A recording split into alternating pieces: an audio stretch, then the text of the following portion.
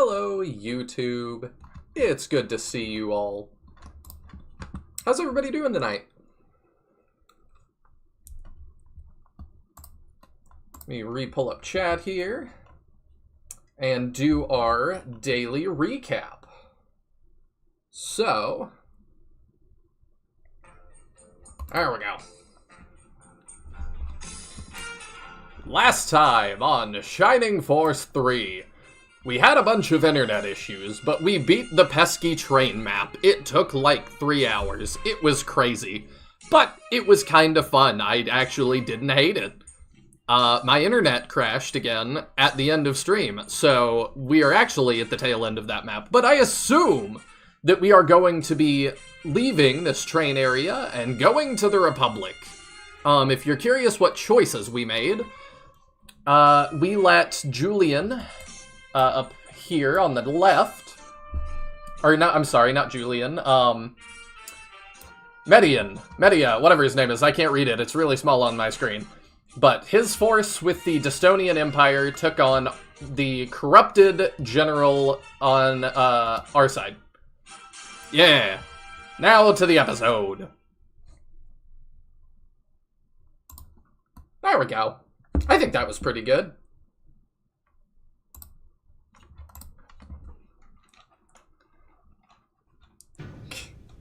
I have not seen Police Academy, but it's not too old for me. I just haven't gotten around to it yet.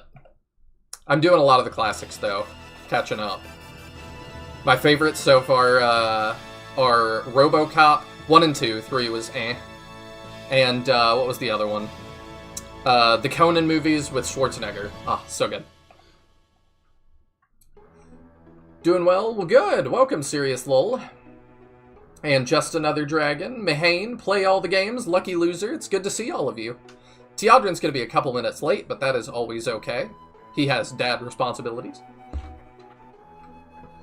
Now, I get what you're saying, that it's like, oh, I hope that the train map didn't, like, you know, put you off too much. I didn't hate the train map. It was a little bit rough to stream it, because I try to keep things moving a little bit more. Oh yeah, we still have to find some items, don't we?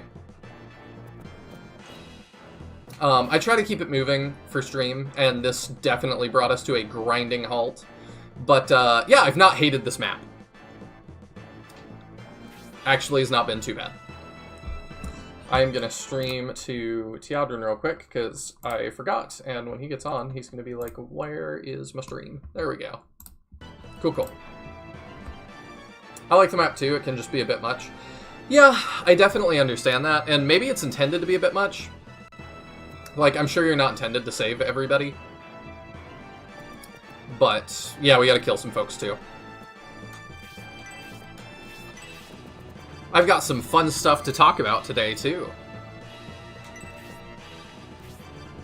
So we were chilling, pretty much, until we dealt with finding the items. We're gonna have to deal with these two guys, I think, and the guy to the left. But other than that, I think we're good to just chill. They seem content. If they're content, I'm content. If I put Grace up there by herself, that's probably not a good idea, but I might do it anyway.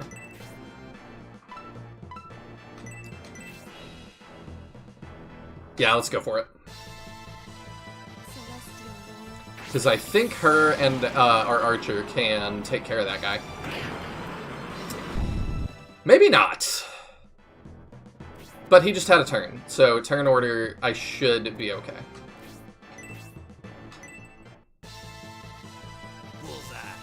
Oh, okay. Well, that's convenient. Or you could do 15 damage by yourself. That's also an option. Who would hate the train map? It has trains, and as this game stated, trains are the best thing ever. That is true. I think I went back and retitled because I had to re-up the stream. I went back and retitled part 2 to, like, the train map or something, and the description on there I thought was funny. I make myself laugh sometimes. Just the, like, I would give my house for this train.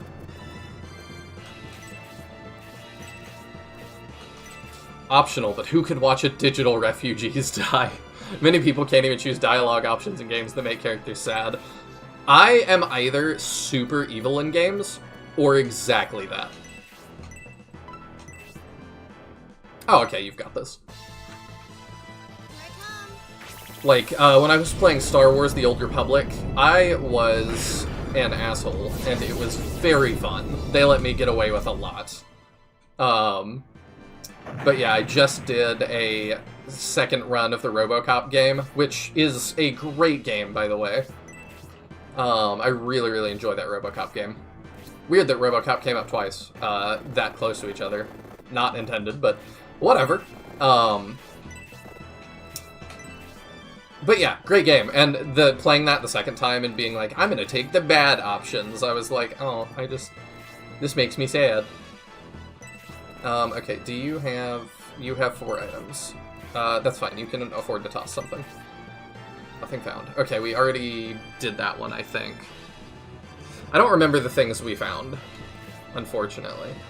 We found one on a rock that was up here. I guess we found the tree one. And then I forget if there's like 1 more or 2 more. I was suspecting that there was one on a rock or a tree past the boss. Okay, Grace actually can take hits now that we gave her that item.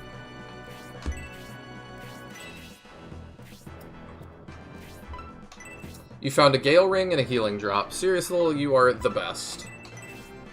I don't know how y'all keep track of this stuff sometimes.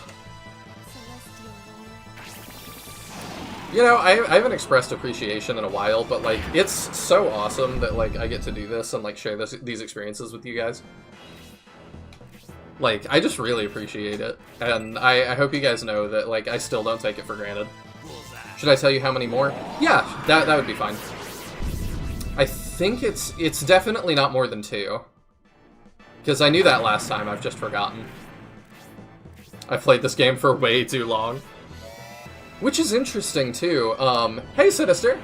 Oh, I forgot! That was an announcement I had to make. Sinister is doing a Together in Battle map tournament kind of thing, or competition. So he posted about it in the Discord. Make sure you check that out and submit a map if you feel like you can make a better map than this train map. There we go. But yeah, it's really cool. But what I was saying before was that it's weird that, I feel like the Shining Force 1 and 2 crowd on the internet kind of commingle a lot, which makes sense to me. But then I kind of feel like the Shining Force 3 crowd doesn't hang out with us that much. They, like, sit at the cool kids table, and, like, they all, like, speak... It's like they all speak Spanish or something. They're in their own little club, and we're not invited. No, I'm sure they're very friendly, but I just... It's odd. Like, I see people around the internet, and it's like, oh, you have, like, Shining Force profile pictures. I have no clue who you are. Do you go to another school?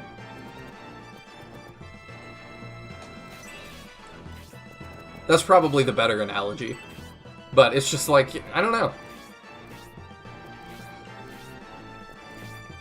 But yeah, I really like this game so far.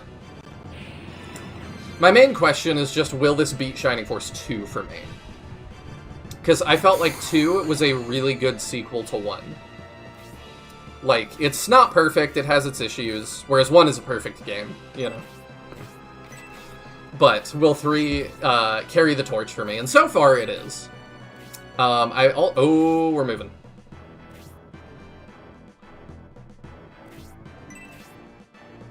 I wonder why that is. I'm betting there's something hidden up here. Oh, right, I can't stop on that even after it's passed. We sit here, and we medical herb, just in case. One more. It's a good one. Okay, cool.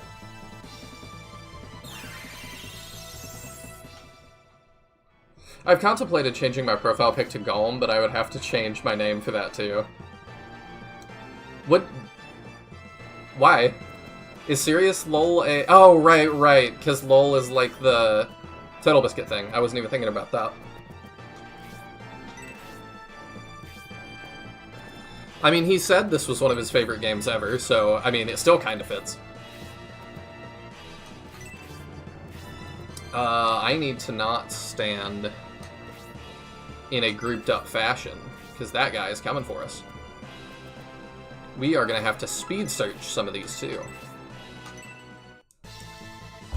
Which is fun.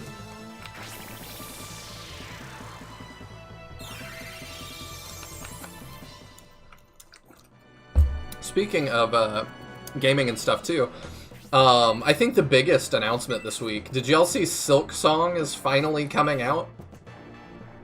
I've not even played Hollow Knight. I don't really care about Hollow Knight, but I am so excited that every Nintendo Direct chat will not be, where's Silk Song? Like, for 50 million messages anymore. It's also really weird to me, like, I feel like maybe they just advertised that way too early. But it feels like they advertised it and then it just sat on it for an eternity.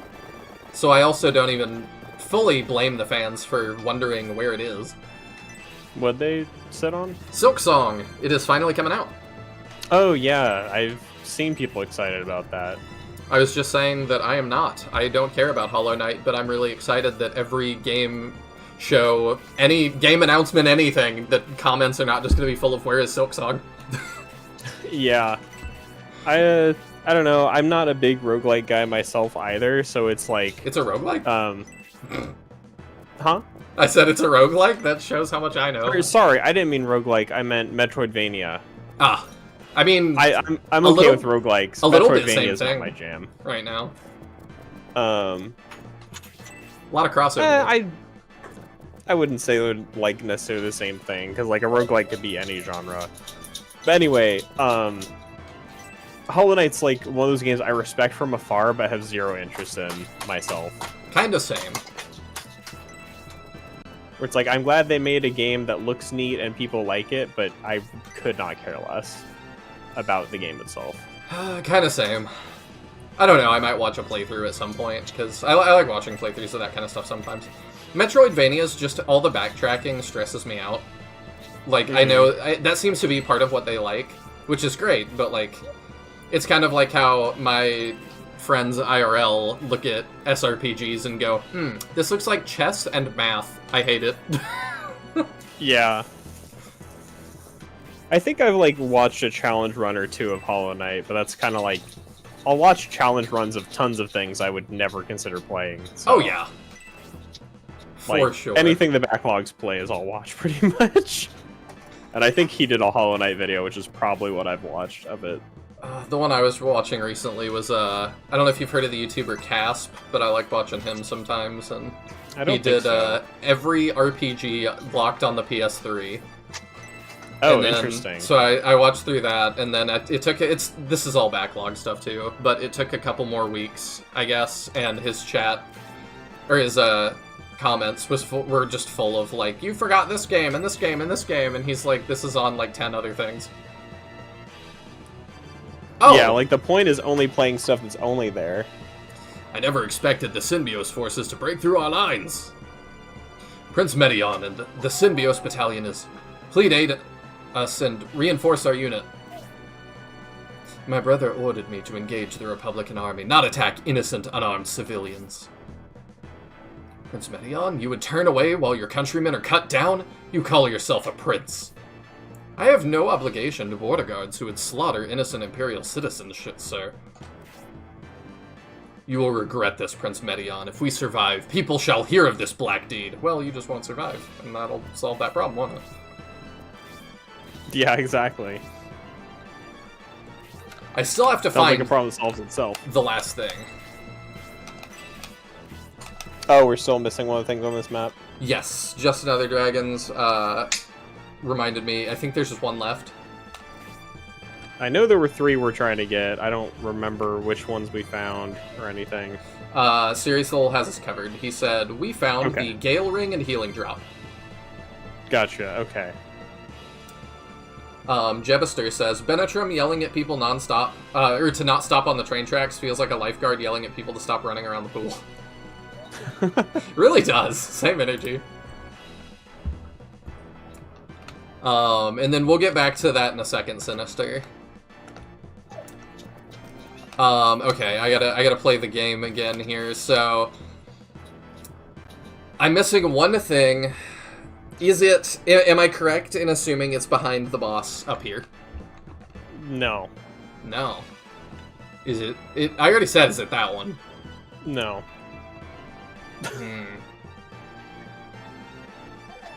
Where are your units at? I've got all the refugees down here. Okay. We've got... So I'll tell you, it's in the same general area as the boss.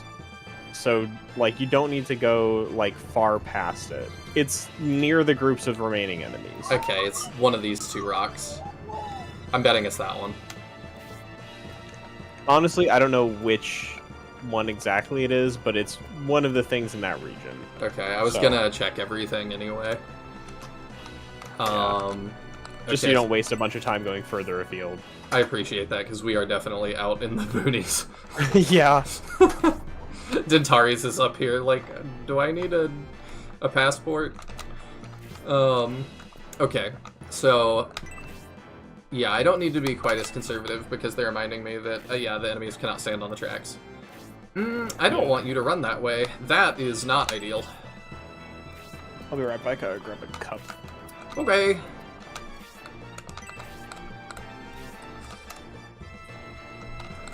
It'll be nice, so nice for Where is Silksong to be just gone. People won't know what to say anymore. They're just gonna switch to the next thing, I'm sure. Where is, Glup Shido? You know.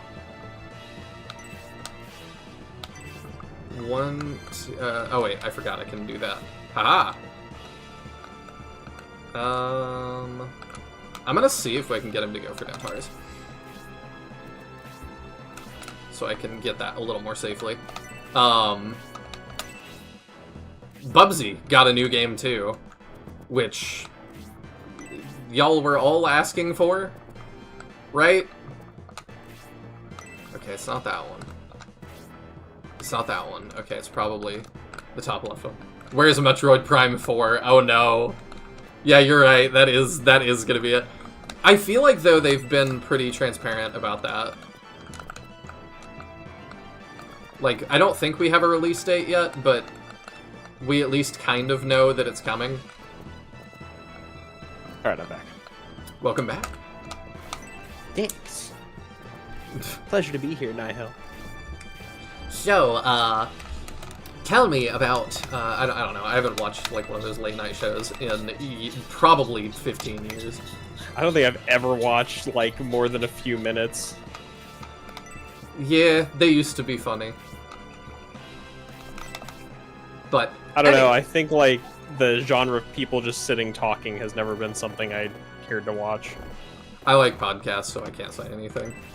I don't. But are you excited for the new Bubsy game? Do you like Bubsy? Honestly, it doesn't look terrible. That is the hottest take you've dropped on this channel. Really? I'm kidding. I feel like okay, I was saying, like, I feel like the new trailer's actually gotten a lot of positive reception. I've seen a lot of people, I don't know, on X at least, I've seen the opposite. I've just seen people being like, when will someone put this guy out of his misery? Like... the comments on the actual trailer on YouTube are pretty positive overall. To be fair, the ones commenting are probably the Bubsy fans. But no, I mean, it looks like it could be decent. My main takeaway, like, my main negative takeaway look at the trailer is it looked a little slow. Like, movement seems a little sluggish for how large the areas are. But, I mean, I feel like that's not uncommon for 3D platformers, so it's kind of just an issue with the genre and not just this game. Alright, it's gotta be one of those two rocks. That's, like, all that's left. I think. Oh wait, there's still that rock, maybe. I'm trying to inch. Dentari. It was kind of interesting. It was kind of funny because I was like, "Oh, like interesting. We're getting like a Bubsy revival." And then I was going through the comments. I scrolled through like dozens of comments until I saw somebody saying like, "Everyone conveniently forgets that there were 2 more Bubsy games after 3D." And I had to go look it up because they're totally right that there were 2 more Bubsy games that I just did not know about, were not referenced in the trailer, and like nobody else in the comments was referencing. Really? Yeah, I'm not there was a one in like 2017 and 2020. I'm not a Bubsy historian, but I definitely do not remember that. Yeah, it's like, let's see. So there was, you know, Bubsy 1 and 2. Bubsy 3D was 96. And there was Bubsy the Woolly Strike Back in 2017 and Bubsy Paws on Fire in 2019. Apparently, they released, like, a collection of all his games in 2025. Huh. Yeah, and now they're doing, like, another reboot. Which I don't know if the others were reboots or not, I guess, but it's like, you know, there's a gap of 20 years between 3D and the next game. But, like... There it is. I wasn't aware that there were 2 other games. I was definitely not either. Dentarius is gonna have to grab that. Haywood would die immediately. I just find it interesting because, like, that comment was totally correct that nobody else in the comment section was referencing it, and the trailer referenced the 3, like, older games, but did not reference those 2 at all. Huh. I wonder if it's kind of like, I also really like the game Warhammer Dawn of War, and we're getting a remaster of the first one. And we're also, I think that just came out, and they just announced the 4th one. And all of the comments are like, are we pretending, like, can we just please pretend 3 never happened? I never played it, because the gameplay looked terrible. Because it's the first one's an RTS, the second one was, like, an RTS, but, like, instead of building armies, you, like, had a commander, and you could have, like, a couple of squads or something. It was, like, really dumbed down. And then the third one was, like, a MOBA. Almost. Oh, weird. It was really bizarre. That's very strange. Hey, got the Mithril. Cool. There you go. Let's back him up so he doesn't die. He hates it, so he really likes that IP and doesn't want it to die. Although a lot of comments were saying is that the people actually developing the Bubsy game are apparently the developers of some other, like it's an indie studio that recently developed a, like, very well-received platformer. Okay. So it seems like they've, like, licensed it out to a reasonable choice if you wanted to make a good platformer, kind of like Sonic Mania style almost, you know? Yeah. That guy, I so believe... It's gonna be the Sonic Mania of Bubsy. That is a weird phrase. Not a phrase you ever thought was gonna happen. No. But, like... I mean, honestly, like I said, it doesn't look bad. The graphics are appealing. The character redesign looks good. The voice acting is not nearly as grating as the original performance, while still kind of keeping the same spirit. Do you think the Bubsy purists will be upset about that, though? How many Bubsy purists do you think exist in the world, Nihil? 4. And they all bitterly hate each other. But, yeah, no, like, it genuinely looks like it could be decent. I think I actually wishlisted it after watching the trailer. Oh my goodness. I can go check this. whether I actually did, but I think I did. Do I want to throw her in the thick of it? Probably not, but I kind of do. I did. It is on my wish list. That is amazing. I mean, did you actually watch the trailer, or just, like, hear about it? No, I watched it. It looked alright. Yeah. Yeah, it looks not bad. But, like, sometimes I wonder if my standards are low, because the rest of... I've not played the rest of them, but I was like, they seem fine. He just seems... The entire personality of Bubsy to me just seems to be, I'm like Sonic! I'm cool! And I'm like, okay, Bubsy. Well, the old ones were full of some very questionable design decisions. I had seen the 3D one was. The main thing that, like, the original Bubsies are notorious for are being, like, the only 2D platformer with fall damage. Mario 64 has fall damage. I said the only 2D platformer with fall damage. Oh, yes you did. My mistake. Famous reboot Mario 64, the 2D platformer. Yeah, because I say, like, plenty of 3D platformers did. Like, it became a more accepted thing. But I also think Bubsy didn't have, like, health or anything, so it was just if you fell from too high, you died. I don't love that. Yeah, no, it's like, it started off the bat very questionable. Mahane says, Bubsy's personality to me always just screamed, I talk a lot but don't say anything, I do be yapping. That's pretty much his original personality, yes. That is also what it felt like to me. Oh, I can't... He's got his back to the train, he can't be... Or to the train tracks, he can't be hit. Too bad we don't have a knife that we can throw. Oh no. I talked about we should get a bunch of ranged weapons, and I don't think you did. I did not. Like, they're very useful. Well, we'll be fine. But no, I think Nihil's also right that Bubsy was like trying to tap into that same like Sonic vein without any of the charm. It was like the attitude of Sonic without any of the charisma. Yes. That is very much how it felt to me. And I wanted to go back to what Mahane said. It feels like someone really likes that IP and doesn't want it to die. It kind of reminds me of, I watched like a short documentary about like the Cheetah Men thing. I think we talked about that a while back. We may have. And that was a similar thing, that it was like, this is like a weird IP to keep alive for decades. I think one of the things about Bubsy is like, even though the games weren't good, it's got a lot of notoriety. So if you try to bring it back and do make a decent game, you've immediately got like a ton of internet notoriety for the series. I suppose. Like, even though it wasn't good, you know? Like a lot of people know Bubsy, even if they've never played it. Where I feel like you've got a little bit more to work with there over starting a new IP just because you have name recognition. Mm-hmm.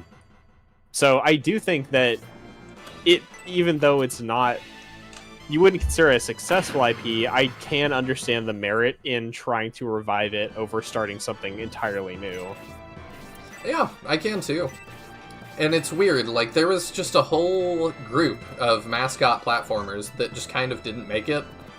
And we have Bubsy and Gex coming back at the same time. Yeah. And wasn't there some, like, alligator or something? Oh, or crocodile? Wasn't that getting a new game? Yes, there it was. was. Something that was getting a new game that, like, people were not happy with how it looked, and I thought it was Croc. I believe so, but also I have not gone to the Croc experts. I know nothing about Croc.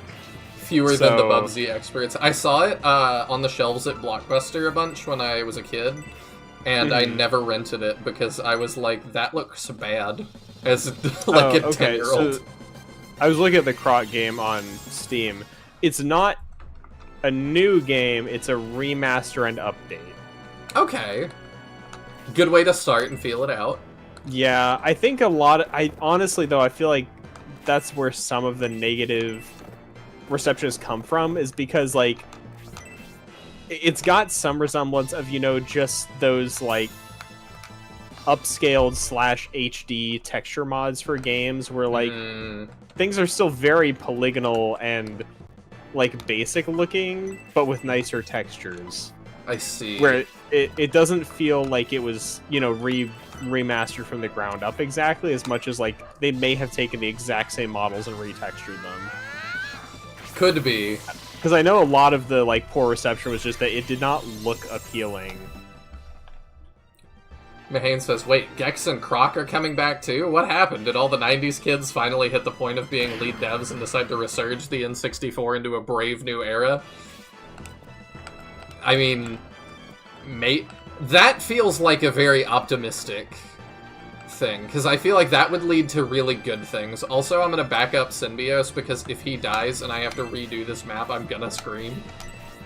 I feel like it's not impossible for that kind of being a factor, that people who were into these IPs when they were younger are now, like, getting into the industry somewhat, but I feel like some of it is kind of powered by Crash Bandicoot coming back with its remasters and doing pretty well. Yeah. And that we've got kind of a void right now of decent Sonic games. So other like platformer mascots kind of are seeing their opportunity to strike, as it were. Because I mean, we don't have many strong competitors in that genre right now outside of the indie scene, I feel like. And even then, like, I hate to, like, dog on the indie scene ever, but how strong are those? Like, are there I mean, tons Hat in of... Time was frankly True. like a pretty big standout hit. But you have the opposite in Yooka-Laylee, which was like a flash in the pan, a whole lot of hype for nothing. Do we count that as indie? That was like a bunch of industry that... It started as indie, I felt like. Well, it's kind of like... I'm not sure. Yooka-Laylee is $4 now. Lol. Lamau, even. What was the other one? It's on sale. Never mind. Okay, it's on sale. I was gonna, like, laugh if they'd actually price dropped it to $4. It feels like it's on sale a lot. Well, when you're selling your game on 80% sale, that does not tell you it's doing well. No. Like, I love me a good, like, deep Steam discount, but an 80% is a bad sign for a game's quality. I don't know. Sometimes it just is like, I want a bunch of people to play this. I've gotten some very good SRPGs at those kinds of prices, but... Yeah, but I feel like, are those, like, big name things, or are they, like, somebody's SRPG studio project? Bigger than SRPG studio stuff, but, like, I don't know. I don't know why devs do such steep discounts sometimes. Oh, his model looks great. Oh, yeah. There are lots of good enemy models in this game. What was I saying? Oh, is that the first game or second game that you're looking at? The first game. The second game is not on sale, and it's still $20. Mm. Or, never mind, it's $30. I honestly didn't realize that there was a second game. Like, the first one had such lukewarm reception, I was surprised that there is a second. There's also Mighty Number 9. Oh, goodness. Sorry to invoke I try to forget about Mighty Number 9. Which, that came out about the same time as, like, Gunvolt, right? Which, like, Gunvolt was a much better send-up of Mega Man. Yes. Next thing you know, we'll be seeing the Glover reboot hit the reboot window. That would be insane. Another one that I always saw as a kid and was like, huh, that looks interesting. I might rent that next time. And I never did. Sinister says, I make it a point never to run discounts deeper than 50% ever. It devalues the brand. It does in some ways. Like, I feel mixed about it. If people, as far as I understand, like, marketing theory, it's that if people come to expect that you're going to do that, then they wait for it. Mm-hmm. I still don't know if that means you should never do it, but I don't know. Personally, I think the thing that makes the most sense is just, like, you increase the discounts on a game, or the sale amounts on a game as the game gets older. Yes, I agree with that. I'm a Guilty Gear fan, and, like, a lot of the time, the Guilty Gear, like, the whole series will go on sale, and it'll be, like, the most recent game's, like, 10% off, and then you get to, like, the oldest game out in Steam is at, like, a 95% discount, you know? Which, to me, is, like, that just makes sense. Where you're still trying to get people to buy the old game some, so you make some money off of it, but you're, like, nobody is focusing on the old games. And just, that makes sense to me. Yeah, I would definitely agree. Like, I would not normally 80% discount a game that's... When did Yooka-Laylee come out? I just had the page up. 2017. I was gonna say 6-7 years. Like, an 80% discount for a 7-year-old game is kind of high. Not that, again, that you couldn't do it, but it's not usually a sign that the game was successful. Yeah. Yeah.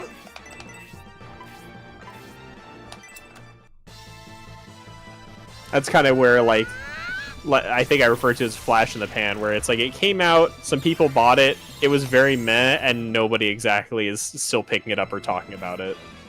No, I definitely don't see any talk about it. I feel like I see less talk about Yooka-Laylee than I still see talk about Freedom Planet. This is also a great time. Every time he comes up, I never hesitate to say I got to talk to Grant Kirkhope for a while, who I still will say is one of the greatest composers living. Like, he is very good at his job. But man, was he not a nice person. He was kind of awful. Gotcha. I think that's one of the few bad, like, celebrity interactions I've had. Most of them have been quite good. Mm-hmm. Though you defeated me, you'll never reach the Republic. Remember this, I will see you again. In hell. Excuse me, do you mean Ark Valley? And you, I almost said princess. Prince Midian. The die is cast, you peasant brat, you will see.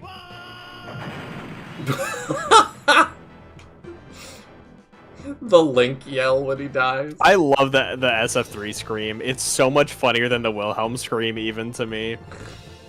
I need more things to use the SF3 scream. Oh, is this because we saved all the refugees?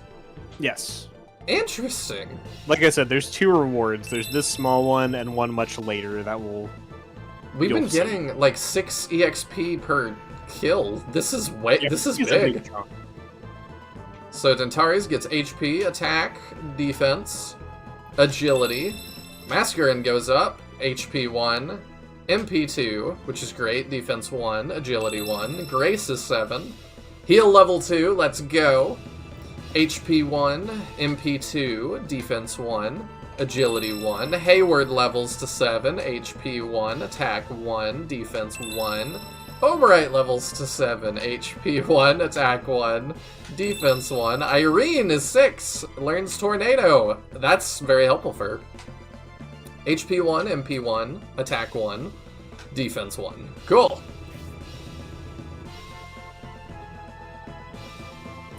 That is you, Tiandra. Yeah, I know. Okay. Thanks to the cooperation of your army, Prince Midian, we were able to save all the refugees. We owe you a great debt. It is we who are indebted. No innocent blood was spilled thanks to you defeating the notorious border guards. Since you pursued us this far, I'm sure there's much you would like to know. Oh yeah, can we talk like humans and say, hey, we're pursuing your emperor? Or we were? I will answer your questions to the best of my knowledge. It will be crazy if they do that. I love that we're safe, too, because we're standing on the other side of the train tracks and they don't have enough move to get us. I think Campbell could get to Dontaris. He's got 7 move, he's a centaur. Okay, maybe. The rumors in the Empire is that King Benetrim abducted the Emperor. We'd like to know if that is true. King Benetrim and the Symbiote army were in no way involved in the Emperor's abduction. If we were responsible, he would be with us now.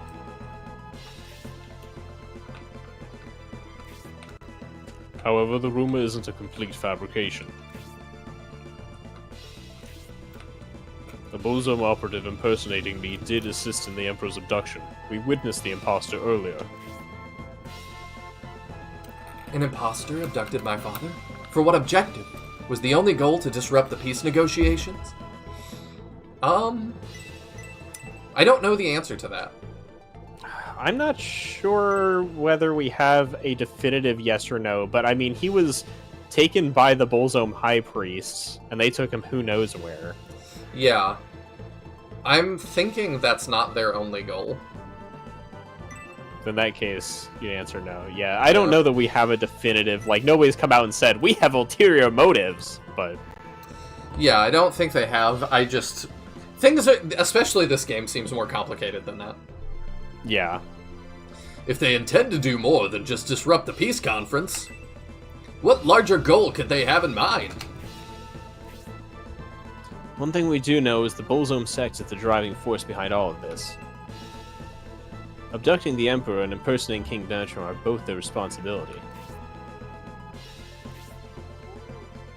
It's really a very nuanced situation. That's why I'll share all my thoughts with you on it now. We didn't get a chance to tell you before, but right before the abduction, we battled the Bullzone monks on the loading dock in Saraband. You battled them on the Saraband loading dock? To start a ruckus like that just before they snatch the Emperor? Our enemies are quite audacious. In other places, too. Everywhere we went, we encountered the Bullzone sect pulling strings behind the scenes. I imagine you'd like to know where they took the Emperor. We fell into a trap set by the 4 High Priests of Bullzone, and were used as a decoy to distract the Imperial Army, while the Emperor was taken by ship. That must have been the ship we saw earlier. So, we had a chance to rescue my father, but let them slip away right under our noses. General Rogan and his ship are currently stationed in Barent. Of course, we can seek the assistance of General Rogan and his ship, the Seagate. General Rogan is one of the few who sympathizes with you, Prince. Let us make haste to Barand. I'm sorry, Lord Symbios, but we must take our leave. I wish you and your army safe travels. Brave Knight Dentaris of the Republic, let us share a drink or two in the future. Campbell, careful, you stopped on the tracks. Oh my gosh, Trains are coming and going all the time. You can't do that. Well, so they've gone.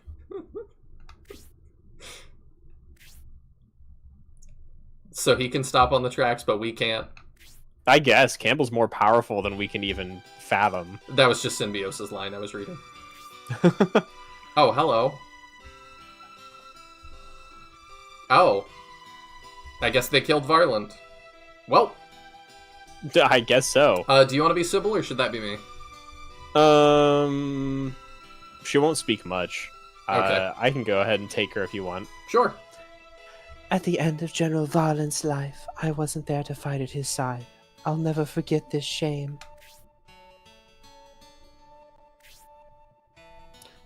You are How would you pronounce this name? Sybil. Sybil. Okay. Yeah. Her original Japanese name is like a horrible approximation of the word chivalry. And her name got changed to Sybil here. I think her Japanese name is like Shibarli or Shilbarli. It's like really garbled, the word chivalry. It's like really bad. You're Sybil of Barand, a member of the Varlant army. Yeah, lol has it. Sibarli. It's like really bad. I kind of love that. It's kind of cute. Yeah. The Varlant army is no more, Sir Dantares. He lost his mind, and with it his ability to fight effectively. The Spirial army had us on the run. Fearing our annihilation, the general snapped. I rebuked him when his desperation threatened our honor. I knew he wouldn't take it well, but I couldn't be a part of it. Is this going to be Armée? It's ironic that I lost my honor while defending it. The Varlant army, which considered itself invincible, was wiped out. I abandoned them. It's like May with depression. So May. There's no need to be so hard on yourself. You have avoided death. Her dad died in front of her, and then so did Max, as far as she knew. So this is post SF1 May. Yeah. Now you must find a way to live, Sybil. Your Majesty, I deserted my army. I'm ashamed to call myself a knight. I saw your general's last moments. He had clearly lost his mind. It's no fault of yours, Sybil. Plus, I need you to get over it, because we call ourselves an army and there's like 6 of us, so... Get over here. If you're concerned about your honor as a knight, why not redeem yourself by lending us a hand?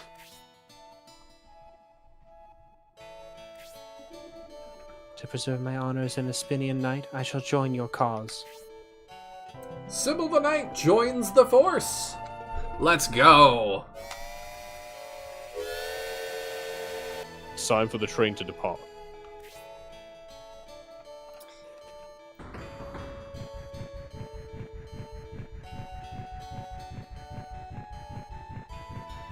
The train has been departing in slow motion this whole time. What do you mean? It's time for it to depart for real, fastly this time. And backwards. No, it's got an engine on both sides. Oh, okay. Which I think was a thing in real life, too. Yes, I believe so. Now we can finally leave the Empire. In real life, we got it from Shining Force 3. Alright, let us all board this train. I mean, this was the first train in existence, as they've drilled into our head. Yeah, for sure.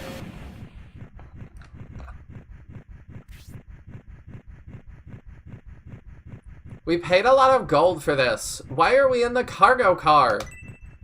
At least they could have given us chairs. No, you gotta remember the lore. They told us that we had to bring our own chairs. That is true, actually. Oh, Matthew, I was wondering what you would have to think about this.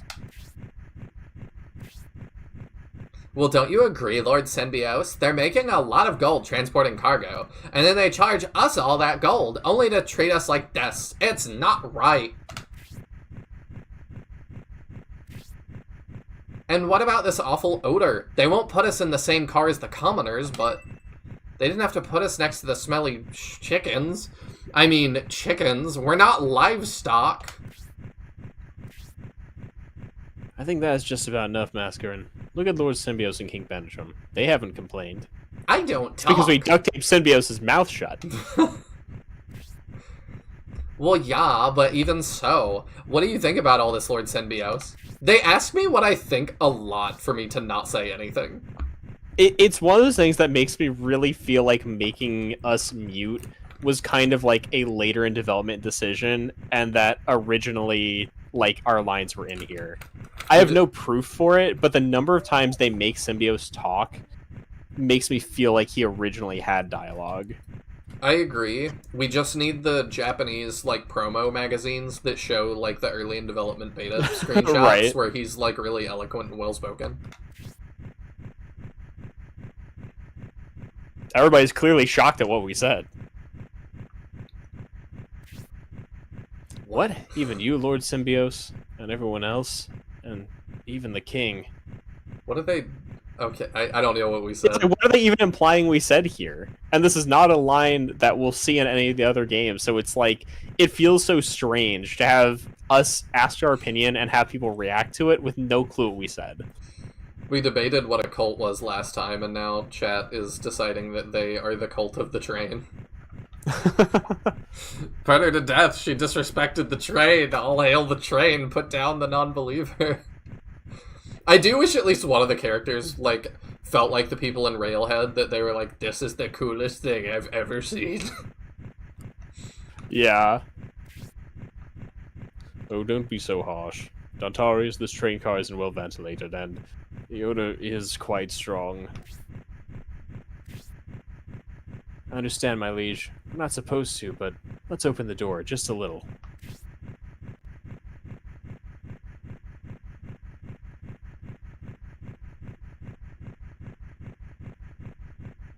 You know, they did a good job modeling it, at least. Yeah. You want to explore the train? That's a good idea, Symbios. Why don't you go look around? Oh, I might have made a different thumbnail if I knew we were going to explore a train today. Okay, so just so you know, don't return to your starting position until you're ready to, like, leave the train area. Okay, to the left Because of returning... Yeah, that's where I think I left before I meant to when I played, so I just want to let you know. There's two important things to find. And one other thing I'll mention when it's visible. But there's two notable items. Okay, we will find those. Why am I getting Mrs. Doubtfire vibes from this voiceover? I have no idea. We are the greatest I just like how voiceover. Sybil showed up, and Nihil's like, I should voice him when I'm already voicing the only other two speaking characters in the scene, so I just get to have a three-way conversation with myself. I didn't know that. I mean, we had Benetrum and we had Dantarius there, both of whom I voice, and then there's Symbios who doesn't talk, and then there's Sybil. I asked you. Because for some of them, I'm like, I don't know if this character is going to be around to talk a ton, or if they're going to say these two lines and that's it. Yeah, I think Sybil, like, pops up a few more times. Shining Force 3 does a really good job, and I appreciate it, of even characters who are not super important getting speaking lines in even later cutscenes. And I think Sybil's one where it's like, she definitely gets them throughout the game, but she's not, like, a major player. Oh, it's all the refugees we saved. Mm-hmm. I don't quite know how to thank you for paying our train fares, if there's anything you ever need. We may not ever ride on a train again. Everyone, do your best to enjoy the ride from beginning to end. Okay. I forgot I could use C to inspect. I always took it as a joke regarding the silent protagonist, the way they use it throughout the game. I mean, Maybe? If so, it's a joke that gets kind of tired, I think. And I feel like that's a little bit odd coming off the heels of Bowie. Like, also not saying much. At the northern border... Yeah, oh, it's really... No, go ahead. Well, I hit the wrong button. At the northern border with the Empire, you'll find the cursed village Kuonis. It's a scary place. Further to the north, there's a huge wall called the Great Wall. Everything north of that is unexplored. Ooh, I want to go there. Yeah, it feels like a questionable decision because we had a non-silent protagonist in Shining Force 2, that this feels like not only going backwards, but like getting worse. And I mean, to a degree, Max was not a silent protagonist either. He just never chose to speak throughout most of the game. Yeah.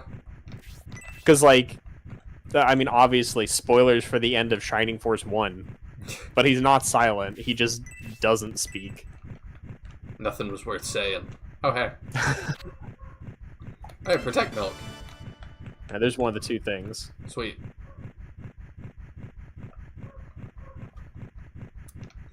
We were rescued before being captured by the border guard and have found our way onto the train. We have successfully found refuge. That's what we do, we're refugees. I would do it all again just to be able to ride the train again. Okay, there's at least our one that's like, this is the coolest thing ever. In the Empire, we worked and worked, but our lives never improved. On top of that, there wasn't enough to eat during the long winters. We heard the Republic has freedom and equality for all, so we're going there. The Empire is completely class-driven. Your future is determined by the class of your family. My mother was seriously worried about my future, so she decided we should flee the country. Hello, Void B. Healith? I never know how to say your name. Hopefully I didn't butcher it. Riding a train is so pleasant. We'll arrive in Barrand in about 12 hours. I love technology. You're wondering why I'm not sitting on the floor? I, unlike others here, have thought things through. Since the floor is vibrating violently, if I sit, my bum will be really sore when we arrive in Barrand. You know, you're right. Nobody else thought of that. That's why everybody else is sitting. Standing for the train ride isn't too bad. If you think about how hard it is to travel by foot, this discomfort is nothing. That's a good way to think about it. I heard when Governor Garvin travels, they bring out a special car with seats. Whoa. They invented seats. Oh! Hello, I didn't expect to see you in So this there place. is one haggle here, which is, it's a moderately worth it haggle. For which one? The item shop, the one you're at. Alright. There's no haggles at the weapon shop.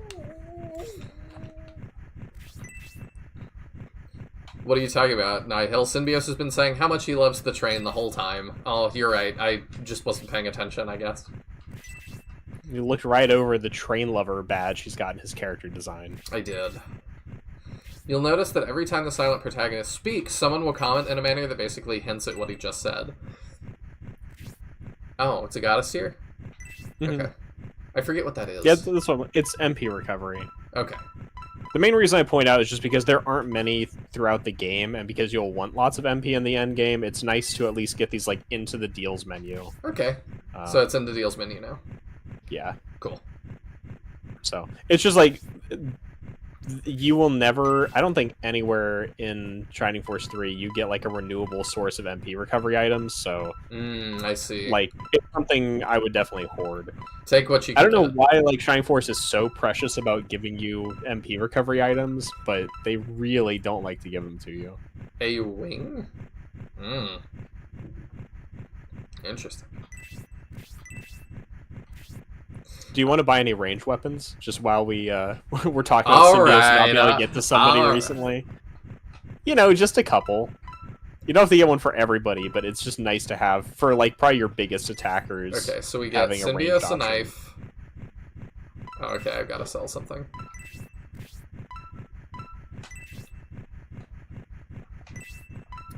You have valuable things. Let me swap stuff. Gotta do item management real quick. Is the map he has one we already used? Yes. Because you can sell those, and they're worth a decent amount. There's no reason to keep them after you do the ruins they're associated with. All right, I usually do, but I will do it this time. Blue Ruins map, Railhead North Plain. Yeah. Plain. Yeah, you definitely did that. And, 450 isn't bad. And you can always buy it back from deals if you need it, I think.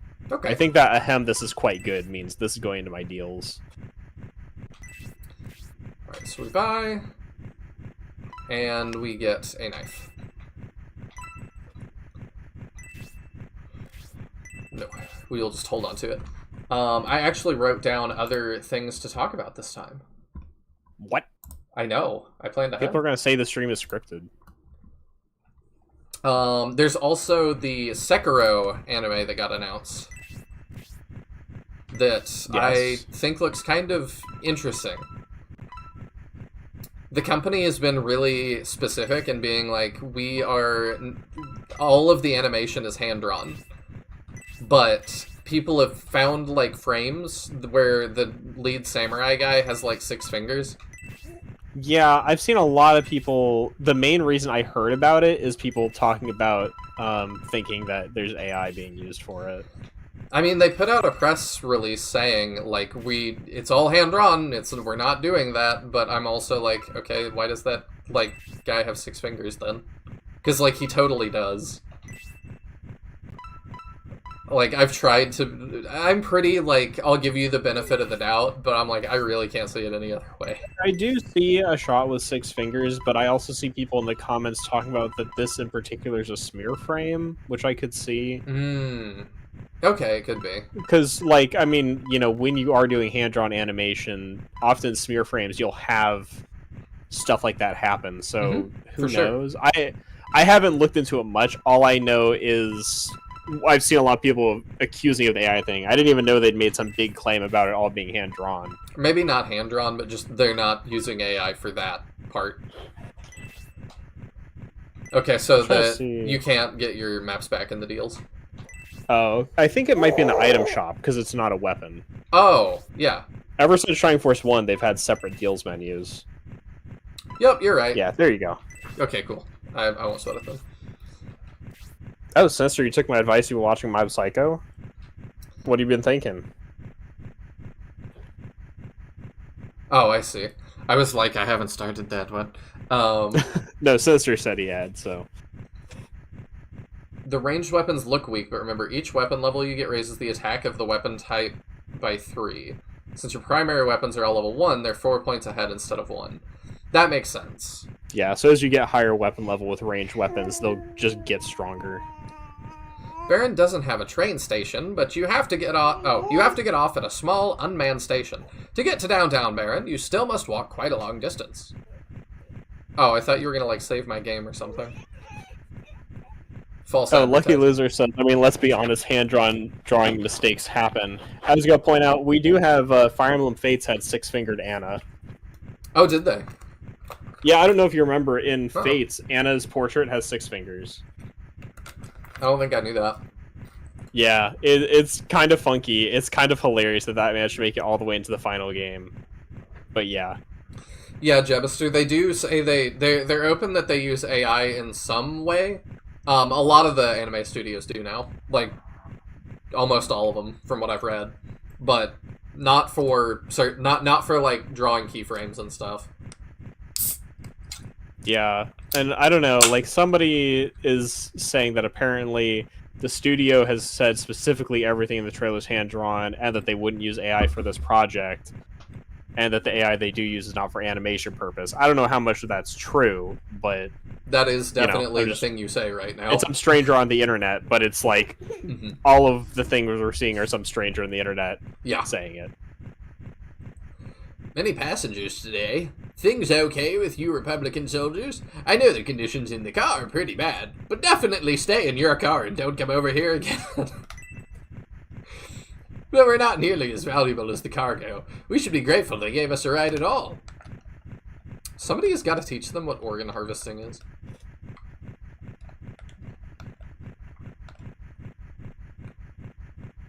I'll take it from the silence that Teodrin doesn't agree with that. Sorry, what were you saying? I was distracted. I was just messing around, and I said, because he was like, we're not as valuable as the cargo, and I was like, somebody should teach them what organ harvesting is. Oh, gotcha. Oh my gosh. I see why it smells like chickens. Yep. Oh my gosh, they have a chicken. Look at all those chickens. I'm gonna talk to all of them. And one of them just says, hello. That would freak me out. As a kid, I totally would have been like, that's a recruitable character. He said hello.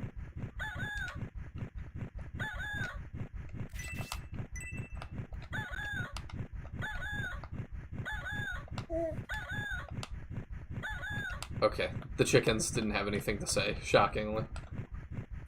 I kind of love it, though.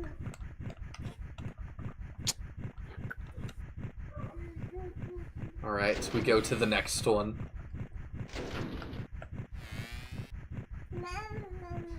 Oh, okay, we gotta climb this. Are you the... Yeah, okay, you're the savey guy. Okay, let me grab the thing and then we save, I think.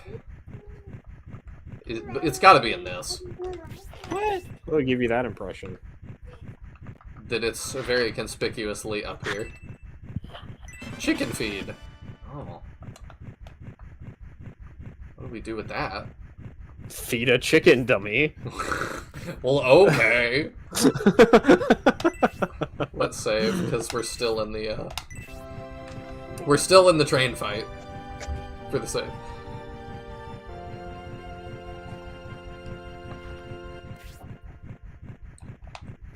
Yes, we Also, I'll give you a note that's on the guide here. Okay. Just for the next 4 battles, you won't have a chance to buy items. So if you want to stock up on things, now is the time. Oh. Thank you. I will do that. And like giving them to like Benetrum for storage or something. Oh, I didn't even realize I could do that here. Yeah, I mean Benetrum's here on the train. Which one should I give the seed to? Does it matter? Do you want an answer? Yeah. You can't do anything with it here, so it doesn't matter. Oh. That's lame. It's just it's a surprise tool that'll help us later. Okay. Thank you, Mickey. Actually, no, wait, there is one you could do something with here. My bad. This is what I missed when I was doing it. Oh.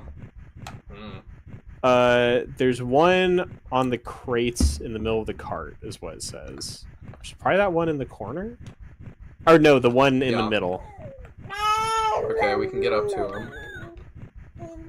So use the feed. Julian has it. Yummy, chickens love it. What? Now you have a chicken friend. Is that all it does? This will be important later. Okay. Can I... This is like your Telltale Games. Chicken will remember this moment. Okay. Oh, I have more. I can do... Okay. We can... Alright, here we go. Item, use. Now it's on. Now that I know it's a key item... Oh. See, Okay. this actually comes full circle, and this is a little side journey Max took when he got turned into a chicken in Man Arena. He actually came and hung out with the Symbiose Force. I see. Okay, I probably would have tried the chicken feed on every single chicken. So, yeah. That's fine. There's none other one? No, that's it. That's the point. Well, okay then. Yep. Stealing You chickens. can see how I missed this in Yeah. my playthrough. There's only one of these chickens that does it to, and I'm like, even if I tried it on like a few, I don't think I would have tried it on every chicken. I would have tried it on all of them, but with the like perspective in this game, I might have messed it up. Yeah. Okay, let's talk to the king. Is there anything you wish? Yeah, give me advice real quick. Are you finished, Symbios? If you're done, go back to your spot and rest. Oh, okay. Well, that's how we know that. Okay, give. So we need to give, the goddess tier.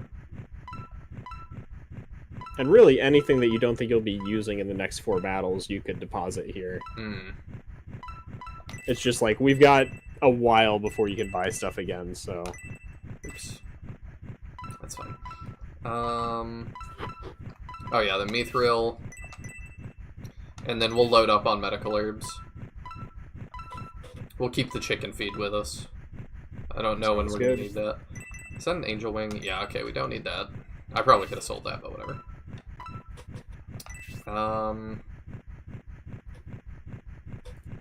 Yeah, you can deposit that. We probably don't need it for a while. I'm not stealing chickens if he wants to come with me voluntarily, right? I think that's how that works. You're just coercing chickens. Oh, you know, let's actually give the Protect Milk for a little bit, too. I'll step away for a sec, see if this baby will go to sleep, and I'll be back. Okay. Alright, let's go buy some stuff real quick.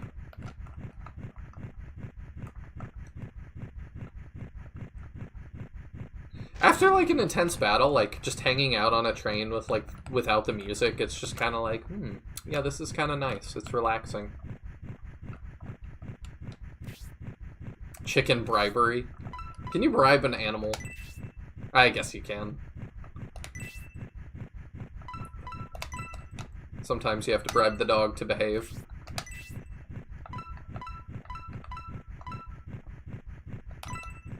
Okay, you get that.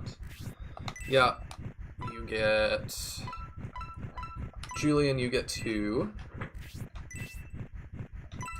I have arrived, and I see a handsome little birdie. Well worth delaying my arrival. Well, welcome, Ellie. Taya just had to step away for a second. So you are just in time to miss Taya. But he'll be back.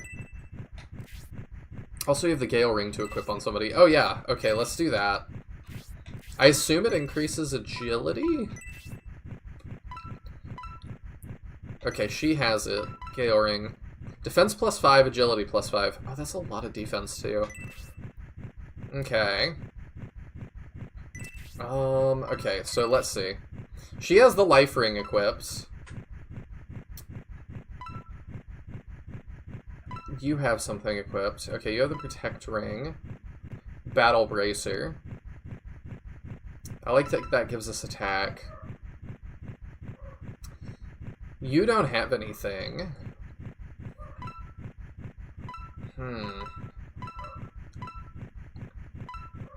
Oh, how is our new recruits? Oh, her defense is terrible.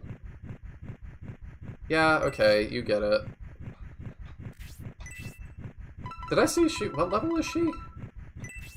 I should check her stats real quick. I didn't do that.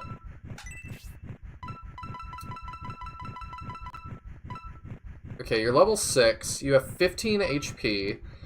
And you had, like, 8 defense or something? It was really bad.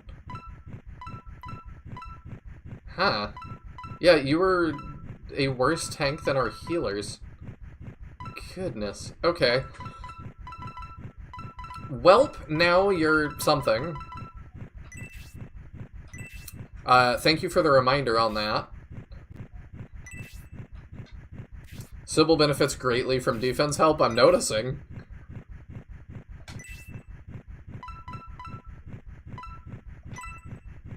Alright, I think we're about good. Sybil is fine. I mean, yeah, the turn order thing as well, but I don't know. I'm a little bit leery of how low her stats seem to be. And she's joined, like, pretty at level. I think that's all there is to do on the train. Oh, I can talk to all our people. I'll do that, too. Sometimes melee units aren't meant to be tanks. Sometimes they attack. I guess I'm just used to centaurs being a little bit more beefy. No, I'm not trying to talk to you.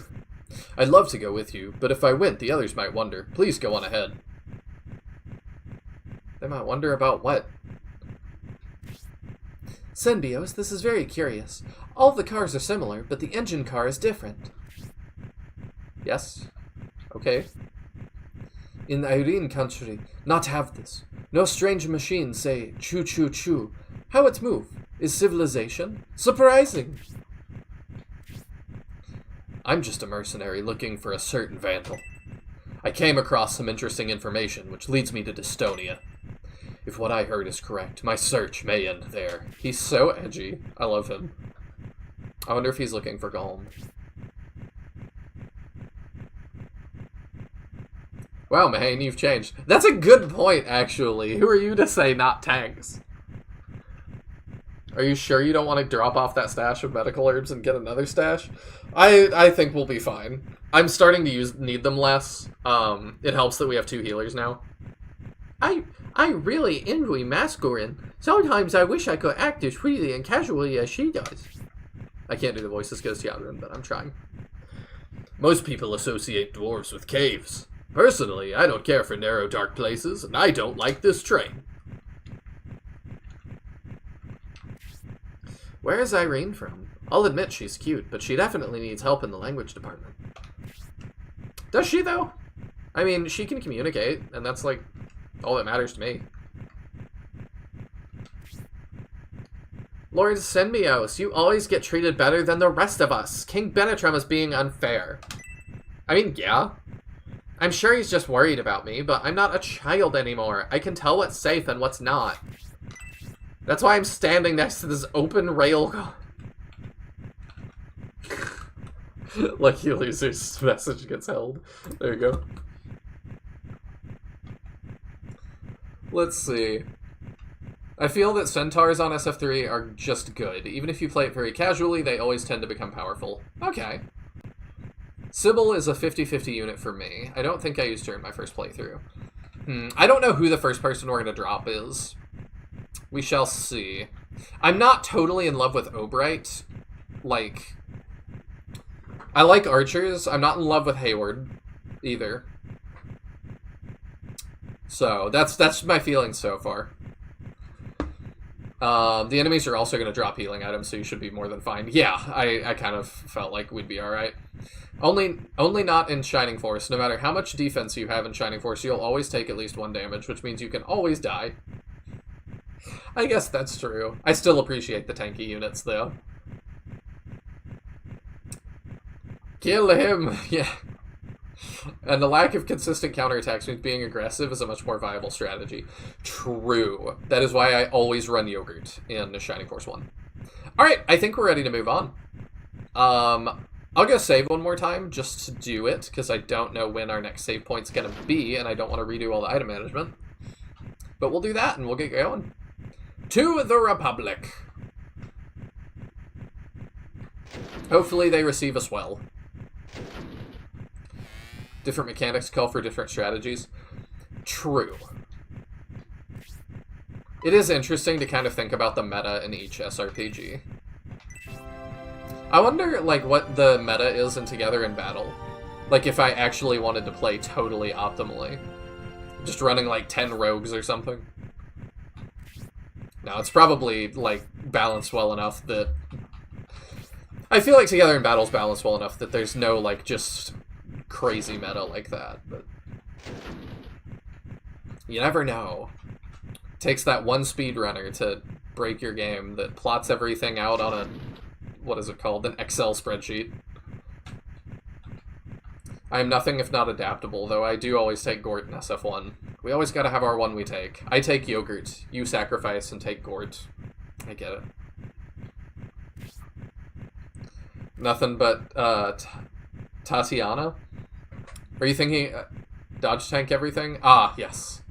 I was thinking for a second Titania from Fire Emblem Path of Radiance. That's a unit I always take. Do you feel better now, Lord Symbios? Are you done looking around? What if I say no? Well, this is a great chance for you to continue looking around until your heart's content. What a, like, condescending thing to say. I don't know. There's no way to really say that doesn't sound funny. Oh, how I envy you, Lord Senbios. I wish you had taken me with you.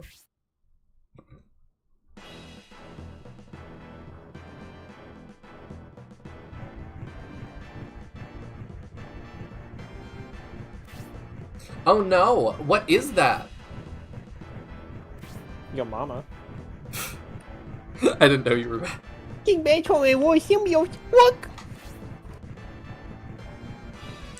I love that we're not looking. It's the Bush Bandits. You're right, Julian, but it seems odd for these bandits to be attacking the train.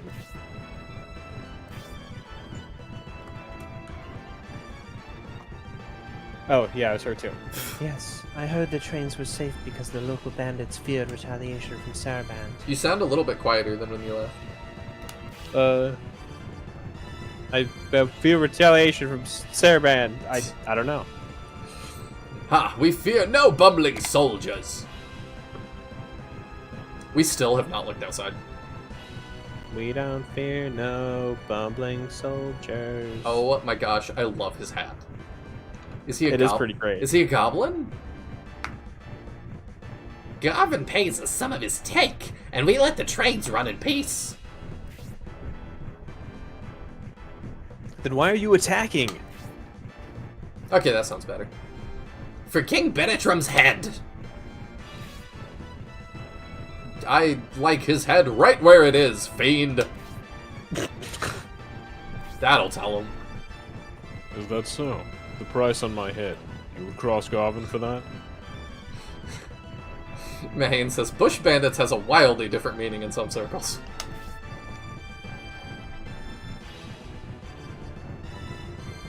Yes, like the knights who say neat.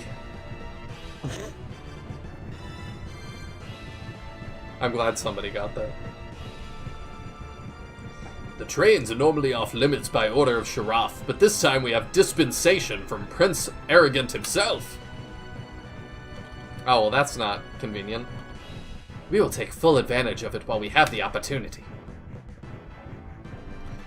The train is bound for the Republic. Its passengers mean nothing to the Empire. We can slaughter them all.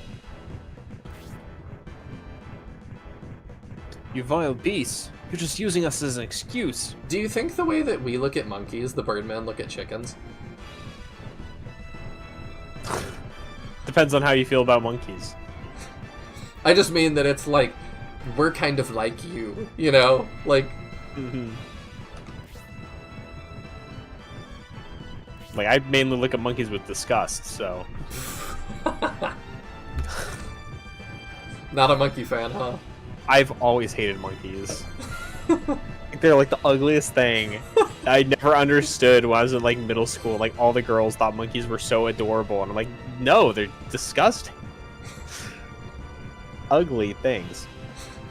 We must get to the passenger car, Symbios. We must protect those people.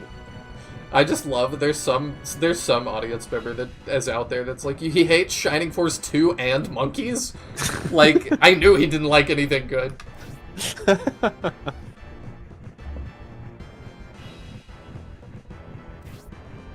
I did not expect to be doing a battle on the train. Well, yes. Okay, what are Look, you? we put a lot of effort into this set piece. We're gonna get our mileage out of it. Assassin. Okay. Oh, they have little masks on. I'm assuming they're goblins. Oh, and y'all are behind me. Okay.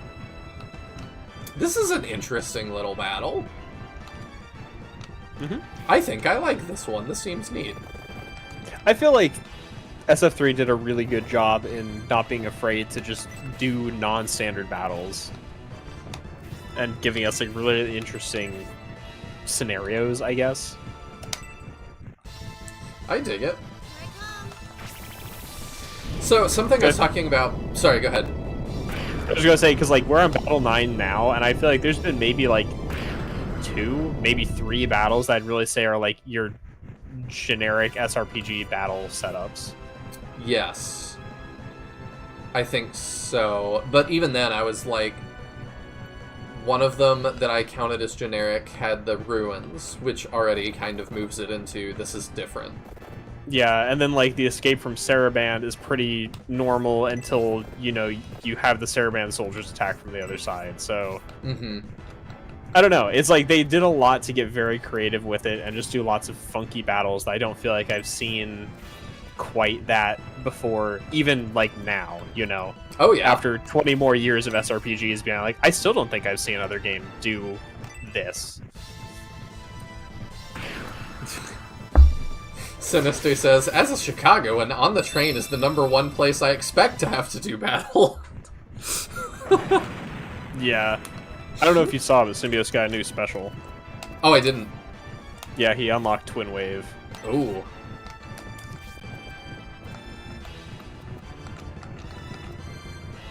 Let's see. Okay, you go this way, and you're gonna be that side's healer. Oh, I forgot. Yeah, you can do that. Destroy that. I was gonna say earlier, before you got here, I was talking about that I think it's interesting that, like, Serious Lowell is really into Shining Force 3. But I was like, the online community, I feel like the Shining Force 1 and 2 people hang out a lot and kind of occupy the same spaces online. But the Shining Force 3 people aren't really around. They kind of go to another school, is what it feels like. Bold of you to call them people. The Shining Force 3 people? we don't like them either? No, I think it's really just because, like, Shining Force 1 and 2 are so similar, and I think a lot of people only played Shining Force 1 and 2 for obvious reasons. So I think 3 is... I think kind of my take is the number of people who have played 3 is much smaller, but I feel like the people who have played 3 generally really, really like 3. Because as I've said, I think 3 is objectively the best game of the series. And I think if I didn't have so much history with 1 and 2, I could very easily be, you know, one of the people who's really into the Shining Force 3 crowd. I think that's kind of where it is for me, where it's like the Shining Force 3 subgroup is so sequestered because just there's very few of them, but it is like, it's such a big game. Because, you know, if you think about the Shining Force 1 and 2 fans hang out together, well, that's 2 games. The Shining Force 3 fans, that's 3.5 games if you count the premium disc. Yeah, I suppose that's true. And that's like, that's, you know, overshadowing the fact that there just is no Gaiden community. Oh. Yeah. I'll start one when we get there. It's like, and even like among people who have played the Gaidens, usually it's people who have played CD and possibly Gaiden 2, and like, who actually talks about Final Conflict on a regular basis? And the answer is like nobody. We are gonna play every, over time at least, we're gonna play every version of those games. Cool. The only one I don't know if there's a convenient way to play is the original Game Gear version of Gaiden 1. Because CD exists, I don't know if there is an available fan translation for Gaiden 1.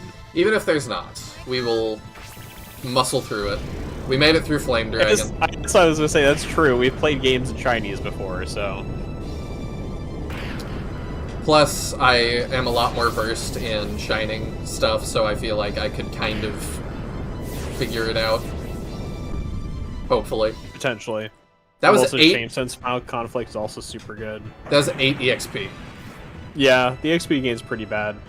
And yeah, I agree a lot. Like, my personal... I've said this before. I think, like, Shining Force 3 is the best game. Final Conflict is, like, right below it as, like, a strong second. And then there's a bit of a fall-off for the rest of the series.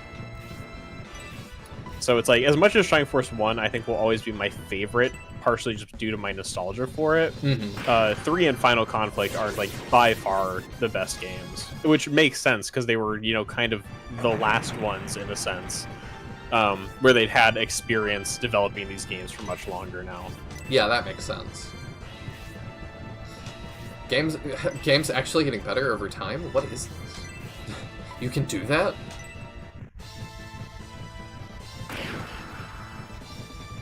You say that, but, like, ironically, I think one of the biggest problems for Fire Emblem is reinventing the wheel with every game. You know, you're not wrong. And I was listening to some stuff recently. Mangs did a Fire Emblem Hot Takes video, which I really liked. He had to do a second one, because the first one he did the top voted comments, and then a viewer pointed out, shouldn't you do the bottom voted comments? That's true. That's more of the hot takes. So he was like, dang it, you're right. So... But I do think, like, the thing for Shining Force is you can really feel through each game how they kind of started refining the formula. And, like, Yes. every game you can see where they improved upon what they had before, in general. Every now and then there's some wonkiness. I find the menuing in SF3 to be weird, but they also increased the inventory size, and I'm not sure they knew what to do about it. But Fire Emblem, it's just like every game or every 2 games, they just entirely revise the entire thing, and it feels like a whole different game. Yeah, his biggest point or takeaway, I think, from that was just like, I don't know what they're gonna do next because I just don't know. They have like such different audiences. I do not know how they're going to keep both of them happy. It feels like the old fans are getting a little fatigued.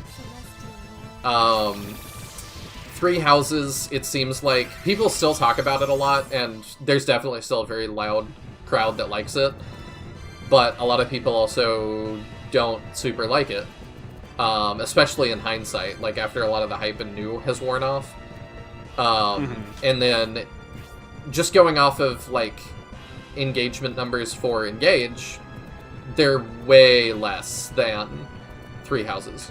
So it was like, it does seem like people are a little less excited about Engage. And part of that is just that's... He didn't mention this, but part of that to me is just that's what happens to Fire Emblem on consoles. The later one, towards the end of the console lifespan, is just not covered as much. Well, and I also feel like... I feel like we probably talked about this, because we talked about the success of various Fire Emblems X many streams ago during Dual Daddies, I think. Yes, we did. We still need to do the DLC for Dual Daddies. Yeah, eventually. But they went really heavy into the marketing campaign of Three Houses, much more than they did for Engage. And I feel like that's where you're going to bear out a lot of the casual audience, because a lot of casual players are not sitting here looking for the next Fire Emblem to come out. It's Nintendo did a whole bunch of marketing for Three Houses, and surprise, surprise, it's very popular with casuals. I mean, I kind of feel the same about Awakening. That it's like, Awakening, as much as people are like, it saved the series just because it was a good game, I'm like, I do not think it is a coincidence that I, for the first time ever, turned on the TV and saw a Fire Emblem ad. Like, that feels significant as well. You know what? You're gonna destroy it, barrels, because I want to break them all. There is stuff in... There's 3 things in barrels, too. So. I think I've gotten 2. Oh, there's 3. Hey, Supercharge! Supercharge! Although, actually, the guide says 2 things are in barrels and one's in a barrel, so... Oh. I didn't consider that. Yeah, no, I think you're definitely right about Awakening. I think, like, one of the things... I think I've said before about Awakening... Oh. I see you are stronger than we anticipated. Your compassion for the sheep on this train has inspired you. If that is the case, let me reduce your burden of responsibility. Oh, it's the bird talking. I thought it was the goblin again. Oh, well, he just has a voice that's like that. He has a goblin voice. His mother was a quarter goblin. As we planned, release the car.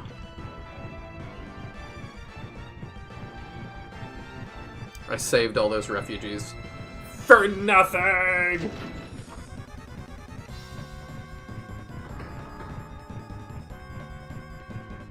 Oh, I was about to be like, we're leaving that guy? He's just gonna stay with him? But, oh, wait. Yeah, he's a birdman. It doesn't matter. Our friends will take care of them at their leisure. Remember that as we crush you. Those loathsome bandits using underhanded tricks. Keep your head, Symbios. They are trying to make us panic. Where are you speaking from? Are you in a crate? I'm your conscience, Symbios. You know what, speaking of, I forget that I can do this. Conscience, do you have any advice? Symbios, the train is quite cramped. One mistake could cost us the battle. Study the enemy carefully. Thank you. But I think we talked about this when... Or, like, I talked about this when we discussed Fire Emblem sales / popularity with the whole, like, Awakening saving the series thing. I do agree that, like, the marketing was a big part of it. Here's your new special. But I do think one thing Awakening does really well compared to a lot of Fire Emblems is it was just very approachable and did a good job of teaching somebody who's never played a Fire Emblem how to play the game. Yes, I agree with that. Where I think that's helped with some of the casuals or non-Fire Emblem fans who did get brought into the series and stayed. I do think that was a big part of it. Or just you've never played an SRPG in general, like... Yeah, I mean, Awakening was my first Fire Emblem, and I feel like if I'd started with some of the like older ones that I've played or seen, it would have not been quite as likely I would have stuck with it. I mean, I've played Fire Emblem 7 now, and it really does not like teach you much. There's so much hidden information and stuff you just don't know. Yeah, that's true. I also think Awakening was, and I mean, this has obviously been borne out in every game since, where they really started leaning into the character designs and making it character-centric, which is very appealing to the casual audience. Having very distinct character designs and strong personalities and trying to make that engaging, whether or not you like the writing for those characters, it makes it very appealing to casual outsiders. Yeah, for sure. And I feel like the more they lean into that, the more it appeals to casuals. Now, obviously, that kind of feels like it didn't work out for Engage, but I also really did not see any marketing for Engage at all. It just kind of came out, and I wouldn't have known about it if I weren't already in the Fire Emblem space, I feel like. Yeah, kind of same with Three Hopes. I saw even less for that. I think they kind of were just relying on, like, people liked Three Houses, they'll do this other thing. Yeah. I feel like the first time I knew about Engage was because people were complaining about how the protagonist looked. I see. It's like, I didn't even find out about the game from marketing. I found out from people complaining about Alir's hair. To catch up on chat... Oh, go ahead. I was gonna say, which is funny because, like, doubling back to the start of this, like, stream's discussion, I watch Fire Emblem videos on YouTube and stuff. I didn't see anything for Engage, but I saw the Bubsy announcement trailer 2 hours after it came out. I don't know what that says. It's just like, it feels weird that this game that, like, I don't have a watch history or anything that would incline I want to get into Bubsy, but I did not see a single piece of marketing for Engage. Is kind of funny to me. Yeah, I don't know. The algorithm sometimes just algorithms. Yeah, granted it's been a few years, so who knows what's changed with that, but I don't know, it felt weird to me that, like, I saw tons of stuff about Three Houses before it came out, and Engage was just, like, silence. A moth somehow got into my office, like, just now, and Ugh. Anyway. I also see Sinister saying Three Houses is not only the best-selling Fire Emblem, it's the best-selling SRPG by far. And that doesn't surprise me because Fire Emblem is the best-selling SRPG series, so if you are the best-selling Fire Emblem, you are going to be the best-selling SRPG.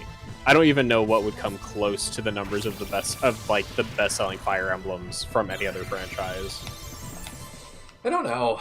It still feels like big... Final Fantasy Tactics fanbase is very vocal, but I don't feel like the sales reflect as vocal as they are. I don't know, because I have to remind myself they're not just in... It's not just Final Fantasy Tactics fans, it's also Final Fantasy people that will buy anything Final Fantasy. Of which it feels like there's a lot of those. And I don't blame them. Like, if that's your favorite, go nuts. You have lots of stuff to go nuts for. But I'm sure that will help them some when that re-release drops. Kind of see if I can find sales numbers for Tactics to compare, because now I'm curious, like, how it does actually compare to most of the other Fire Emblems. I don't know, Sinister said he looked up a bunch of sales data, so I'm curious. Oh, I definitely believe him that, like, Three Houses is the most ever. I just kind of want to see where it falls compared to other games. I was just going to ask if there was anything else that you saw, Sinister, that you were... Oh, there you go. He says, so Final Fantasy Tactics sales were actually quite high. It got 2.5 million in the late 90s, in an era where numbers like that for an SRPG were unprecedented. I was just gonna ask if you saw anything else on that in that data that really surprised you, that you were like, wow, Dank Deekly sold 1 billion copies. I don't know.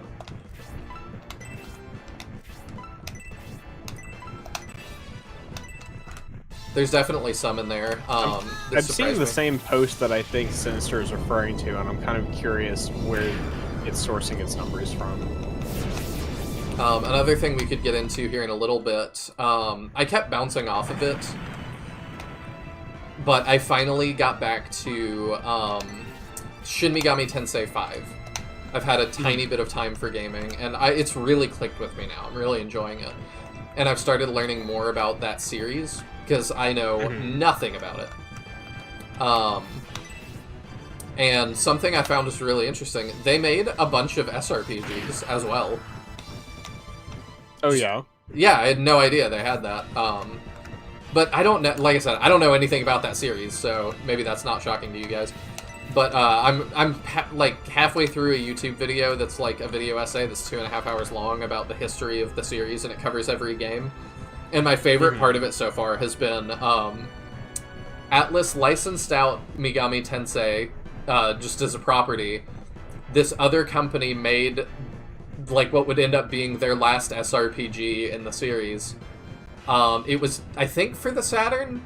It was not received well. The load times for battle cutscenes were abysmal, and he showed it, and it was like, wow, like 15 seconds or something. It was ridiculous. Atlas didn't care that it didn't do very well, and they dropped another game 2.5 weeks later. And I was just like, that kind of turnaround is just like, we don't even see that today. That it's like, yeah, you get no support. Like, we're gonna drop something kind of competing immediately. So, judging by the sales numbers I'm finding right now for Fire Emblem, which I don't know whether Sinister found the same numbers. Awakening has similar sales to the original Tactics. Although, granted, Tactics has been out for a much longer time.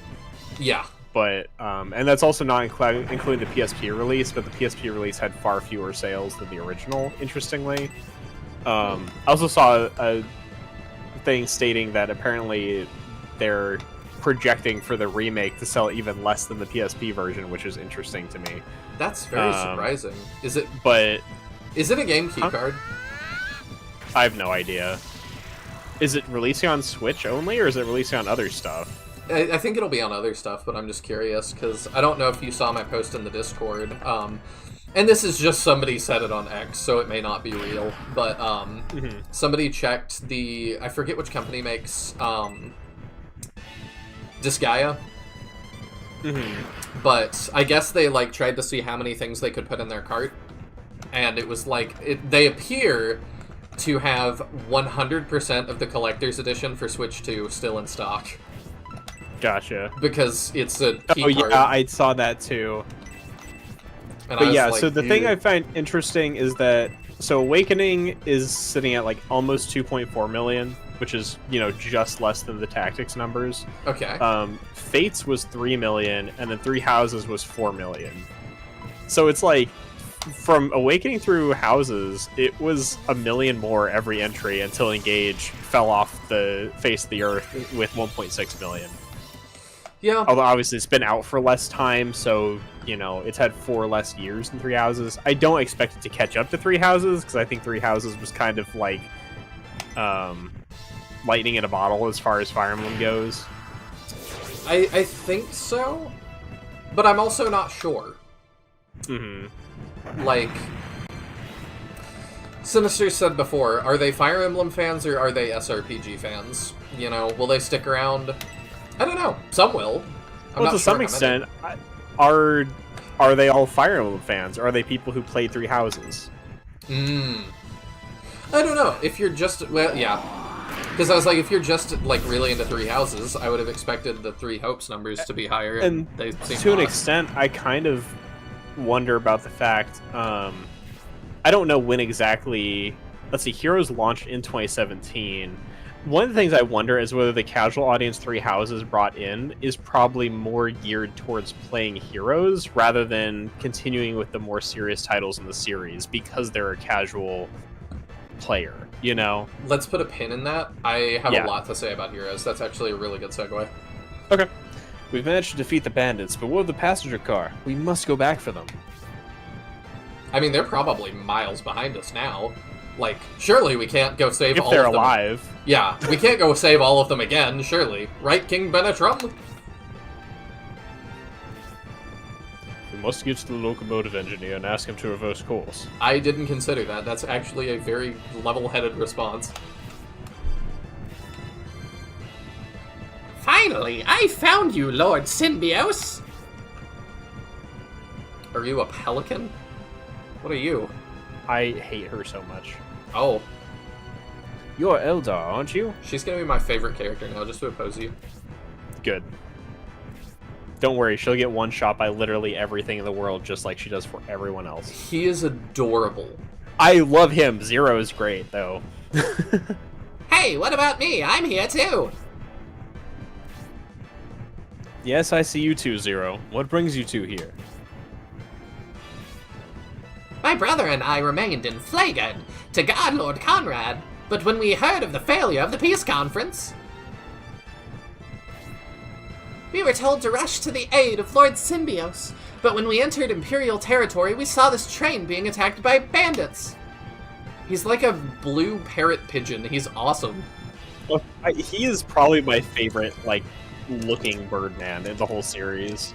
He's up there for me. Screech, though. Unfortunately, his, like, battle model doesn't reflect his character design, I don't feel like, but his character design's fantastic. We'll see. I'm gonna keep hope. We were torn between stopping the bandits and looking for you, but decided we couldn't abandon the people on this train.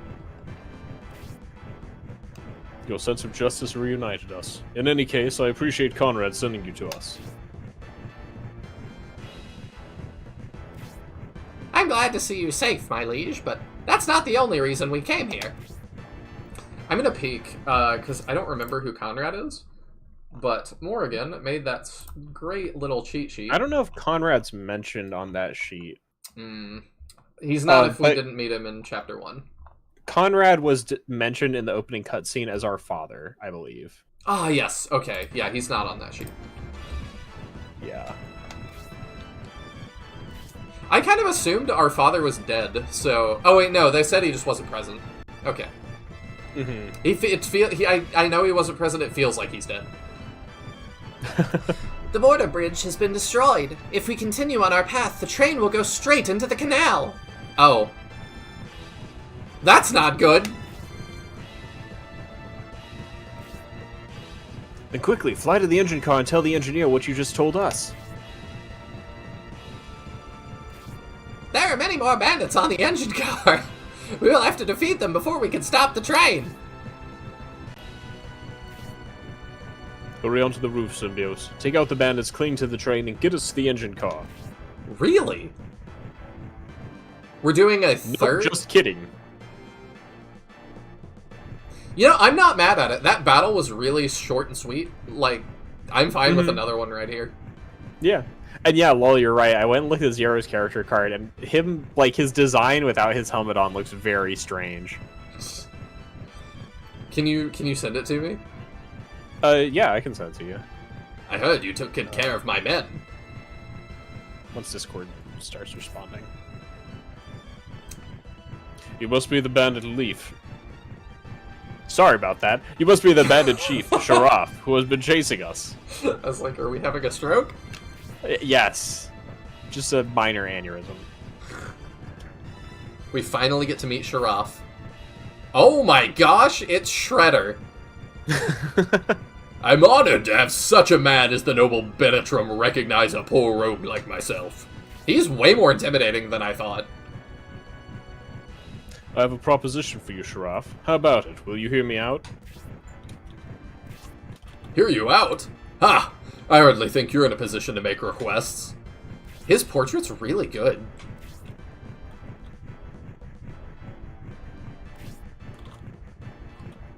It rides the line between, like, I believe it's from the same game as Symbiote, but it's like right on that line. Yeah. And even if you were, I don't think my friends in the Empire would be pleased if I were to let you go. You see, we talked to Medion, he's the prince, before this, and he actually said that we're cool, and we're homies now, so it's cool. I could never betray my associates. Accept your fate and don't make this difficult.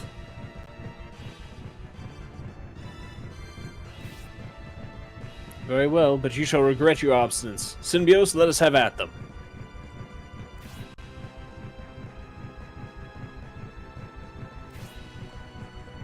Alright, I'm glad we're being signed up for more battles. Zero, head for the other car. Protect the passengers. That is a cop-out to not give me 2 characters at one time.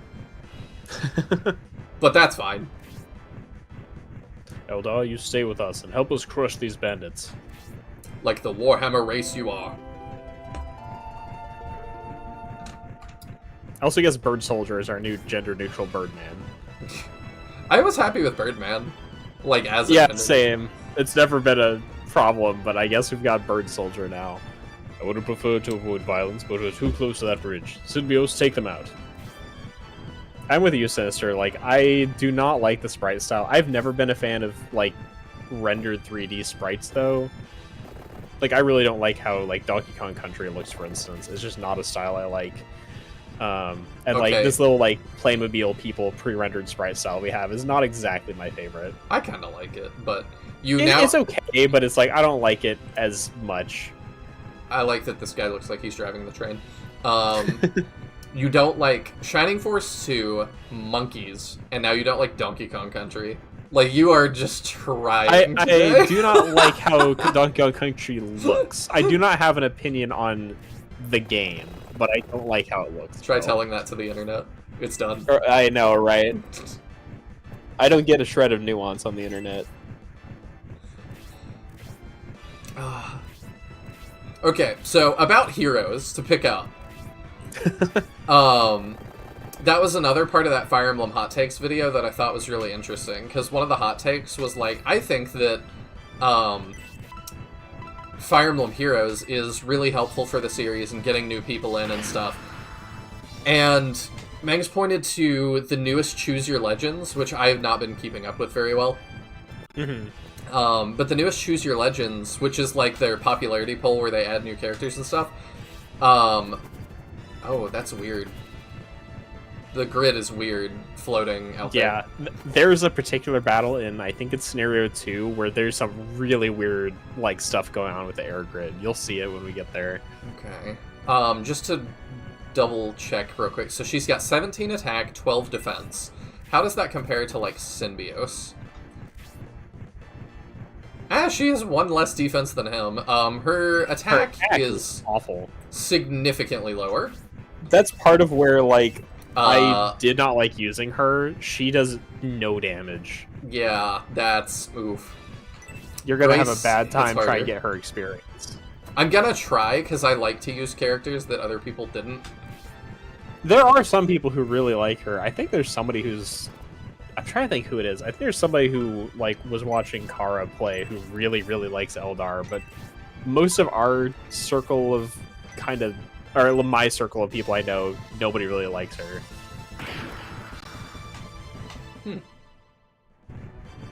I mean, you and I know a lot of the same people, so it's probably fine.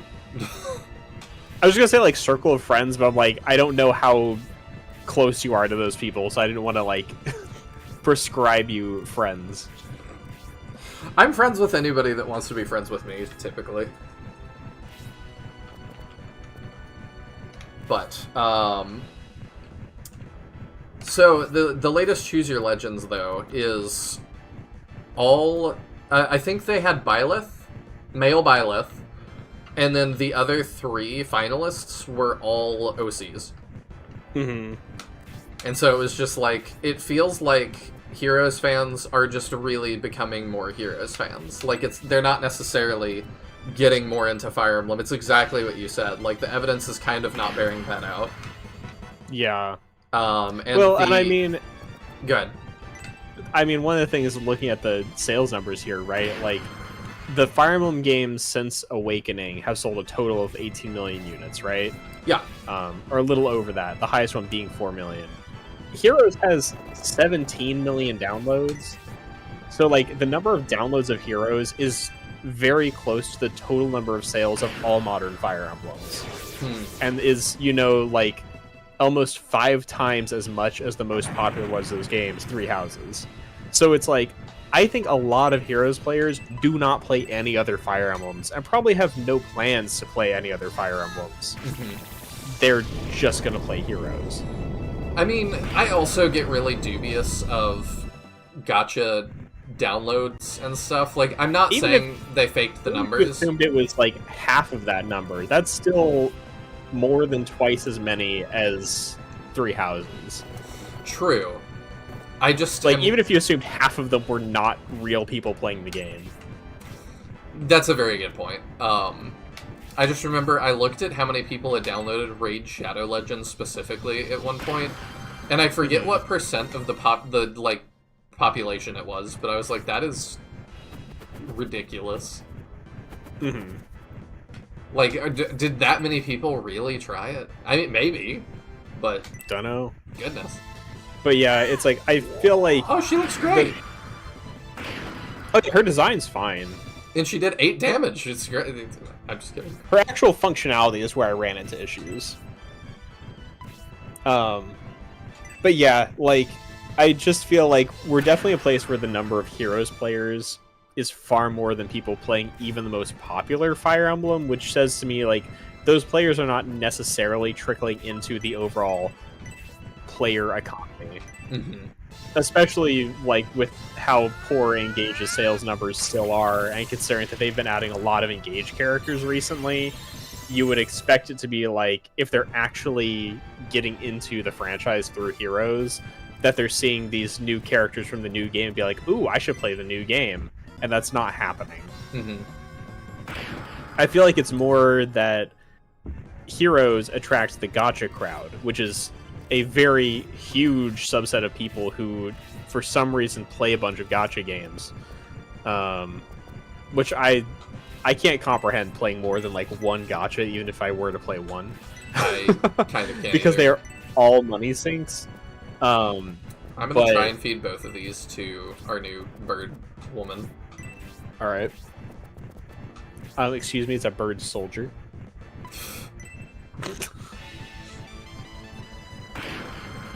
She needs a bit of babysitting, but she's good. Especially for later maps / ruins. Very good candidate for the Gale Ring. Okay, we'll think about the Gale Ring. Oh, I guess we're not saving him. Thank you, Symbios. I also like Teodrin hereby diagnoses you with friend. Your luck was not high enough to avoid the status condition. You've been afflicted with friend.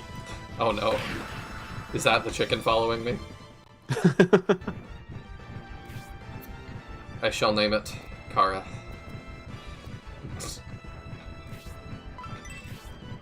No, we're gonna keep that. It's particularly sad when you consider all the gacha mechanics shoehorned into Engage in a vain attempt to coax in Heroes players.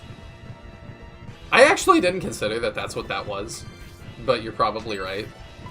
I definitely think there's a good chance that was a large portion of the addition of those stupid and unnecessary mechanics in Engage. Yeah. Well, and I feel like one of the things in Engage that screams like gacha game is having like 25 different upgrade currencies that are not exchangeable for each other. Yeah. And you're like, why did we need all of these? Why did we even need 3 types of metal? Why not just make it like it's all iron? But no, we need this iron, silver, steel system, and you can convert between them at only this particular rate, and it's like everything about that is gacha game. Like, even in particular the way that like 1 of a tier above equates to 9 of the tier below and not 10 when all the upgrades cost 10, like multiples of 10. Yeah. It's just like how it's like, oh, you can spend $10 for 599 of these, which, you know, to actually buy anything costs 700. So you have to buy it. And like, this just screams gacha mechanics. I didn't even realize that, but you're totally right. Well, it's so stupid. It's like, why? Why is it 1 = 9 instead of just making it 10 so that it, like, works out mathematically in a good way? Because I don't have to use the metric system, Tiadran. You can't make me. Our measure metal things- transfer system was designed by somebody with 9 fingers, and during development, they needed to be able to count. In Fire Emblem, we only measure things in freedom units. Which, of course, the acronym for is FU. A lucky coincidence.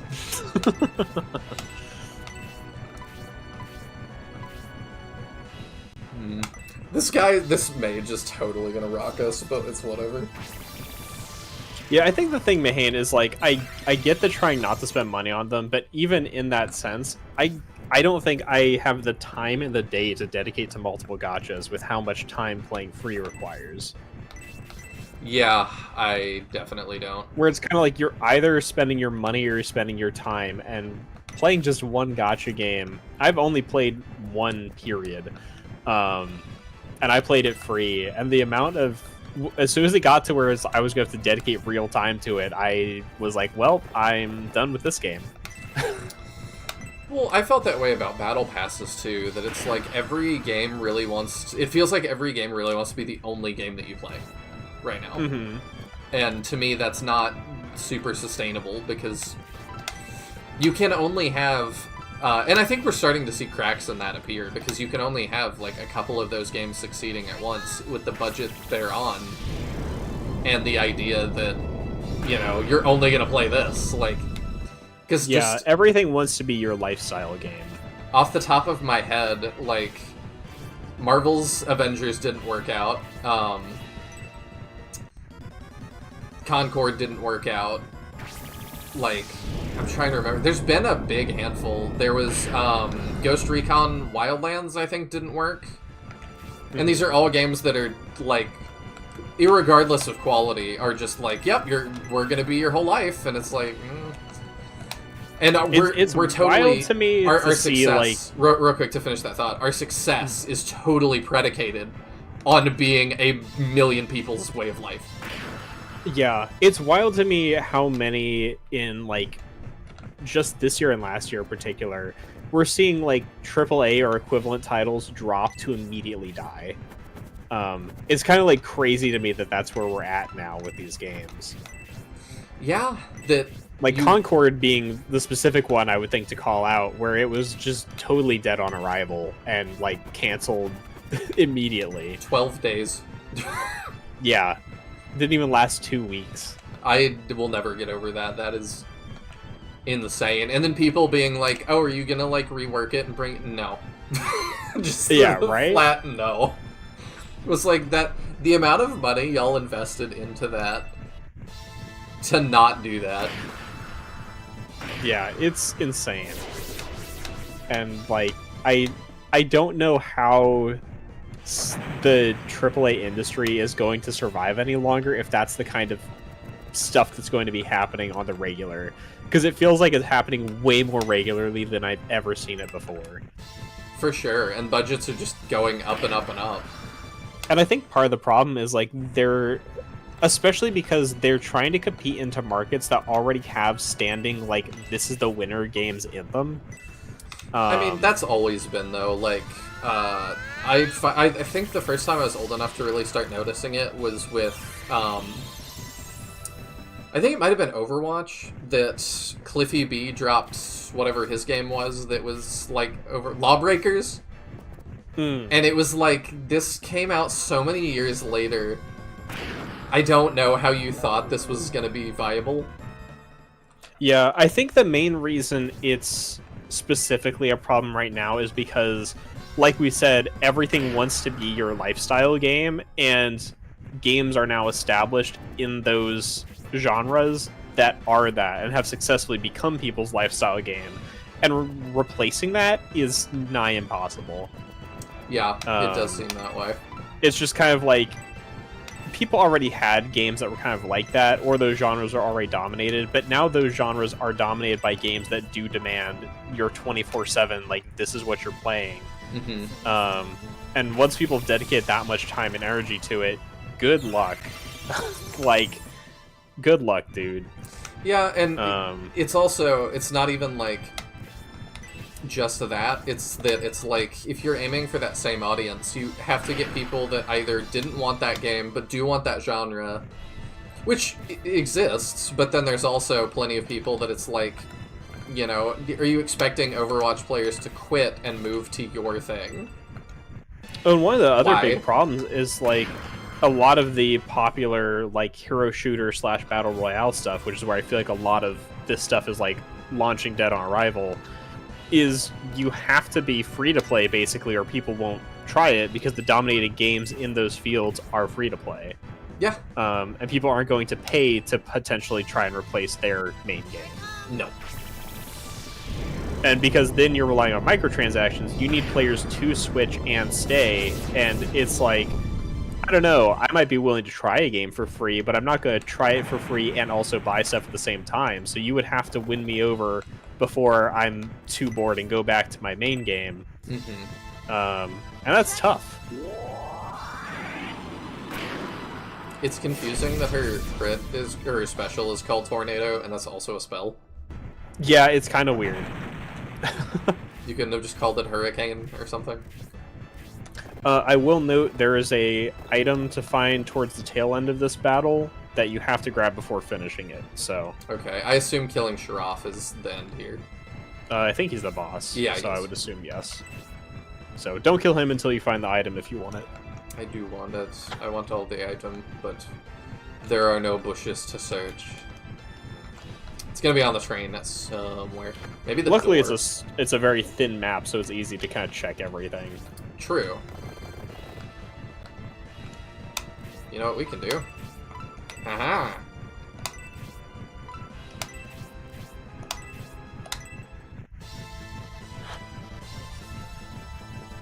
Should have called it Tornadon't. You know, I don't know if that would have caught on, but maybe.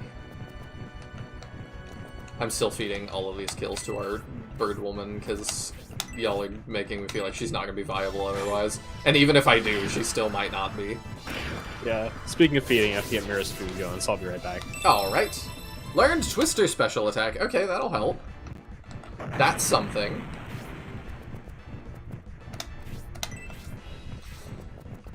But yeah, to jump all the way back to heroes and stuff, I like that more people are playing the genre, kind of. It's not quite the normal version, but at least people are like trying something kind of similar, I guess. I don't know. I hope that it eventually has, you know, pays dividends for us and we see more people joining, because SRPGs are great.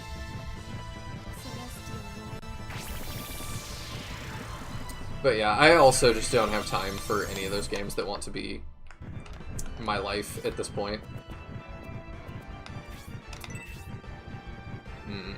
Yeah, we need to just get rid of Mage. We'll let Obright start that, or end that. Okay.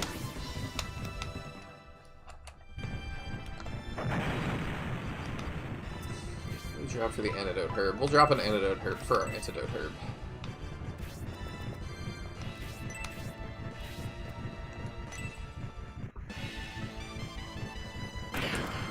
Mahane says, I'm lucky enough that with the way I earn my living, I basically have infinite free time to do those things. Not that I do them anymore. Yeah, I've had stretches in my life where I was trying to keep up with stuff like that, but also it just ultimately gets too stressful. I've talked about it a little bit, but the only time I ever did a battle pass, I did it for Pokemon Unite, because I had never done one. And I was like, I am having fun with this game, like, I'll give it a shot. And I just ended up having to play a bunch when I didn't want to. And that was very frustrating. I was having to, like, plan my day around, like, have I done my dailies yet? Like, ugh. It just didn't feel good. You're gonna do more than one damage. Let's save that for somebody. running our bird woman all the way down here. It's gonna take time, but that's fine. We'll do it.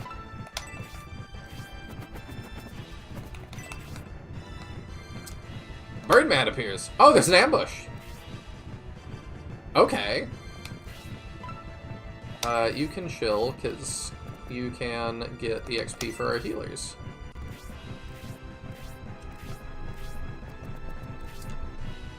I'm trying to think of other games that came out and just were immediately like, this is not viable, we're pulling the plug. And I named Avengers before. They didn't do that. Oh, Anthem was another one. The kind of quiet quitting they did. That it was like, they haven't said they're quitting, but it's July and the Christmas decorations are still up, so maybe that's not a great sign that the game is doing well.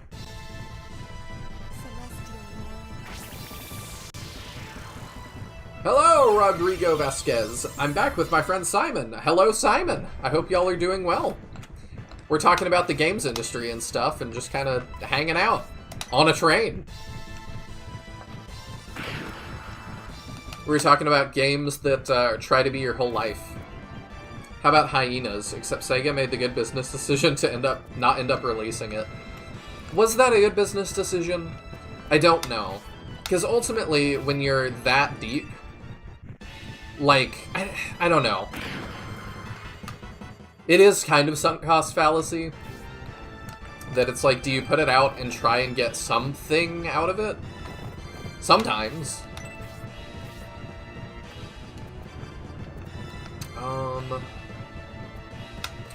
I'll let Mascarin start on that guy, I suppose. Can you kill that one? I don't think so. We'll let her try. I had actually totally forgotten about Hyenas, because I saw the trailer and was like, that looks interesting, I suppose. And then, yeah, it just never came out, and I never heard about it again. I wonder how far along that actually got.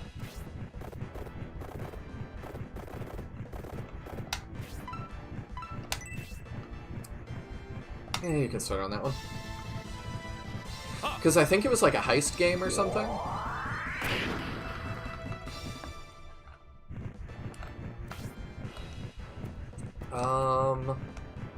I'm also trying not to invest in Julian too much, because I am assuming that he is going to leave us quite soon.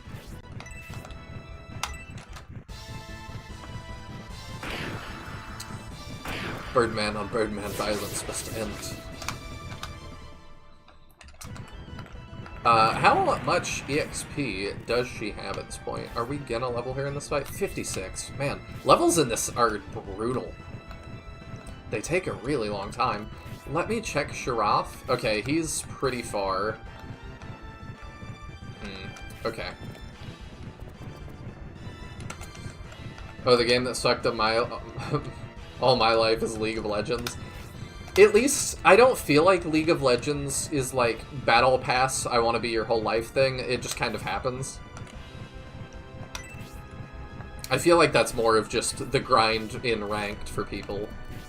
Which is a little bit of a different business method than Battle Passes and like...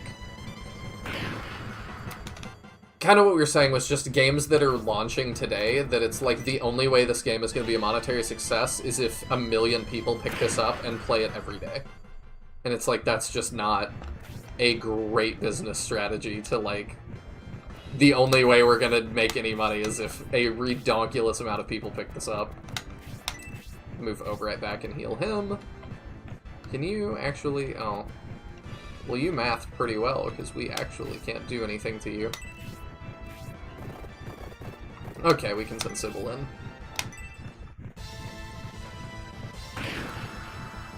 Perfect! Will I regret feeding every kill to a bird woman that we might not use? Maybe. But I still don't think she's the first getting dropped, so... I honestly decided that if I'm going to play a gacha or a commitment game, I will just play when I want to and have fun, and if I'm not having fun, I'll stop playing. Yeah, I've gotten pretty good about that too. thankfully. Because, yeah, it can get kind of out of hand with some cost and stuff, but I'm just like, I just can't do it forever. As far as one-wide bottlenecks go, this channel has seen much worse. Yeah, this isn't bad at all.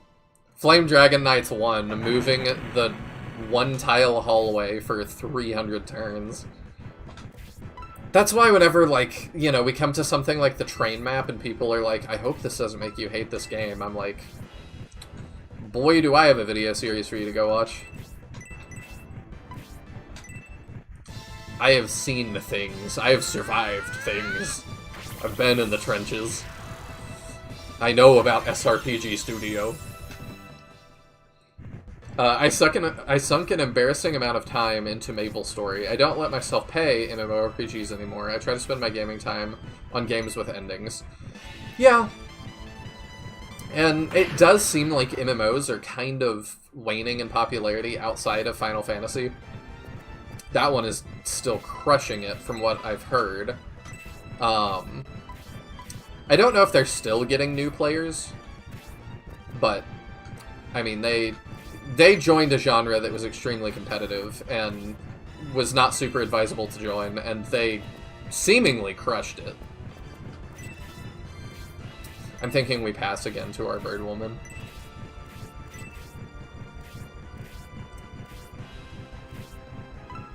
Okay, you wait. You wait. Okay. I move you here. We do the thing. You probably do 4 damage. Maybe. It's also weird she has a sword equipped.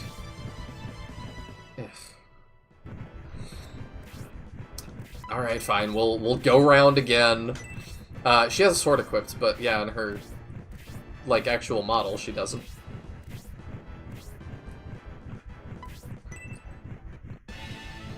Oh god, right, that map, moving Sonic all the way through.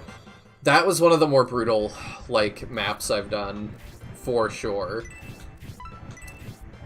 And I don't, like, I get that it's before we had, like, a lot of the Fire Emblems and stuff. We hadn't quite figured the genre out yet, but I'm like, did the devs play this and have fun?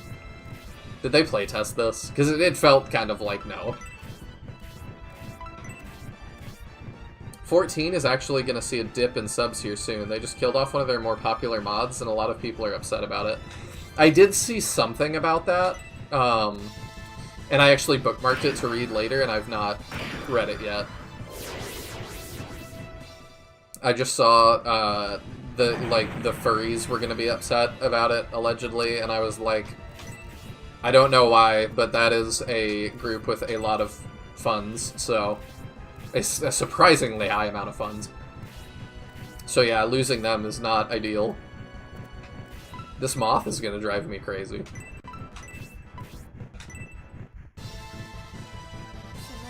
Final Fantasy XIV is the game I always go to. I would love to check this out if it had 10 million hours to play it. I mean, it does seem interesting, but, like, yeah, MMO's super long. I did my time in Star Wars The Old Republic, and I have not really liked anything since. I tried WoW for a little bit, but, like, it just... I've talked about it a little bit before. The Old Republic makes you important in the world, and WoW is just go get me 10 bear butts, please. Like, constantly. And it was like, oh, yeah, this just doesn't feel great. Sylvanas and Illidan get to go do cool stuff. You are not Sylvanas or Illidan. You get to watch them do cool stuff if you're lucky sometimes. That was just how it felt.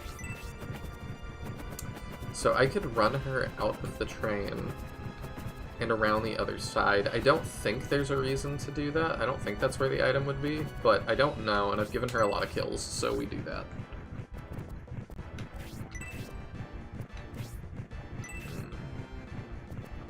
Symbiosis there.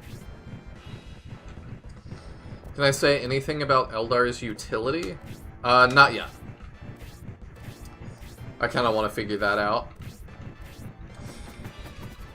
Tragic. The RP community mostly, not just furries. The mod in question was Mare... Oh. Oh, we crit. What? I wasn't paying enough attention. I don't know how that happened. I guess we counter crit and killed him or something? The mod in question was Mare Lamentorum. It's the one that basically allows you to see other people as they have their mods. Granted, mods in 14 are against terms of service, but it's more of a don't ask, don't tell situation with the dev team. Okay. Yeah, I mean, I do know their RP stuff is huge. And I mean, really, like, a lot of MMOs have huge RP stuff. Like, people get married in WoW. That seems to be part of the a large part of the appeal. Which I understand. Like, you want to feel like you're living in this living, breathing world. Like, makes sense. That makes sense to me. To some extent. I'm looking for the item. I wonder if it is where that guy's standing. He's being really conspicuous. I think I do want to heal Dentares before I throw him into the mix. Because Sharaf is right there, and I bet he hits like a train. See what I did there? Okay, so you can go up there, which is interesting.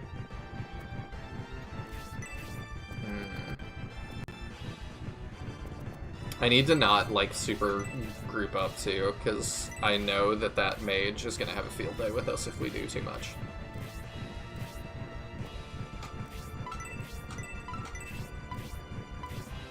There we go.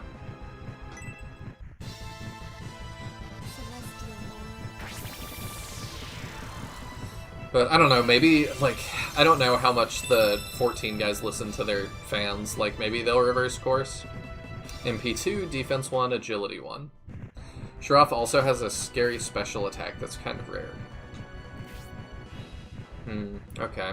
So he's got 20 attack. And you have 18 defense. He shouldn't hurt us too much, but we shall see. Alright, yeah, you go here. You get ready to blast him. Oh, I'm really surprised the mage didn't come for us there. Alright, we're gonna actually try and get through them quickly.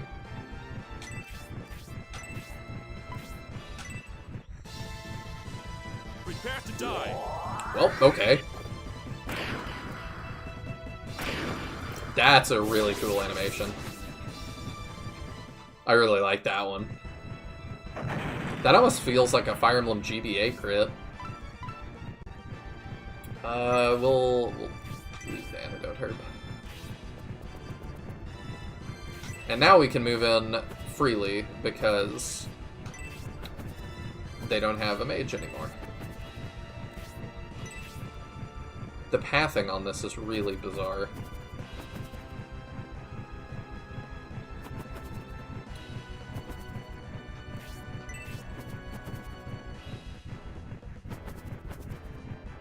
I'm back. Hello. I'm still looking for the item. It's not up here. Good to know. We were talking about Final Fantasy XIV making maybe some poor decisions today. My biggest problem with 14 right now is they do listen to the vocal minority. Many such cases. Did you really have to block us right there? They need to stop and just make the game they want. Yeah, that definitely happens sometimes, but hopefully the vocal minority also wants the mods restored.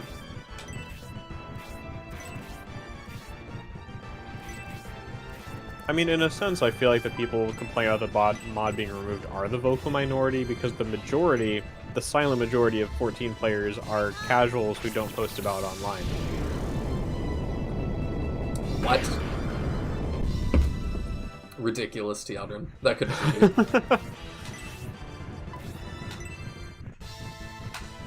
Prepare to die. We are critting a lot. Hey, weapon advantage increase your crit rate. Somebody, I think Lol mentioned. I don't know how much, but weapon advantage will give you more crits. I see. If I put Julian here, he probably won't die. The pathing for the Eldar on top of this train is bonkers. Yeah, the flying like movement areas are a little funky.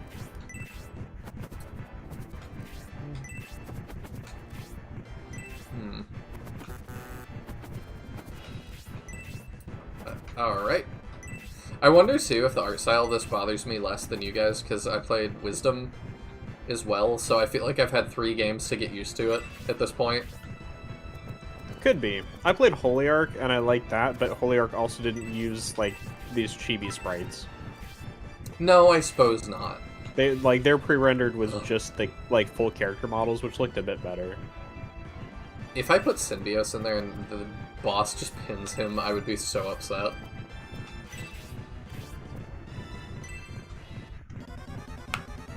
Yep, also the more special attacks you have, the higher your base crit. I see. That's interesting. I didn't know that increased your base crit too. Because it's tied to your weapon level. I guess it makes sense to increase the damage and the base crit. That's neat. He is huge! Y'all warned me, but... Yeah, he's big. So he's it really not... doesn't reinforce that you should go into one weapon type with each character. He is not human. What is he? He's a giant, somebody said. Oh, yeah, like, I forgot that was actually a race.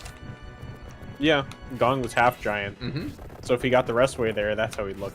Is this the first giant we've seen? I can't sheet search it. Or did we already get it? We did not.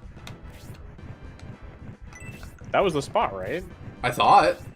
Symbios could search it. That's weird. Yeah? This is the first giant. It might be the first full giant we've encountered. I'm not recalling any of the other games off the top of my head. Sinister says, well, Wisdom was hideous too. Well, okay then.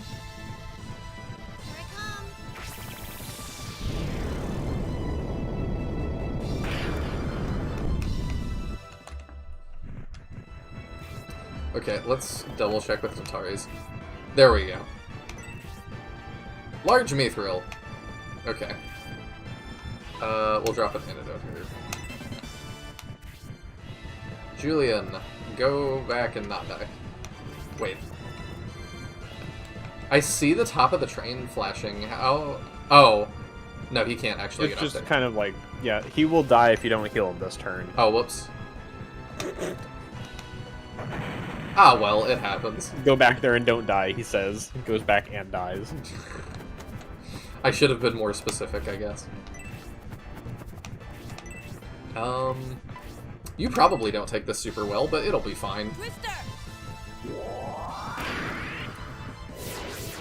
That was cool looking. I like the backflip.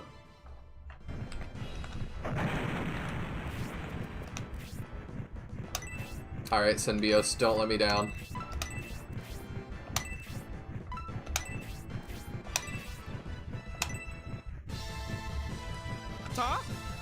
That's not the spot. Okay. Well, we figured it out. Shroff takes 22. We're hitting pretty hard. I'm happy with that.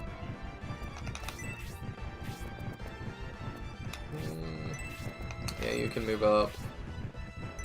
See how much he takes. For Eldar, this is really good training. Ugh, awful. Do bosses double turn in this game? I believe some do, but I don't think all do, so... I'm not sure whether Shroff does. Was that 5 poison damage? Yes, poison damage in SF3 scales up based on your max HP. I think poison... I don't remember how much max HP Julian has, but generally you will die to like 4 to 5 turns of poison. They'll just straight up kill you. Which scales by I don't enemy, mind. Justin says, actually.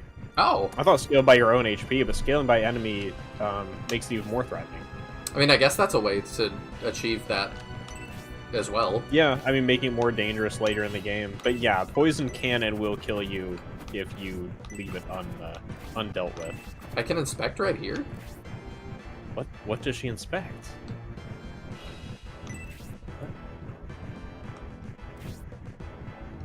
That feels like an error. Yeah, that feels like that is a bug, because there's nothing else listed on the battle here, so I guess there's just like an erroneous search spot. That they thought I wouldn't see it, but 30 years later. That's really interesting. I think I've heard that there's a couple of those in this game. That's where I think they used one of those when they added, when the translation team added that, like, Game Shark weapon, or the inaccessible weapon. I think they put in one of those, like, erroneous search spots. That makes sense. How could I be defeated? If I die, the bandits will run rampant, slaughtering everyone. You will regret this, Benetrum. Yeah, I kind of thought we were gonna recruit him, actually. Just the way we talked about him before this, and then after he killed all the refugees that we saved, which, thanks. Yeah, then I was like, okay, he's not gonna be recruitable, is he? Tell me one thing, Sharaf. I suspect you knew long beforehand the peace conference would fail. Why would you think that, Benetrum? Bandits from Dusty were after us before we even left Saraband. That seems a bit convenient to me. I guess the rumors about you are well-founded, Benetrum. I commend you for your intuition. No matter what you do, and even if you manage to get back to the Republic, you are doomed. The die is cast.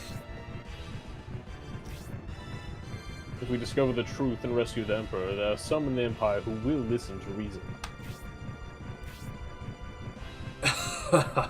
Do you expect Prince Medion to come through for you? I doubt he will even reach Barrand. Even if Medion reaches General Rogan, the Seagate won't set sail safely. Remember this, the Prince will be your stumbling block. What? Okay. I don't really know what that means. Oh, he's vibrating. Oh, he's gonna die. Oh, no. He didn't even give the good scream. He didn't. I bet that's what Symbio said. He didn't give the good scream. My lord, please. At this pace, the train will... Jump down there and stop it. You're right. If something happens to us, who knows what will happen to the Republic. On the PlayStation, they're over there suplexing trains. You can at least stop this one. Tartaris, hurry and go talk to the engineer. We must convince him to stop the train.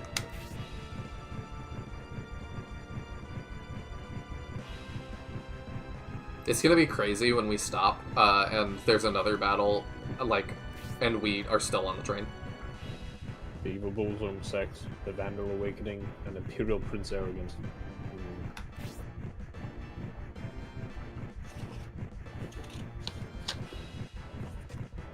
Oh, we did it.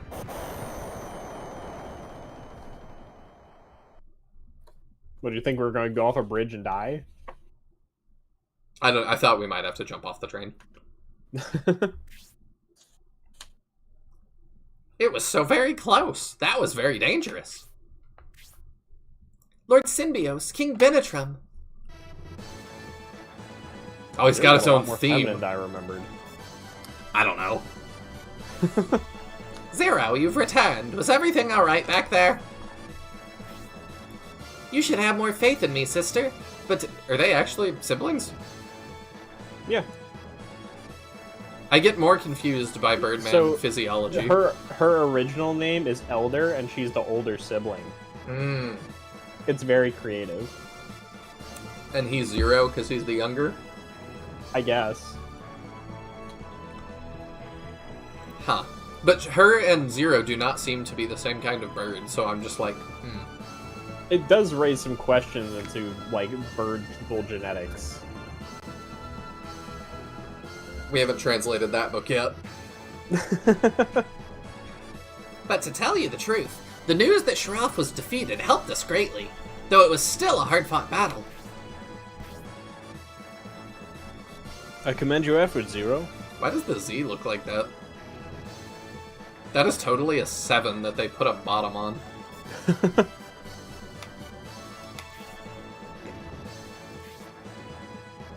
I commend your effort too. I guess I have to play a different disc to see that, or I never will. I also worry about the passengers, but they'd be in more danger with us. Leave them with the railroad security. I thought you were being serious for a second, Mark Havis. I heard that there's a time skip, and the next chapter you play as the main character's son still in the train. At some point, somebody will make an SRPG fully contained in a train. I believe it. That would be so strange. Well, what shall we do? We could head north between the mountain ranges, then east and return to the Republic through the narrow valley. Oh, I'm sensing a choice here. Head north between the mountain ranges, then east, and return to the Republic through the narrow valley. Okay, let me pop it open for y'all. Okay, so here's our thing, and I'm gonna look at it too here. Let me scroll up to the thing. Where is it? It's in the lore discussion. I'm in the wrong tab. That would be why I'm not seeing it. Here we go. Because when I pop it up for you guys, it's very small on my screen. So we could head north between the mountain ranges, then east, and return to the Republic through Narrow Valley. Okay, so where are we? It looks like, I'm assuming we took the train to the east, so maybe we're at Analect? We didn't make it to Barand, I think. Am I correct about that? Correct. We didn't make it. Okay. So if we go north, we're going to go through Rhineside? Or Quonus? We would go through Quonus, because see, we didn't cross the bridge. Oh, so we're still on the west, on the Anafect side. So they're saying we're going to have to go through the mountain pass, up through Quonus, and then east through Vagabond Camp. Okay. So that's an option, or what's our other option here? It looks like a detour, but that route may be the fastest. So, we're heading north from here. What's up with you, Julian? That smirk on your face. You're a strange one. He wanted to go to Dystonia. You know much about this region? So the Nordic Corners Village. If I remember, it's such a big coast. Let me, put that back down so y'all can see. My bad. Ah.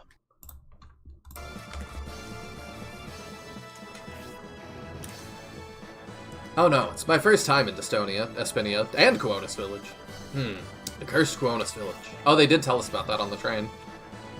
Let's get going, my liege. We must reach Quonus Village before the sun goes down. Otherwise, we will end up sleeping under the stars. Oh, I thought you were going to say something a lot more sinister than that. Symbios, there's something Shroff said that I can't seem to get off my mind. He mentioned Prince Medion. If something were to happen to him, the peace in the Republic would. Zero, I must ask you for yet another favor. Oh, we don't get him? Fly to Prince Medion and guard him well. If anything happens, let us know. Lucky Lizu says, I did not get a word of that, Grace. I thought that is clearly what I'm able to do. I love the idea that one of the races, like, really struggles to speak English, and it's just very hard to understand. I mean, realistically, you think about the fact that the animalistic races don't have, like, the mouth and lip shapes people do. Like, I would imagine birdmen would probably have a very strong accent due to the fact that they have a beak. Probably so. Like, it would probably make any kind of, like, plosives or things that require a lot of lip movement really indistinct or awkward to come out of their mouth. So, realistically, it's probably quite hard to understand Eldar or Zero. Probably so. Now, we don't usually care about that in fantasy games, but it's something I think about frequently when I'm, like, designing languages. I thought that it was just because Eldar had a lisp, but... I fear the Empire is involved in this whole thing. Prince Medion is impartial, and so he's in their way. If he makes a wrong move, his life could be in danger. Grace is the best. I just need her to have every line in this game so I can hear the voice. We need Teodrin. We need to train an AI off Teodrin that can replace your Siri for your GPS. Turn white in 100 feet.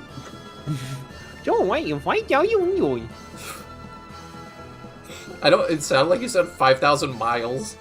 I said meters. I don't know why I switched to metric, but... A lot of that tonight. Gotta fix that. And so you wish to send Zero there to alert the prince of this possibility. How about it? Will you go?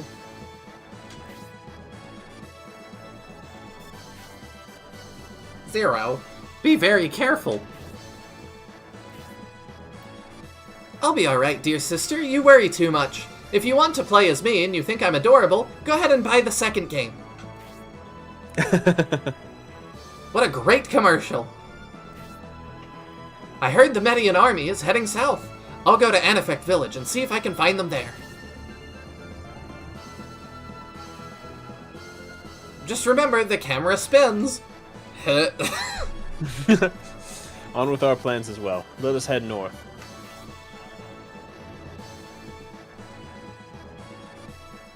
Okay, I really sensed a choice there, but apparently not. And now we're doing this.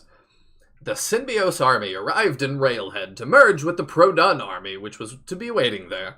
Instead, they were greeted by a border guard unit placed there by Prince Erewant to protect the train station. To avoid a battle with the border guards, Symbiose and his allies left. They ran into Prince Medion at a rail switching point. The two nobles cooperated to protect a band of refugees whose lives were in danger.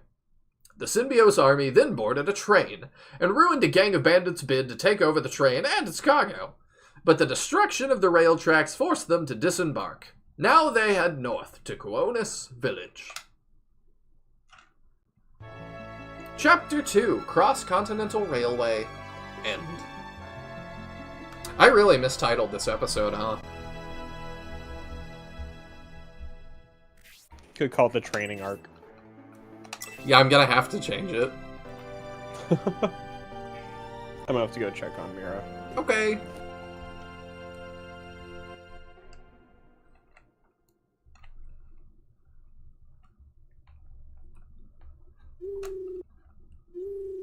Mercade, what? I missed stuff.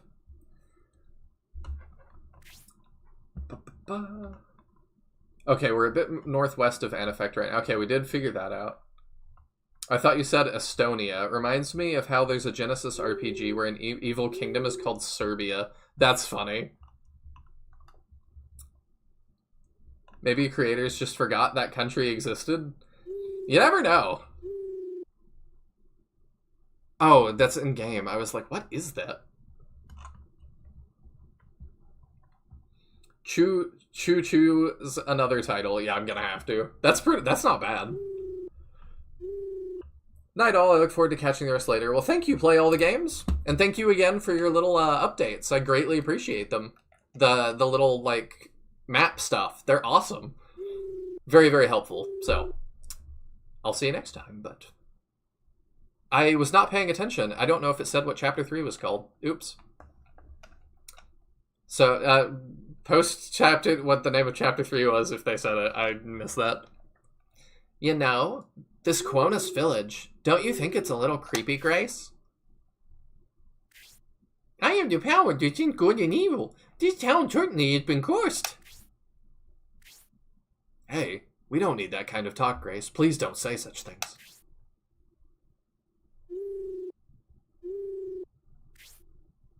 Owl.mp4 is quite loud.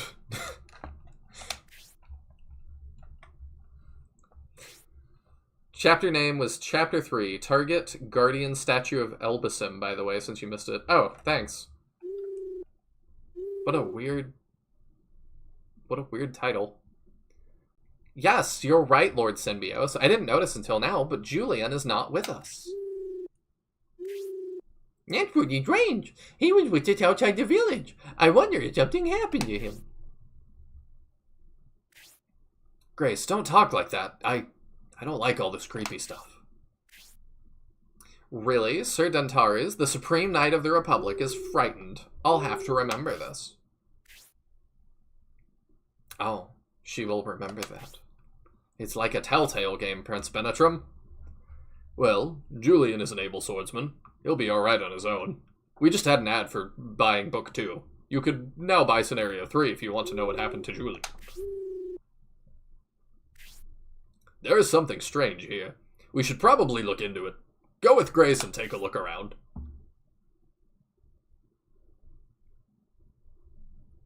You do a decent Grace, but you are just too coherent. I see. I'm gonna have to work on that. I'm getting a little bit better at it the more I do it. At least I like to think so. Huh? Who is it? Oh, it's you, Lord Symbios. Please don't scare me like that. I'm a little edgy right now. I am too. Crawling in my skin. I know I sounded tough talking to Sir Dentaris, but to tell you the truth, I'm not good with this creepy stuff either. Why do we have to spend the night in such an eerie place? Is there anything you wish? Advice, please. Everyone is worried about Julian. No one dares take a nap. Except Antarius, I guess. I suspect you can't sleep either, but you should try to get as much rest as you can. Oh, the chicken's here! Do you need more food, buddy? Oh, Julian had our food. Uh-oh. Maybe should have taken that off of him.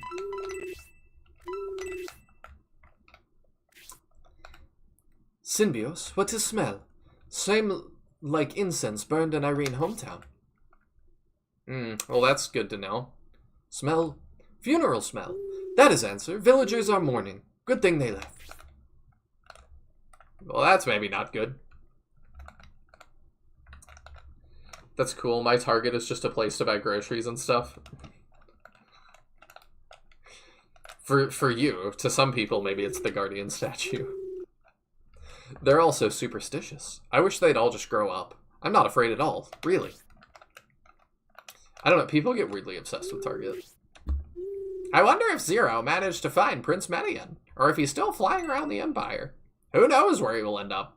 Zero's my little brother. I worry so very much about him. Did anyone find Julian? What could have happened to him? Maybe a wild beast got him. Didn't someone say once we reach the village we can eat?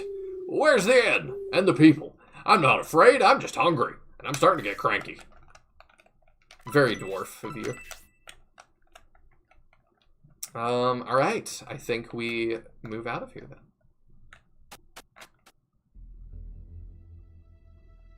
Oh, you know what? We have, what's it called? Okay, the music's back now. We have stuff to put away. I like that they kind of have it dimmed, like the lights are off. There we go. Another large mithril to deposit. Do we have anything else to deposit? I don't think so.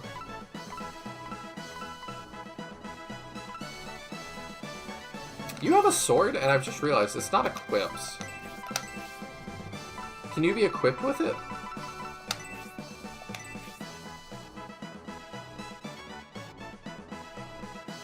Oh! The wing is your weapon? Interesting. I was not understanding that. It only raises our attack 1. Okay. Well, can we give, then? Is that a better sword for Symbios?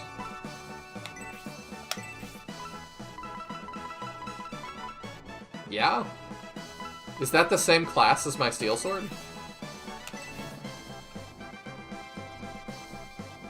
Julian was fed up with us and ran away.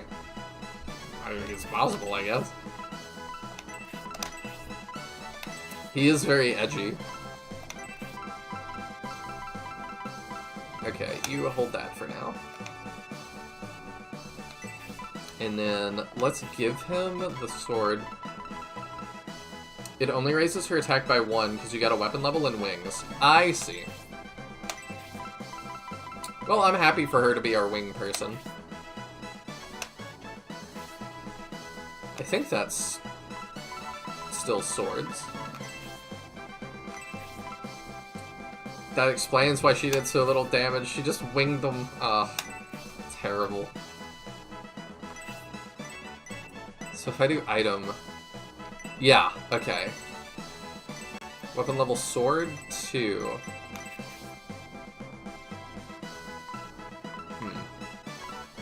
Okay. I think that's a sword. I'm not entirely sure.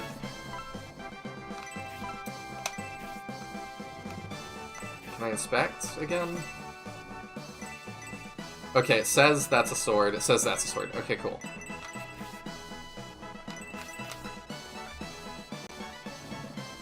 I also always give Eldar wings, since there's a really good hidden wing later on. Okay. Oh, there's definitely stuff to find in this town.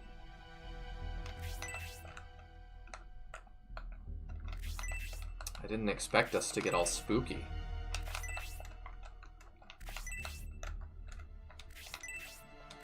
We gonna look around real good. Wings, I never know. I see. Just I usually err on the side of not saying too much. I would love to recruit a living crate.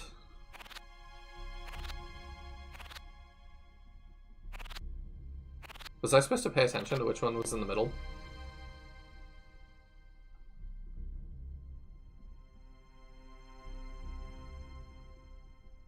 Does Grace have anything to say about that? Yeah.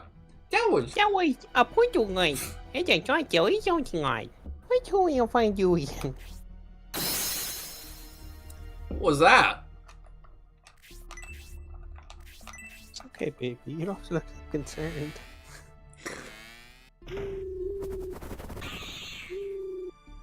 I assume you're talking to Myra. Yeah, maybe no wind? You couldn't have been. There was no wind. That must have been a goat. For a second, I thought you were diagnosing me with more than friend. Alright. Do I need to be careful about where I go for items right now? Let's see. As long as you don't change maps, you should be okay.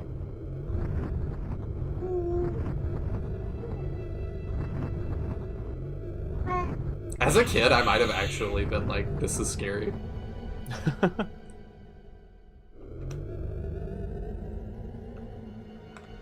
I think as long as you stay on this map, you're alright. There's one relevant thing to find. I feel like I'm in a Lavender Town again.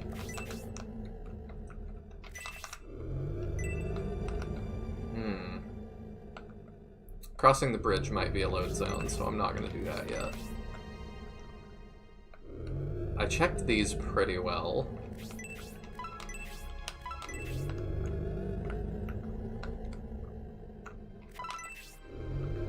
We had the Haunted Mansion in Holy Ark. So I guess this is kind of similar. This also leads into another thing that I was going to talk about tonight, and that's that I got a little temp gig just for a couple days helping set up a new school library in my area. Oh, cool. So I've been shelving books and organizing books for like the past week, or past couple weeks. It's been like one day a week for a little while. Mostly because the book shipments kept getting delayed. The librarian is not super stoked about that. But, oh. While we're in this village, keep an eye out for Julian. Yes, I know that's why we're here. Oh, did she think I was trying to leave? I guess. So I shouldn't go in houses yet?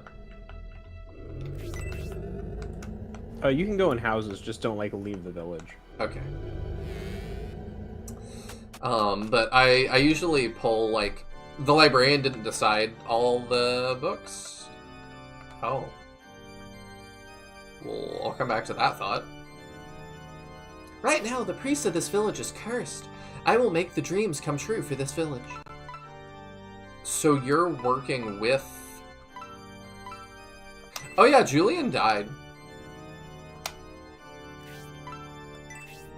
They res everyone between chapters, I believe. Okay. Like, between chapters, they just do a full party reset. It's really Which I guess would interesting. be a wrinkle in trying to Iron Man this game. Like, would you have to go intentionally kill off everyone who was dead, or what? Maybe. Or is it like every chapter you kind of get a reset? But that would make it much easier, so... Yeah, I wouldn't do that. It's really interesting lore-wise that the fairy is, like, covering for the priests. That, I don't know, that kind of ties into the end of Shining Wisdom a little bit. But anyway, I was saying the librarian didn't order all of the books. Like, she made some decisions, but there's other people that help with that. And so I always pull the things I find that I'm like, maybe that's not super age appropriate. This was an elementary school. And one of the ones was, I found a book about the Donner dinner party. And I was like, forgive me if I'm wrong, I haven't read about it in a while. Is this the story about the people that got stuck in the snow and ate each other? And the librarian's like, oh yeah, the kids love it. Like, I have a bunch of books about it, and they read them all the time. And I was like, it's kindergarten through 5th grade. What? Like, I don't know, by the time I was in 5th grade, that kind of stuff was fascinating, and, like, if written at an age-appropriate level isn't, like... I believe it was. But I just was like, that's... I don't know. I had a very sheltered childhood. I was not allowed to read or find stuff like that. Secret history of Quonis Village. The house across the river, facing the graveyard, belongs to the Garvin family. Ah, that's the governor of Railhead. So the house across the river... He's the governor of Saraband, I believe. Oh, yeah, you're right. Like, the whole thing, not just Railhead. It is shut tight.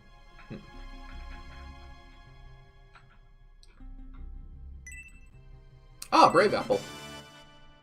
I assume that was the thing to find. Yep, that was the relevant one. Alright, we're still gonna look at some other stuff, but...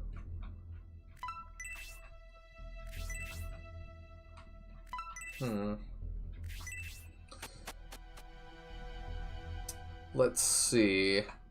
Serious Lol says spoopy. Lucky Loser says, huh, I don't see that every day. Yeah, it's very spoopy. I really like the spooky vibe here. Remember when I was a kid, the grind on the next fights. Similar vibe to the mansion. Yeah. I really liked the mansion. And it seems like a lot of other people did too, because Golem seems to be a fan favorite.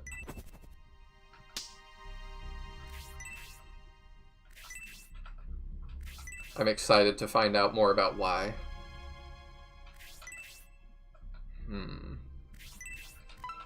Seems like that's all the things here.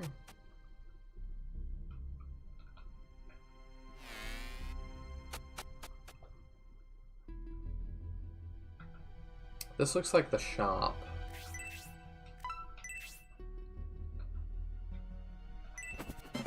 Oh, I will give an early warning.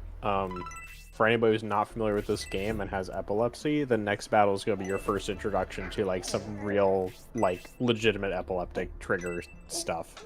Okay, I appreciate the heads up on that. So, just a warning for anyone who doesn't know what's coming up. I feel like most of our audience does, but... Yeah. Just a fair warning, it's pretty hard on the eyes. Shining Force seems to not be great about that sometimes. I mean, back in the 90s, it was pretty common to have big flashing effects and stuff, so... I don't think it's just a Shining Force issue, it's just we mostly play Shining Force, and it's an issue. Yeah. Saving Qian Shi. The Qian Shi are controlled by evil powers.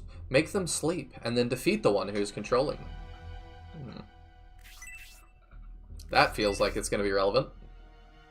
Beware of giant bats. They fly swiftly and fight fiercely. I haven't seen a giant bat. I wonder if I will. Brace your eyes for the orb. That sounds like an Indiana Jones thing to say. We fought bats in Saraband. I was just joking. Oh, okay. I was going to say, factually, we have fought bats. Okay, I think we're going to cross the bridge, because, yeah, we've been to the church. We've been to all 4 of these. And that's our base. So we've done all the things.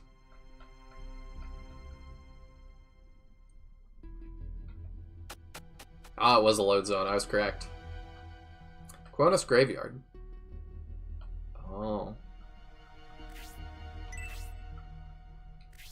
They don't have Kickstarter backers on the headstones? What? I'm so used to that being a thing now. Yeah.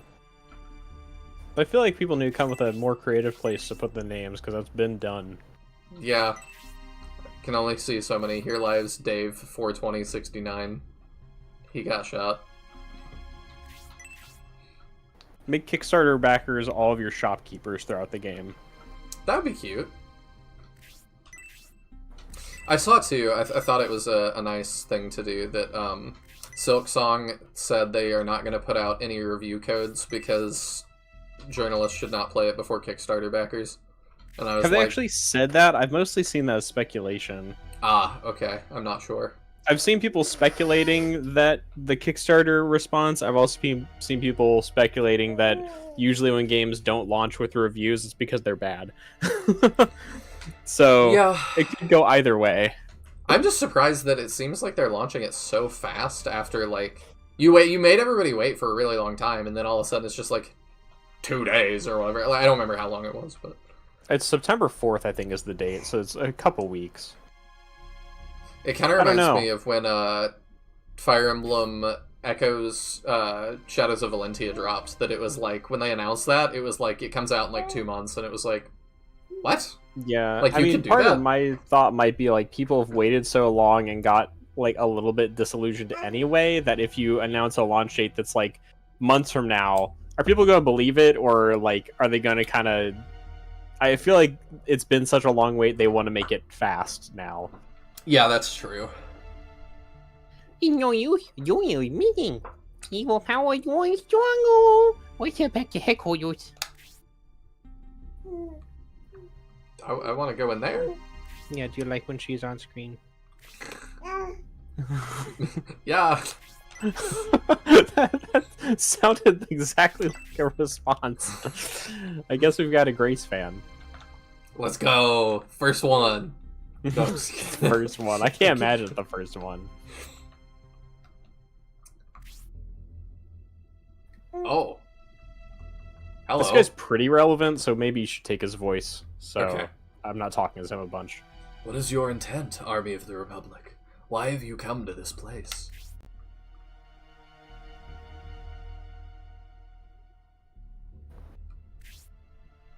I didn't know it was wearing Cornwall. It seems like a ghost town. Ha ha ha, I see what you did there. This is not a ghost town, it is ruled by an evil spirit. Some call him Who are you? Some call him Evil Spillet.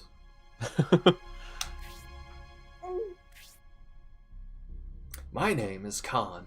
I am an Elbasim monk in search of a key that will save the world. I love that it sounds like this guy is on just this epic, like, main story quest, and I'm like, oh, I'm on a side thing. He's searching for a key that'll save the world. Like, he's the Kingdom Hearts crossover character. No, we only get Cloud when we do those. So you are an Elbasim monk. There's Julian. Oh, we finally meet face to face. You've been following me for a long time now. I had meant to greet you, sooner or later. Oh, he said he was following a vandal. He said he was following a vandal! I see I've worried you, Symbios. Well, I finally reached my destination, but I couldn't sit still. You, monk, is your purpose here to defeat the vandal that rules over Quonis? Did you say vandal? Camping.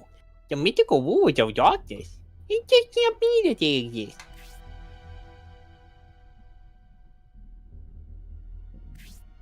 Julian, wasn't it? You seem to be quite knowledgeable about vandals. It's odd to me, and I guess that it's like it's only been 10 years, and Holy Ark seems to have taken place in like a distant land. But it is weird that like we have knowledge of that, and it's like, the vandals aren't real, surely, and it's like, they were an issue like not that long ago. It kind of reminds me of the funniest one I've ever seen for that was Fire Emblem Shadow Dragon, which is a remake of Fire Emblem 1. They're like, I get it when it's Shining Force 1 that they're like 1,000 years passed and everyone forgot. And I'm like, okay, that's like give or take like 13, 14 generations-ish. So sure. But for Fire Emblem 1, it's 100 years passed and everyone forgot. And I was like, your granddad could have told you about this. Like, what?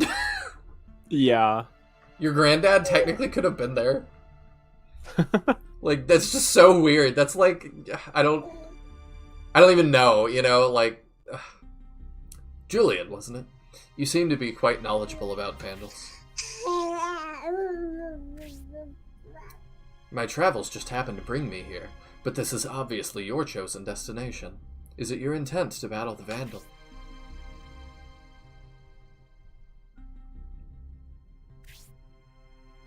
What's wrong with you, Julian? Randall don't exist, but you exist. How do you know you can defeat one? My father was brutally killed in Inrit Kingdom by Gulm, a Vandal who certainly does exist. I've been searching for Gulm ever since. Ooh. That's really interesting. That goes in your notes, maybe. So this here is kind of what establishes Julian being that one kid from Holy Ark. Because there's a kid who talks about his father going into Gulm's mansion and not coming out, or the mansion that they believed Gulm was in charge of, where we fought the evil vampire, and never returning. And then I'm trying to remember whether this kid got like teleported away or something. But either way, this is what makes people believe he's that same kid, and it seems pretty much that that's the intent. Yeah, I kind of think so. And, like, you know, so we're never going to know for sure, probably. But, like, it makes it more interesting, so sure. Yeah, well, I mean, everything lines up, like, as much as possible to make it be, like, that is definitely the intent. Like, basically, as close as we can get, aside from just coming out and saying it. I mean, seriously. Did they name the kid Julian yeah. Holy Ark? I didn't remember him having a name, but... I don't either, but... Maybe they mentioned it somewhere that we missed or I forgot about. Yeah, I wouldn't have picked up on it then. His father's partner, Alan, calls him that. Okay.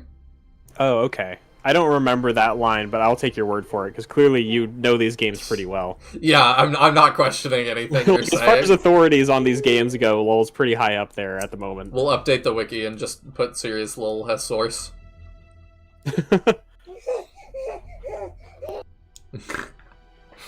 She thought it was funny too, I guess. No, that's her fussing. Oh no. I'm gonna try putting her back down again in a minute. You've dedicated your life to avenging your father's death, but are you willing to dedicate your death as well? Vandals are very powerful.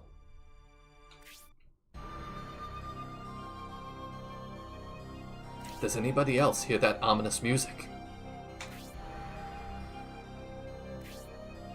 Something's happening. Terrible evil spirits. Could it possibly be? We better call everyone together. This is serious. Cronus Village is in trouble. There's no need for that, Grace. I was gonna take it a different route and do the Ghostbusters. For some reason, I can never think of that tune without thinking Goat Butter instead of Ghostbusters. When you did not return in time, we came to look for you. Then we heard your voice. Now I'm a believer. Wait. Then I saw your No. face. I didn't know a vandal was behind the cursed village of Cronus, nor did I know that Julian was searching for it.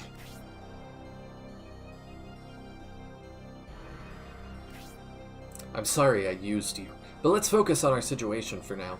If we live, then you can chew me out. I've changed his voice like 10 times. I just kind of don't care anymore. He just keeps changing it. I think I made him a very, like, ugh, very emo, and everything is just so dramatic. I kind of like that. I think that's the direction I went with him when I was voicing him, but... He feels that way. just, like, something about the hair and the, like, quest for vengeance very much feels that way. Wait, something's wrong. Kion Shi. They aren't truly dead, and they're being controlled from the mansion. Oh my goodness! They have Samus's spaceship on their head! I see. To avoid a battle with our force, he sent a bunch of peons to fight for him. Vandal, you are a coward. You don't quite understand. These Qianxi are actually the villagers under a spell. If we kill them, it would really turn this into a ghost town. Leave them to me and I'll handle it. Well, that feels like a challenge. So, I'm going to give you a directive for this battle. Don't kill because them. you'll miss out on a character. Yeah, don't kill them under any circumstances. I was not going to. But Okay. the question is, how do I solve... Because they were... That was pretty much like a, don't do this, wink. Like, okay. Mm-hmm. Yeah, I just want to tell you, like, it does legitimately lock you out of stuff if you do kill them. I gotcha. Yeah. And there is a way to deal with them. What do you have? You have heal. And the Elbasum ore. I assume... Releases holy power if used. We gotta use that on them. I believe, if I remember correctly, he is an NPC in this battle. Oh no. So, do with that information what you will. But I don't think you actually control him. Oh, he has a friendship with all of us? No, he doesn't. I see. Is Qianxi just Jiangxi written in Japanese, or it seems to be? I confess, I'm not a fan of the whole Vandal thing, Sinister says, they started doing when they switched to using bad sprite art. Devils were much cooler, IMO. I mean, I think it's the same thing. Regional dialect difference. Yeah, I strongly believe that the Vandals and the Devils are the same thing. Alright, we gonna save. I don't feel like there's a meaningful difference between the two of them, really, in how they're presented or what they do. I am not sure how we're going to deal with him yet. You can handle taking hits. You cannot. I'll also mention Khan has one of my favorite of the English crit voice lines. So, whenever we get to use him, I really like some of his voice acting. Do I need to interact with the grave? No. I'm gonna see what Khan does. Alright, I'm gonna go take care of this baby while you fight and figure this out. Alright, I will do my best. Yeah, we're gonna surround them, and except for him, we're gonna give him a little corridor. Okay, he is using a spell. He's using the orb. I see, there's your seizure warning. Ah, he gets rid of them, okay. Aren't the Vandals treated kind of like space aliens in Holy Ark? I wouldn't say that. There are kind of space aliens, but those are not the Vandals. I think I called them like the little gray goblins you see when you take too much DMT, from what I've heard. Khan's AI tends to follow Julian. Okay, that's good to know. I worry we're gonna counter kill them. We're gonna try real hard to not do that. It's really helpful that he also has an AoE. So I can try and... Let me leave that spot open. I can try to manipulate them into AoE situations.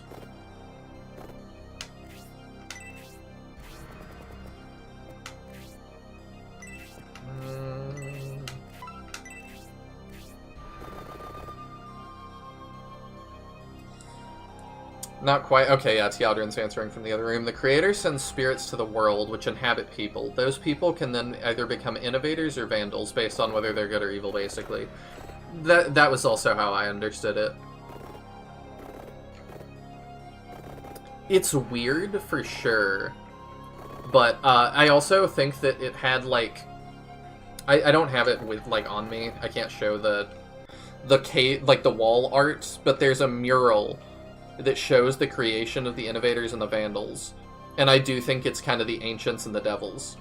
And Dark Soul is on the wall as well. So to me, it kind of is like, you know, Dark Soul's a greater devil. I do think that it's implying that they are the same. Oh! Can we kill those? I'm gonna wait for confirmation that it's fine to kill those. But I'm assuming. Oh, Khan follows Symbios? Okay. I was gonna move, like, all of them that way anyway, but... I'd switch to ranged weapons for those that have them to avoid unfortunate counters. Yeah, it'll be alright. Also, Innovators can apparently get corrupted into Vandals. Okay, we can... Yeah, we'll be careful with counters and stuff. Yeah, the whole Innovator thing, like... It's interesting. I don't know. I'm happy for them to like, give more lore, I guess. I'll let you move. Where do I want you to move? Here, maybe? Okay, and then we'll run Symbios in. You can move in. And then I guess you go last in the turn order. Okay, so yeah, we can get rid of Vampire. That's easily enough. We are gonna have to protect Julian here.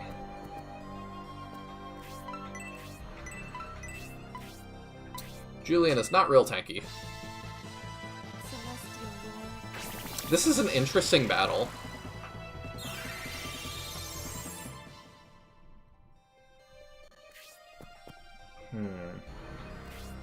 I think you just stand there and get hit in the face. That is your job right now. That's fine. We live those. Do a lot of damage, though, actually. You gotta be careful. But that's heal EXP, I suppose.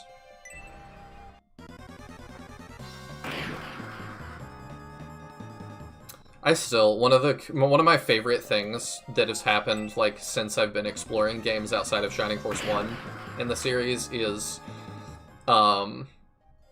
seeing an ancient, getting to speak to an ancient.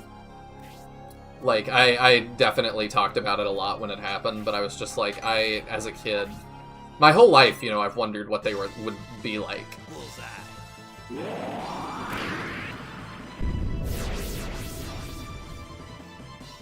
So that was just really cool. This battle's kind of boring, honestly. It could use a lot more regular enemies. I can see that, but also, like...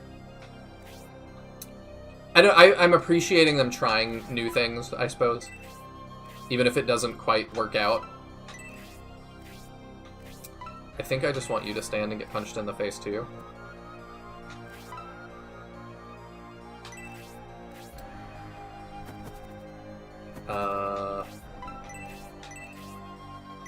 You go ahead and heal Grace. That'll be fine. I need to make sure Eldar actually gets a lot of heal items, because I like using flyers as kind of healers in a pinch. I love when Hayward says bullseye. It is a pretty good voice line. So if he follows Symbios, if I go, like, here, maybe, he'll do the thing I need him to do. And we're just gonna get lots of heal EXP on this map, I think.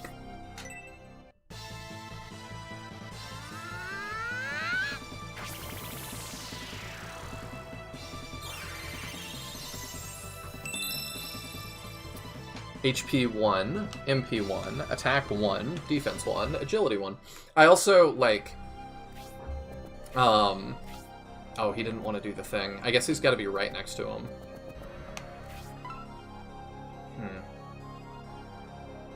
I don't love that, but we'll make it work. You probably still just keep getting punched in the face. Yeah, this might be a game of manipulate the green unit, huh?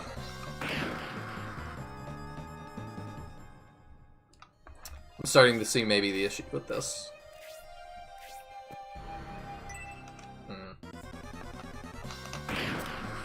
Yeah, and they want Symbios now.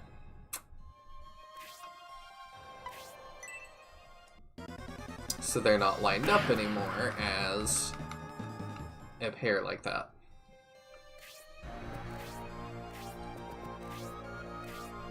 Okay. Yeah, let's move you here.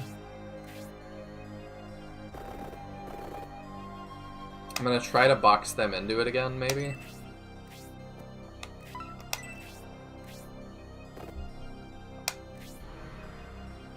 Okay. Maybe if I do that, he'll do the thing.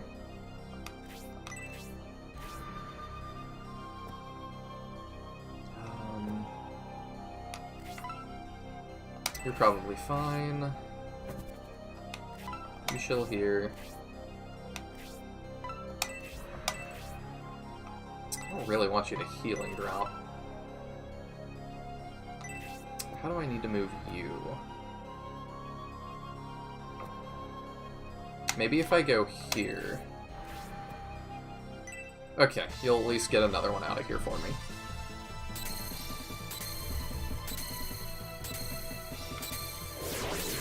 The battle map on this looks really good. I like the model of the mansion in the background.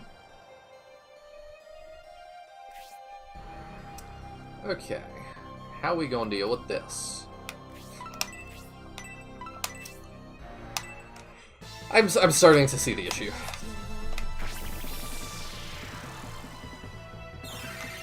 This might make it in my, like, oddest, like, things for green units. I still think the top of that list is Thor from Flame Dragon Knights 3. Because he's, like, a Jagan and a green unit for, like... I forget, I think we did the math on it, and it was, like, 15 or 20% of the game. You have a Jagan green unit, which is just crazy.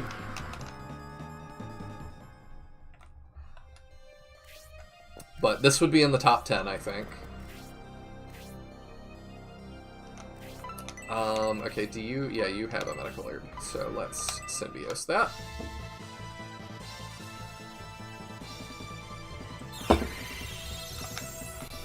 There's a toggleable mod in the current version that gives you control of Khan in this battle, so nice. Yeah, I wouldn't do that my first time anyway, because I want, like, the, you know, the true vanilla experience. You know what, you go take hits. On this side, maybe. But yeah, in future playthroughs, we might do you control Khan, because, yeah. A little bit weird. Okay. You go here. Symbiose, I think you just stay where you are. Okay, and he'll get rid of that one. Cool. Also, this theme, good vibes, man. I really like it. It's just kind of a weird map. He's getting a lot of gold and EXP from doing that. Alright, I'm back. Hello! Nothing has Is he on gold changed. in the XP? Khan. Gotcha. I will note as well, I think we not only don't want to kill them all, but I think we need to let Khan deal with all of them. Okay. So. That was the plan. Okay. I just figured to be on the safe side, we should make sure that happens. Yeah! I still kind of want to figure stuff out, so don't tell me too much. But, or just to ask what my plan is, and I'll say. Okay. But yeah, I was comparing this to, it's not number 1, but this might be in the top 10 list for oddest green unit missions. It's definitely strange. Number 1, I think, has to go to Thor in Flame Dragon 3. I'm trying to remember which mission that was. The first fifth of the game. Oh, yeah, in Plus. Yeah, because he's like a Yeah, green when you unit. said 3, I didn't think of Plus, I was thinking of 2. Oh. Yeah, just having a green Jagan for 20% of the game was such a wild idea. It's definitely a choice. Although, to be fair, you kind of have that with Peter in SF2. You know what? You're right.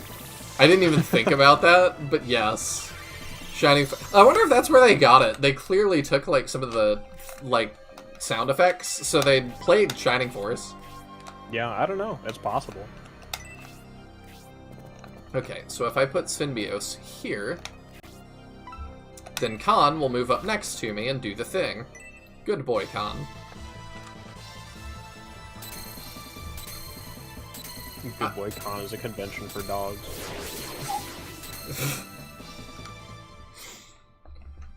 It's the sequel to Rainforest. Why are you laughing? That was a respectable enough con, wasn't it? Sure.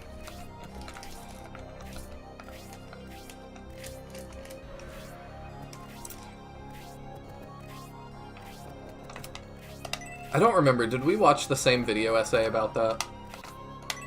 It's possible. There's a few video essays that we watched the same one, so I don't remember though. It's always nothing will like weird me out more than when I was like, I decided to watch this random like 5 gum video essay, and all of chat and you were like, yeah, same. And it was like, I think it got recommended to like everybody.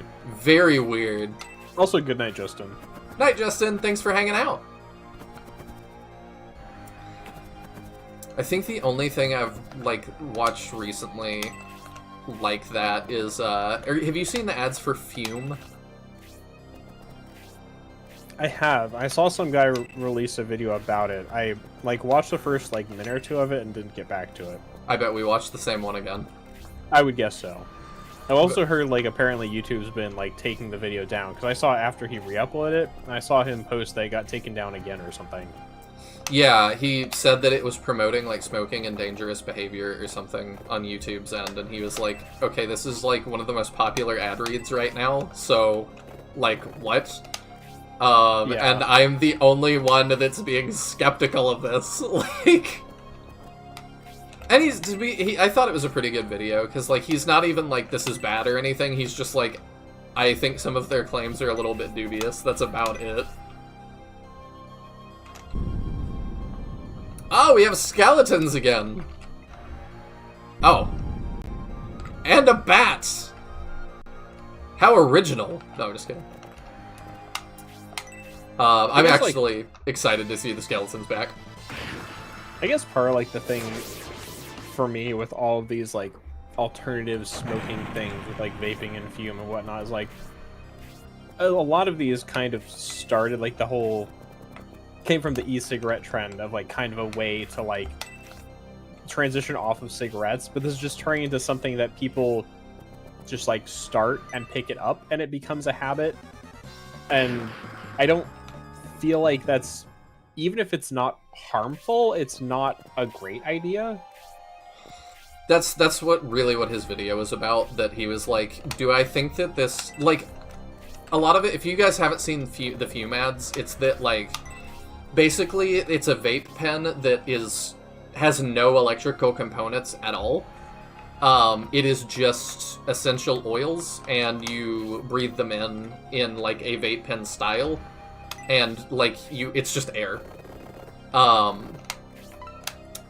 And the guy that made the video is just like, I don't know if it's a good idea to inhale a bunch of essential oils. We don't super have studies on that, other than the ones Fume themselves have done.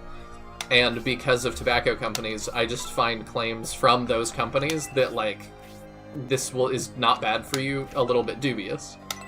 Right. Well, and one of the things that keeps coming up with all of the vape stuff is a lot of the issues coming from, like, cigarette stuff is long-term effects, and these vapes and stuff have not been around long enough to understand the long-term effects of usage and inhaling this stuff.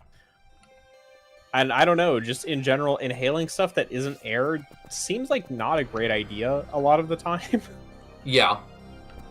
Like, I don't know. I don't know who needs to tell you that, like, you're kind of meant to breathe air, and inhaling a bunch of other materials has a very high chance of not being good for your lungs.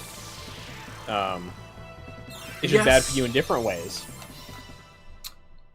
Yeah. I did think it was funny. I had a biology teacher in college that vaped all the time, and she had talked really openly about that she was like, you know, I've had people come up to me because I'm a biology professor and go, what does vaping do to me? And I go, I'm the guinea pig. We'll find out when I'm old. Because I don't know. Pretty much. If you're comfortable with that, great. If not, maybe don't do that. And I guess, like, one of the things that, to me, is kind of annoying is, like, you know, people are like, oh, I'm not addicted to vaping. I just can't stop doing it through our entire tabletop RPG session for 4 hours despite being asked to stop. Oh, and I do it every time. And it's like, are you just being an obstinate jerk? Or, like, is there more to this? I think they're addicted. Even if it's not, I like, do too. nicotine, I think it's just the behavior. Because it's the same with weed. That I've definitely had friends that are like, it's not addictive. I can quit anytime. I just need to do it once every 2 hours to, like, vibe. And I'm like, that's a lot. I've seen the exact same thing you're talking about in people, and it's kind of like, at some point, that is addiction, even if it's not chemical addiction. Absolutely. Because you could be addicted to things not due to, like, you know, nicotine or a chemical. It still is an addiction, whether you think it is or not. Yeah, anything that you have to do constantly, and it's not cheap. No.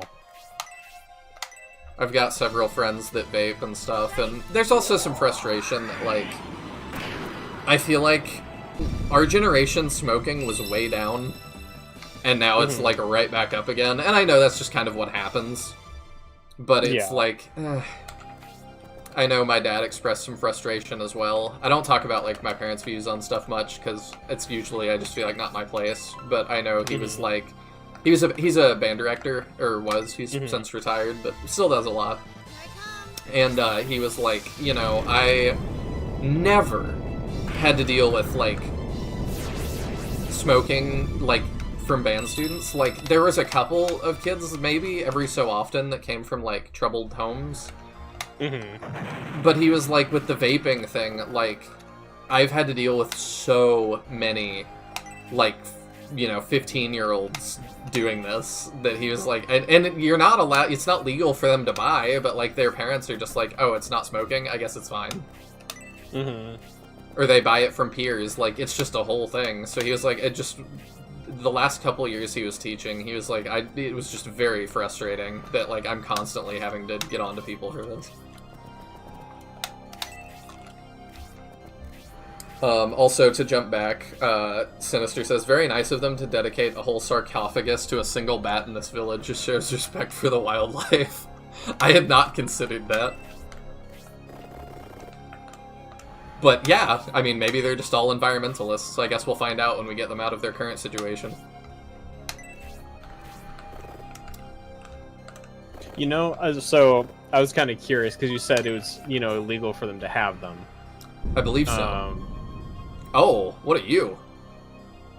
Oh, they're very fashionable. So I was curious, because, like, interesting, I hadn't heard that. So I was looking at the Ohio law, right? Sale and distribution of alternative nicotine products to persons under age 21 is prohibited.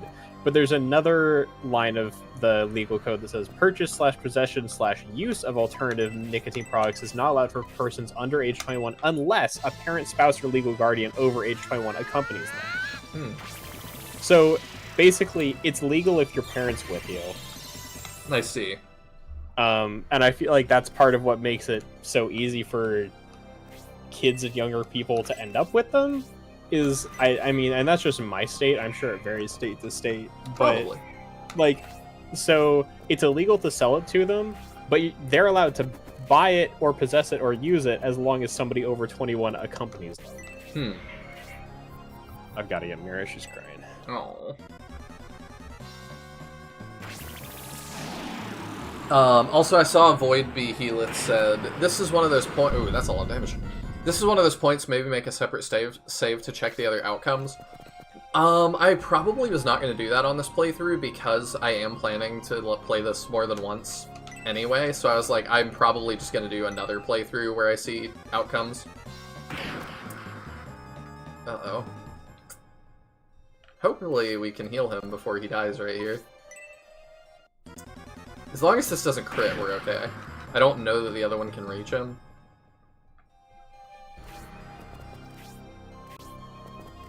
Oh, it could, but Shining Force AI is dumb, so it's fine. But yeah, we need to heal him immediately.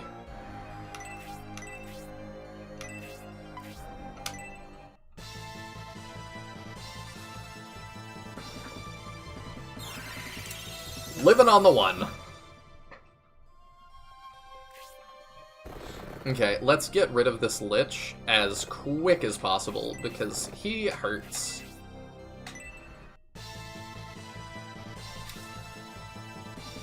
That's not a great start to that. How much MP does he have? Can he just blast us again? He has Tornado 3, which is the first level 3 we've seen.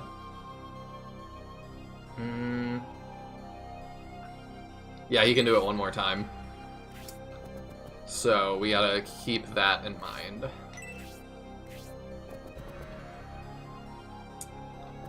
I would love if we could, like... Here, let's do... You medical herb him as well. I need to not stand there, maybe, because Khan might not move how I want him to, though.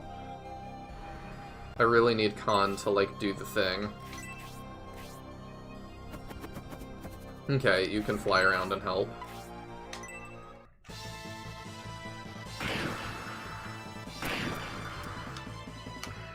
I see. I see why you have said the things you have said about that.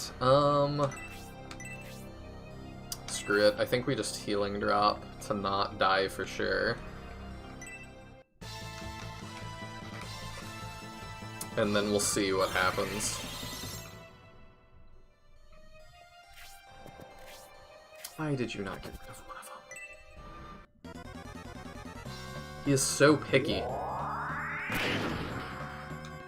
Okay, good counter there. There's a guide out there that'll tell you exactly which village NPCs are which Kianshi. People have cracked everything about this game. That's awesome. I kind of suspected that might be the case. But that's, I also just appreciate the effort that, like...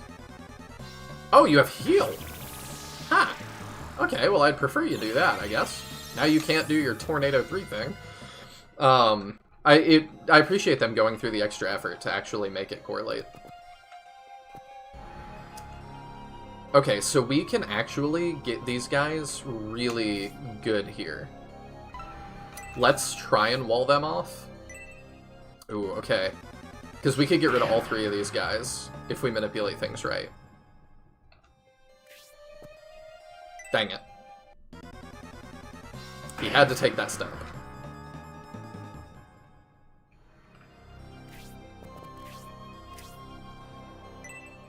Okay. Well, we can maybe get rid of 2 of them at once. Good dodge.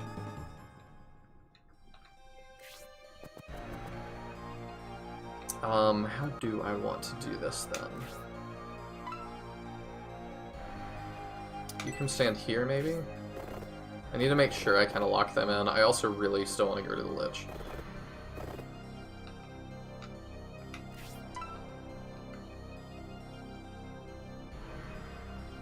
That's going to be tough to do with this squad. Okay, we're going to need her help for sure.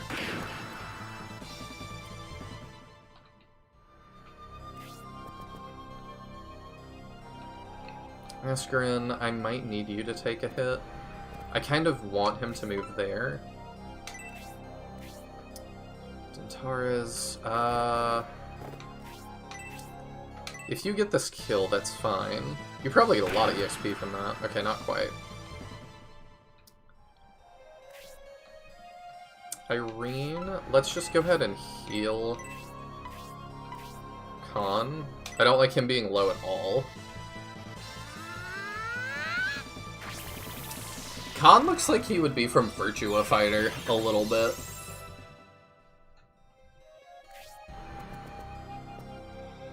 Okay, Julian can help us, I think. You move there, so we keep them locked in. You do 4 damage to this guy. Does he have 4 left? He does. Alright, let's give it to you. That might level you. Takes 5, 35 EXP, levels to 7, HP 1, defense 1, agility 1. No attack? Ah, booty. Okay, Synbios, move here. And wait. Okay, you're just gonna get the one. Okay, that's fine. We're making progress.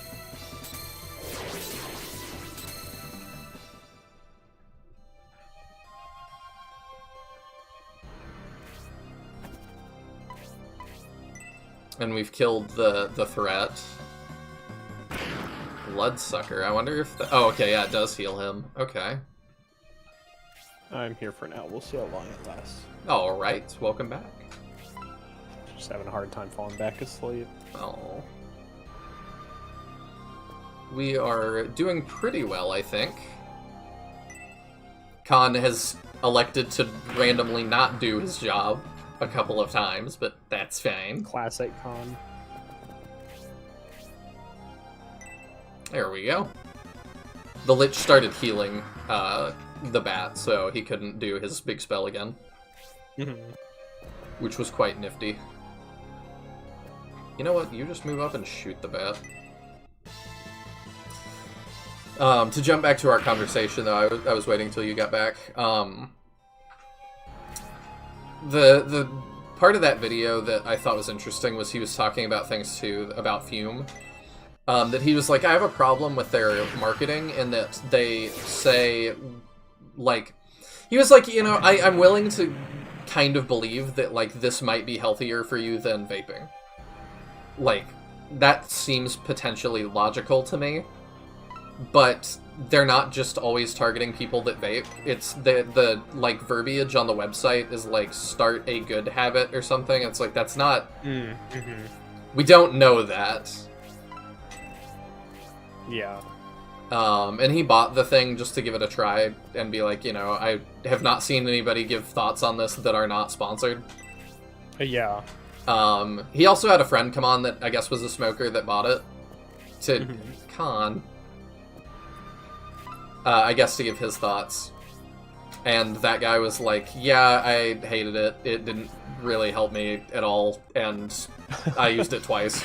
And then was like, this sucks.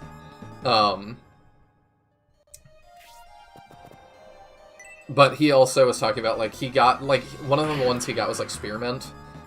And so he touches, like, the tube thing that it's in. And then he ended up rubbing his eye. And it really got, like... It got his eye real irritated, and he's like, I'm just, like, I'm not a scientist or anything, but if this irritates my eye really bad, I don't think I should put it in my lungs. Yeah. Just hazarding a guess. So I assume this will be more of a casual playthrough, not giving the extra love to the potato characters, right? I mean, that is my casual playthroughs. I love the potato characters. I feel like this game only really has one, like, particular potato character. I mean, Eldar leveled while you were gone and got 0 points up in attack, so I'm starting to feel like she is one. Okay, maybe there's two. So I I'm mean, like... I was not impressed by Eldar. Actually, there's a third character who I didn't super love in this game either. So there's what? Okay, so there's 3 that just... Well, I forgot he was in this scenario. I thought he was in next scenario. I also was saying Khan looks like he's from Virtua Fighter. I can definitely see it. I love how huge the Cestus is. The what? Oh, the thing on his arm. His weapon. Yeah. Yeah, that's one one of the 3 fist weapons, because you've got gloves, claws, and Cestai. It looks like he got a, I'm pretty sure Cestai is illegal in a lot of places. But it looks like he just, like, got caught stealing from the cookie jar. And, like, he's... stuck? Yeah, got stuck, and he's just got it on his hand now. Khan's just from Alabama. I knew that was an Alabamian name. Did you notice that Julian has different battle music? Actually, I didn't. I'll have to pay attention to that now. So I think this is the last one. Can you imagine if she just one-shot that? Yeah, I'll say, let's hope he doesn't get countered to death. I mean, easy way to fix that is just we'll barricade him on all sides with people that don't do that.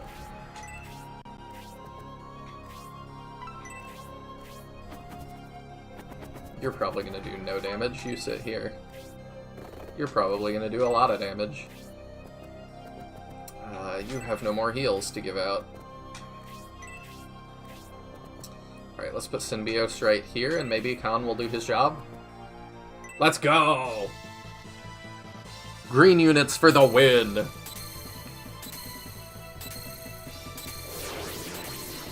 Into the cookie jar you go.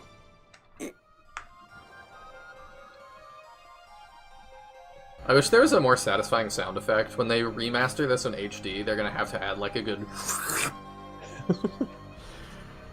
The village has quieted down. However, that doesn't mean we've defeated the vandal behind us. I'm still sensing evil energy from within. If we want to revive Kuonis village, we must brave the dangers and enter this unholy mansion. I'm well aware of the dangers, Khan. I came here to defeat it, and I'll fight it, even if I have to go in alone. Well, I guess this is goodbye. I wish you the best of luck. Like he's going in alone. Wait, stop, don't. Synbios is right. Listen, both of you. We never said we wouldn't battle the vandal.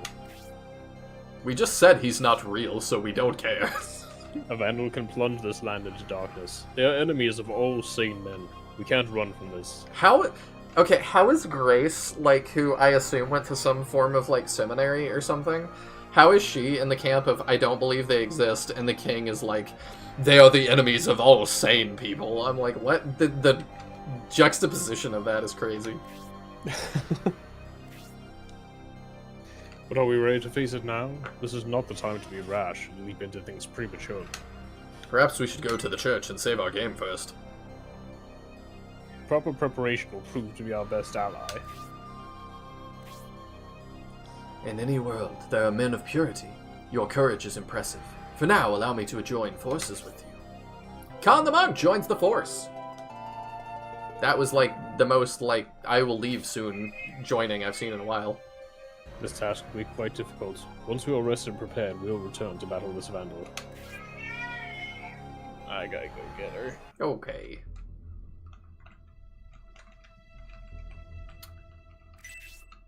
Okay.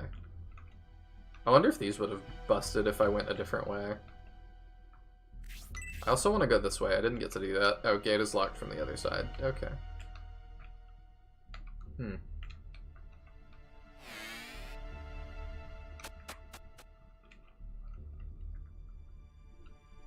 I assume nothing has changed. We just go... We would res, but we can't do that, so... Have you heard Grace's voice? She's probably not... very not sane. Well, I mean, that's just how the Kiantals talk. I don't know.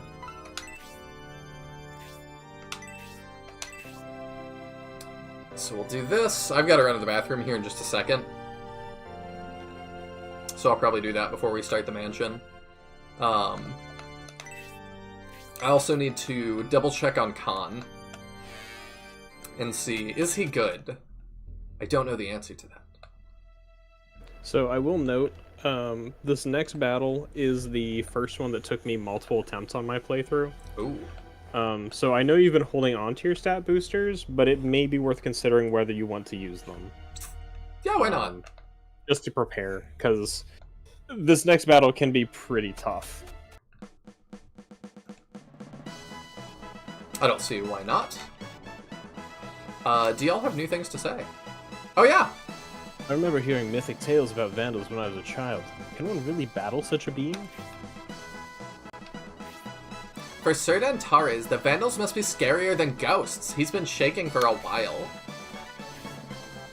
Vandals aren't enemies well with them. They might be a while into this land. You didn't believe in them 2 minutes ago! We might do whatever we can to stop them. I've known people like that in real life. The vandal cursing this village seems weak for some reason. I wonder if it's due to the protection of Elbasim. Do you know a lot of Elbasim worshippers in real life? I just meant people that have switched from... you know what I meant. Oh, of course I know what you meant. Where's my little brother Zero? His sister will soon battle a vandal and bring peace to Kuona's village. We should send a carrier pigeon to let him know of your exploits, or is that offensive to you? I'm not quite sure. Your brother is a glorified carrier pigeon. He's just got armor. I don't know. Damn you, Vandal. I finally found you. I've lived all this time to fulfill the promise I made long ago. I've seen many things in battle, but I never expected to face a Vandal. After this, bandits won't be a problem. Ooh. I don't know, Julian has been looking for a Vandal all this time. He really is reckless. In Irene home, evil spirits sometimes enter dead. They know Kyonshi. Maybe same happened to villagers. I joined the Symbiote army to battle the Imperial army, not to battle a Vandal. Cluck, cluck. Sinister says Eldar's singular character trait. She is an older sister to her younger brother. It does seem that way so far. The cursed village of Quonis. Who knew a vandal was behind it? Those terrifying beings can destroy us all. Yes they can. Let's see. Take... So we have... Power Wine. I kind of don't want to give it to Eldar. That seems... yeah. Yeah, it's probably worth, like, doubling down on somebody who's already good. I think so. I mean, it's no surprise when I tell you I benched Eldar pretty early on, and never really regretted that choice. Yeah, I'm kind of getting that vibe. She's got a very benchy vibe. Okay, let's use some of our things. And don't forget you can use the right and left to view people's stats on the thing. Ah, compare okay. their attack and whatnot. Okay, so giving extra agility.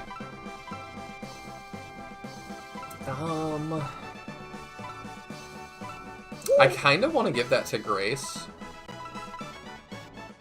Make her faster. Yeah, because just having our healer go a little bit earlier in the turn order would help. Mm-hmm. So we'll do that. Oh, that's a lot. Okay. Yeah, the boosts are pretty big in this game. Max HP boost. Sybil's is really low. I don't know if we're gonna use her. What's really low?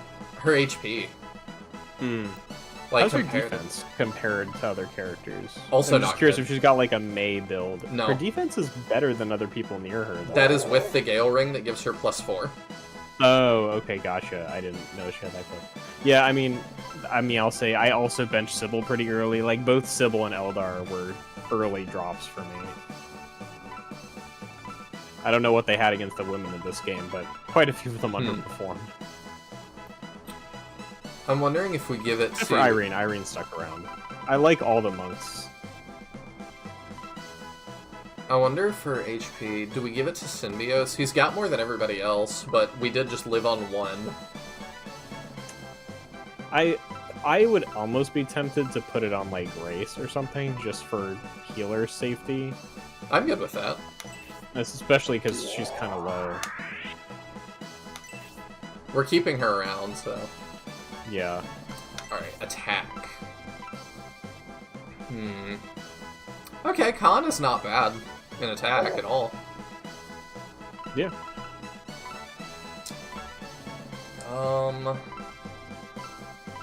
Grace seems Khan was like actually a no- pretty decent frontliner for me. He's got a ton of attack now. Used Khan as a frontliner? Yeah, I used Khan a ton. He was great. He was punching people to the end, and he's a great support unit. So I used Khan quite a bit. I like him a lot. I'm not totally opposed to giving him more attack. Yeah, I mean, he's good. I'm Sure. for it. I will also note, just while we're doing inventory management, like, was it Lull who noted that like the higher your weapon level, the higher your like crit chances. Mm-hmm. So that means Symbios has a pretty high crit chance now that he's reached weapon level 2. One thing we could consider doing is giving him the loincloth from Obright and give him an even higher crit rate. Because he's got enough attack, the Battle Bracer could go elsewhere, and having him crit more often is just going to be more general damage output. I like that. Let's do that. What was I using? Okay, defense. I mean, that I'm also tempted to give to Khan, because he's a little bit squishy. Or so is Grace. Symbios, though. Grace is 9. But we've given her so much stuff. That's fair. Maybe we can give it to Symbios, because we didn't up his HP, and that'll help him survive physical hits.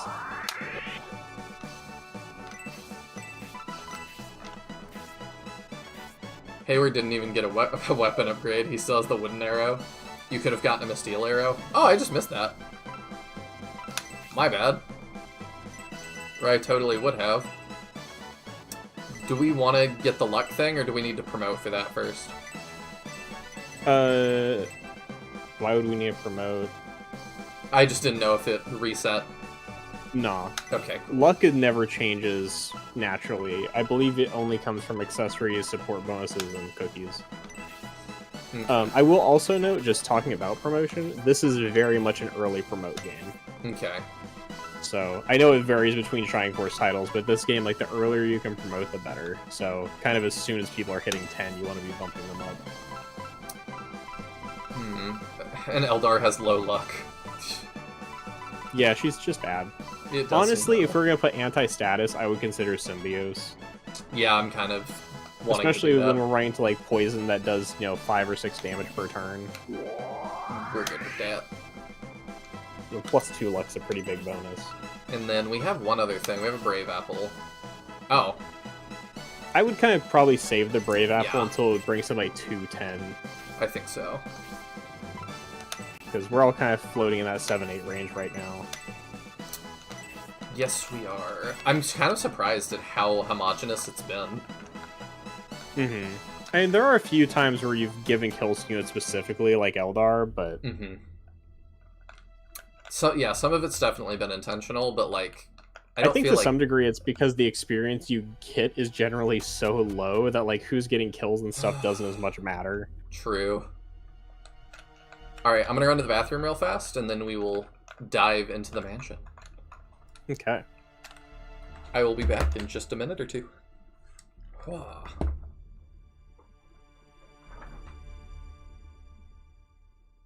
Mira, it's just us. Do you have anything to say? Do you have any wisdom? Do you have any shining wisdom? No, you're just watching.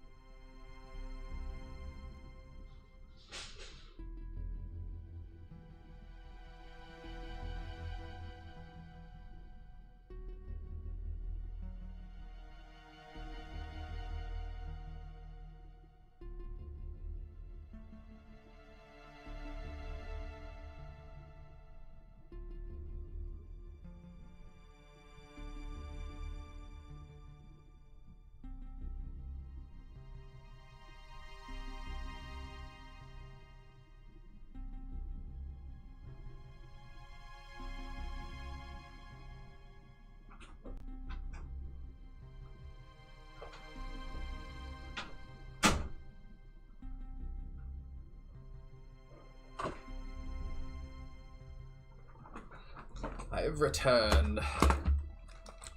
Putting luck on your protagonist is also good prep for the premium disc. Good to know.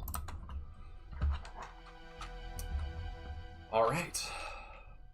Into the labyrinth we go.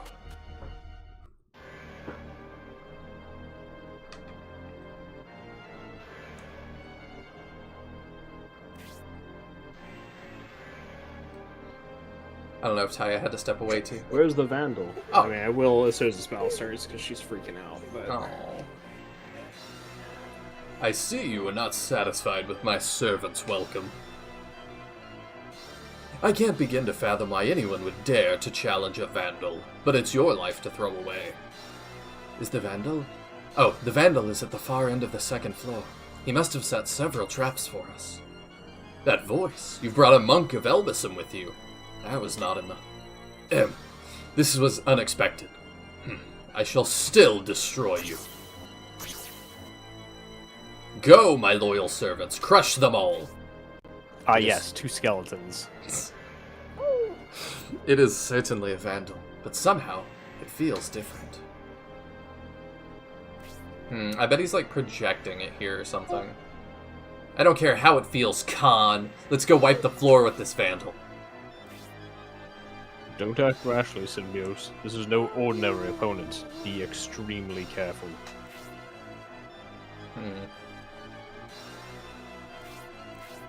Alright, here we go, the Haunted Mansion. So all I'm going to mention before I step away for a second is there's one relevant item to find in this fight. Alright. It is at a spot on the floor, so good luck. Okay. We'll figure that out. We'll just check a bunch of them.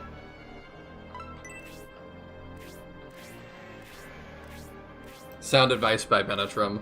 Yeah. That did feel like a "this is hard" disclaimer.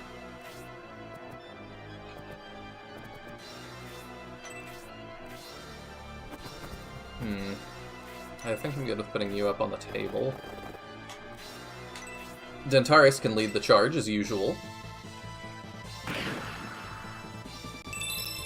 Dentaris hits level 8, HP 1, attack 1, defense 1, agility 1. Nice! Oh, bats. I see. Kind of keep our healers back. Is that... okay, the bat's 1 back. Julian is not super tanky, so we're not going to charge in with him either. Synbios is tankier now.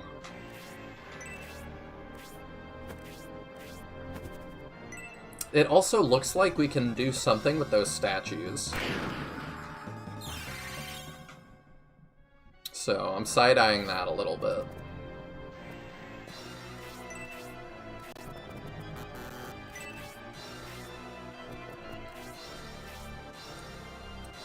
Honestly, even if Julian wasn't named at the beginning, with the way he talks, he's too edgy protagonist to not be a protagonist. Yeah, he does very much give that, like, you know, the one, like, anime protagonist character in the classroom that has, like, the colorful hair.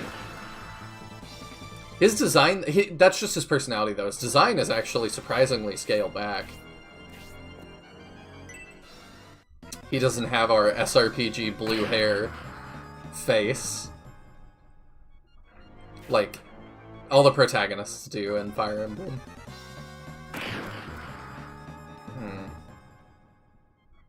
I'm interested to figure out why this one is so hard, because this doesn't feel particularly hard yet.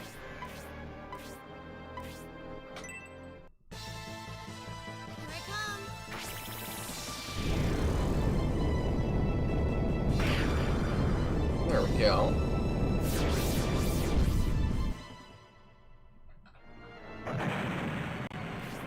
We're just gonna play smart.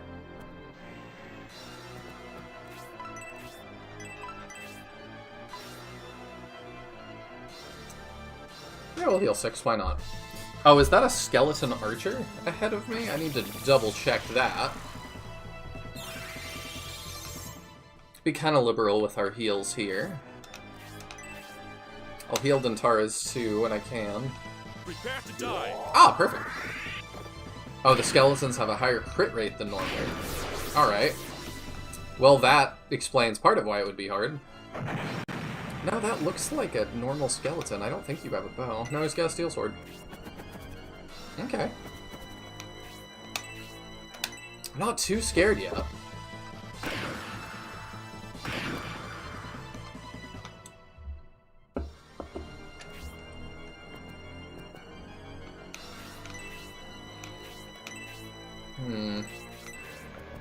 You probably stay back. Yeah, Julian can get in there and get some hits in, I think.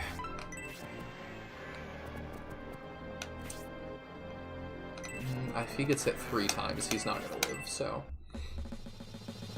Will not put him in a position where he gets hit 3 times. Did he already get hit once? I don't think so. No, okay. And then, remind me what Khan's defense is. 12. I don't have faith in Julian, he's got 12 too, so... Do you have any spells? Oh, you have heal. You have heal 2. Interesting. Do you get this kill? No, not quite. Alright, well we can put Synbios ahead of him. Oh, I didn't even see that that was a gap there. Okay, let's go ahead and systematically check this as well while we're moving.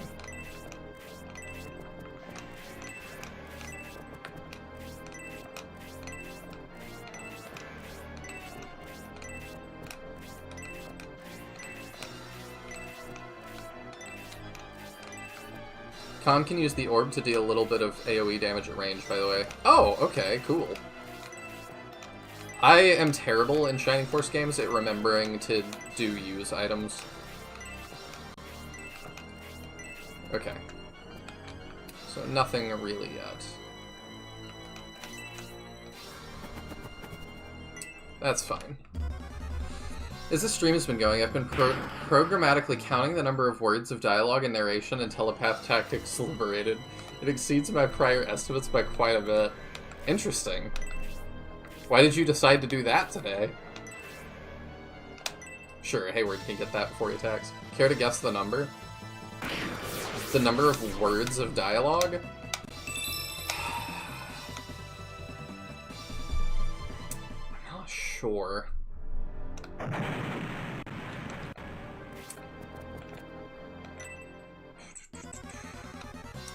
300,000 is gonna be my guess.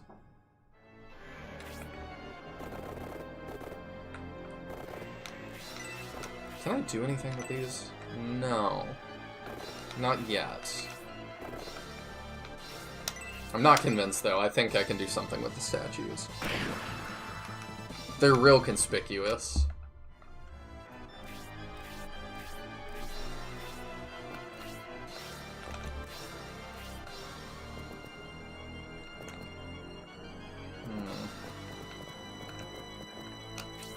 Yeah, you can get in here and do a little more damage.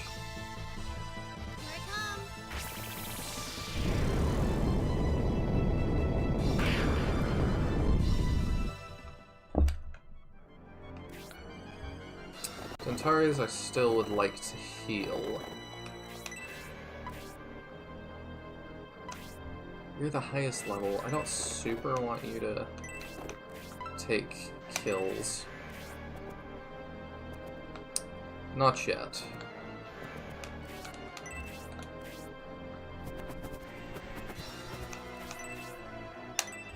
Do you do more to bats? Not quite enough.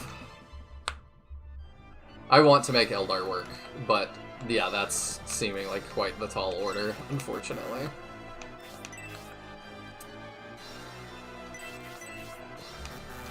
Um,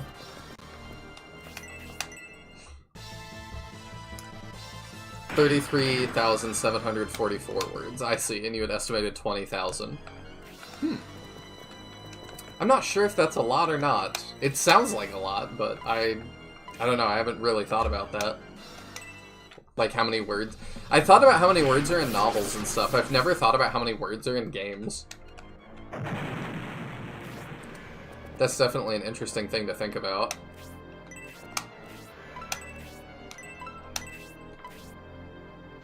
Okay, you can fix up Dentars.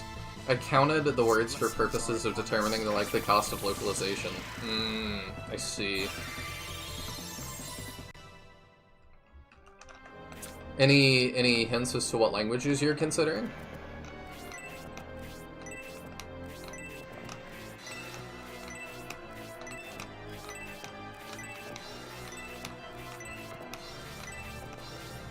I wonder sometimes if, like, there's games that, like, or there's, genres that, like, don't have that many players in, like, certain languages. Like, I guess you could, you know, do Together in Battle in, like, Hindi, since it's very Indian-inspired. I think that's what they speak. And I'm like, that's really interesting to think about, like, how many, you know, maybe they don't play those games because there aren't any available in Hindi.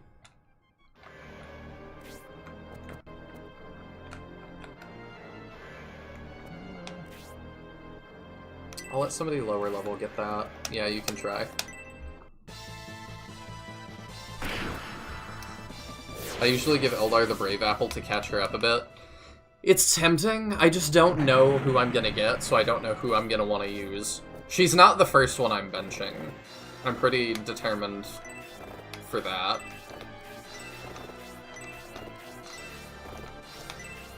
We'll start breaking through the barrels that are very conspicuously in this corner. It might be because after this battle, we can walk through that door if I got rid of that one.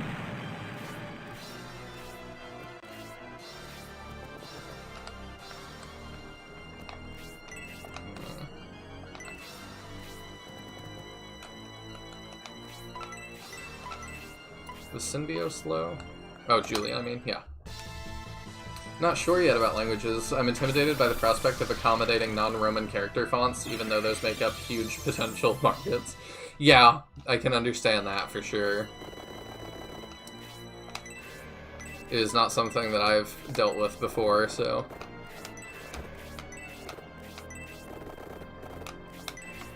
There's also, like, who do you get to do that? Are there companies that specifically do that for games? Do we, you know, I'm notoriously, like, very distrustful of localization, or localizers. Like, do you trust them with your work? You know, stuff like that.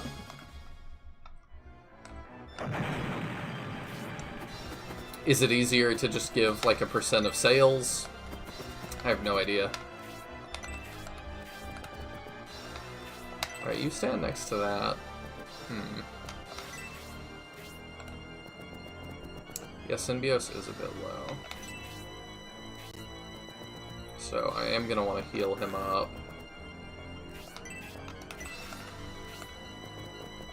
You can move up here. I'll let you get the next one. Being a centaur, she can catch up pretty quick. Ah, healing drop, okay.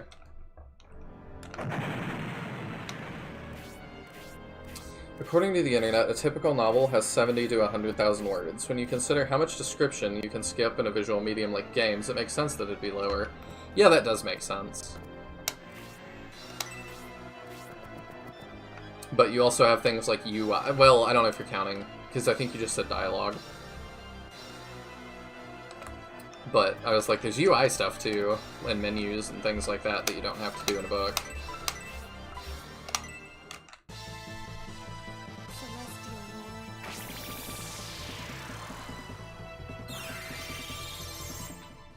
I'm expecting... Now I'm starting to think there's going to be some crazy reinforcements or something.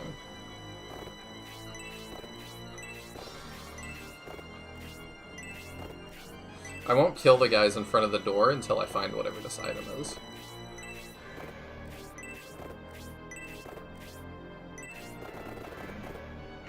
I haven't seen the prompt come up yet.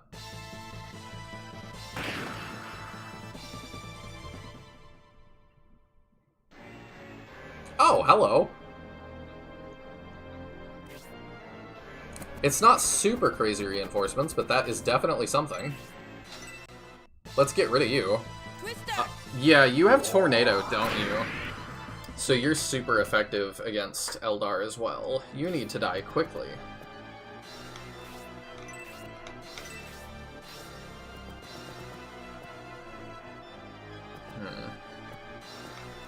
Put Julian here so maybe he can go help. You can do some AoE stuff. I wonder if we have you do that. Not carrying any usable items. No?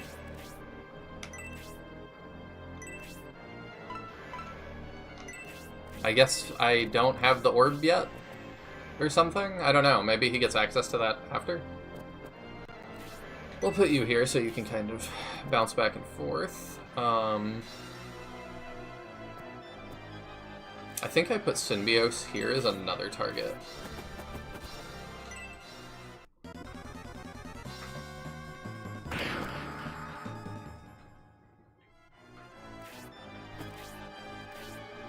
Oh, it's an accessory. I see.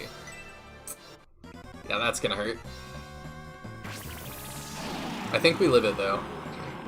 That looks ridiculous. Oh my goodness.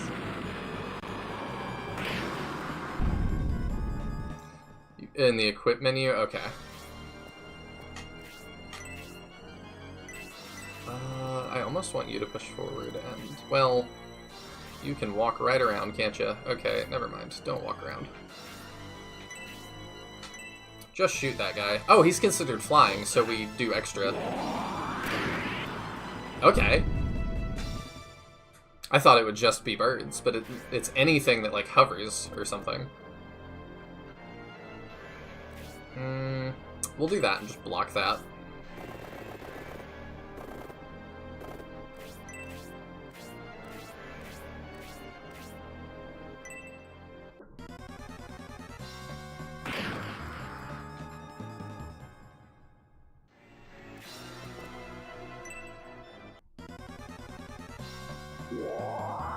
Oh, yeah, there's the crit you warned me about. Everybody kind of needs a heal at once, huh?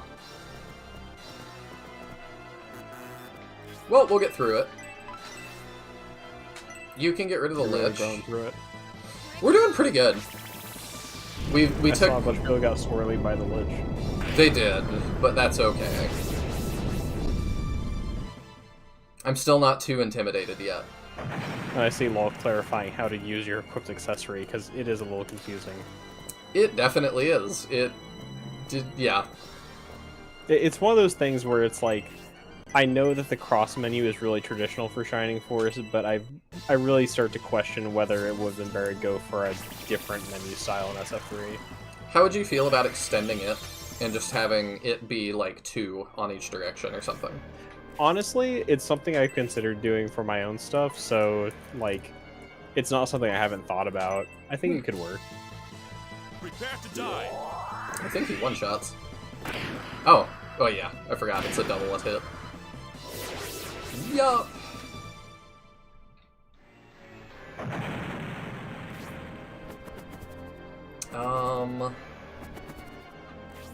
Okay, let's keep healing people up. Oh, you don't have any. Never mind. You do. Was Synbios low? I need to make sure he... Okay, no. Julian is, though. We'll fix him next. Our healers just get to do some stuff. But I kind of feel like we could have eliminated a lot of the problems if they just, like, when you're interacting with your inventory, you could scroll through it just from top to bottom, like you can when, like, viewing information about stuff in the info menu, instead of having to use the cross menu for it. Yeah. Because, like, that's where we get into the whole problem with, like, use weapon and equipment had to be moved to the equip menu rather than the regular item menu, because the item menu can only access your 4 main items. And then it's like, we have separate buttons for equip weapon and equip accessory, when that feels like it's wholly unnecessary and only there so that they can make 4 options in that menu. Yeah, that does feel unnecessary. Where it's like, we could have eliminated the entire equip submenu by just letting like use just access all your items. I see what you mean, and it's like, I guess this is a forced title, but like, Holy Ark already did that.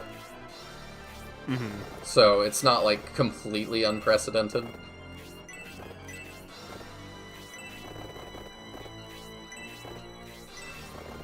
Okay, I think you just chill. I'm still checking all over the floor and stuff.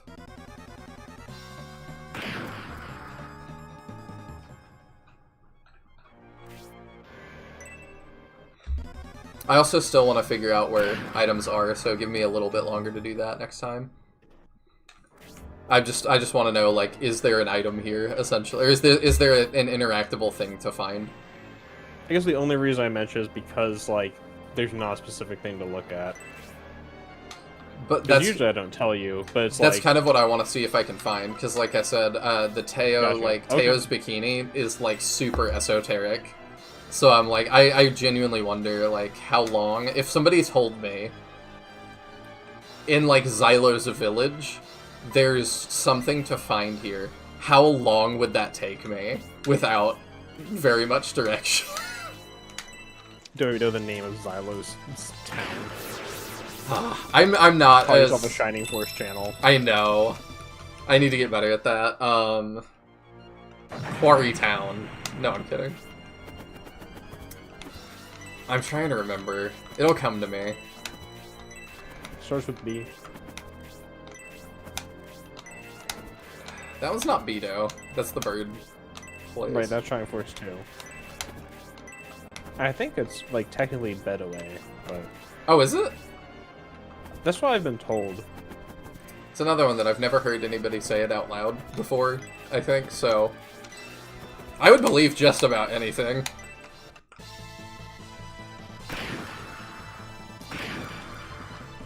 It would be funny if the birds, like, were not able to say their own home's name.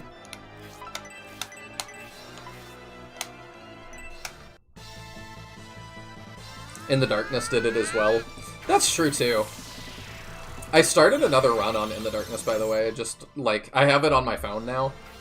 Because they made it free before they took it off the App Store. And I was like, you know, I'll do this for fun. And, like, just go through it.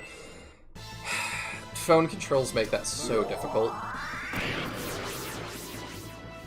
Well, he didn't say anything.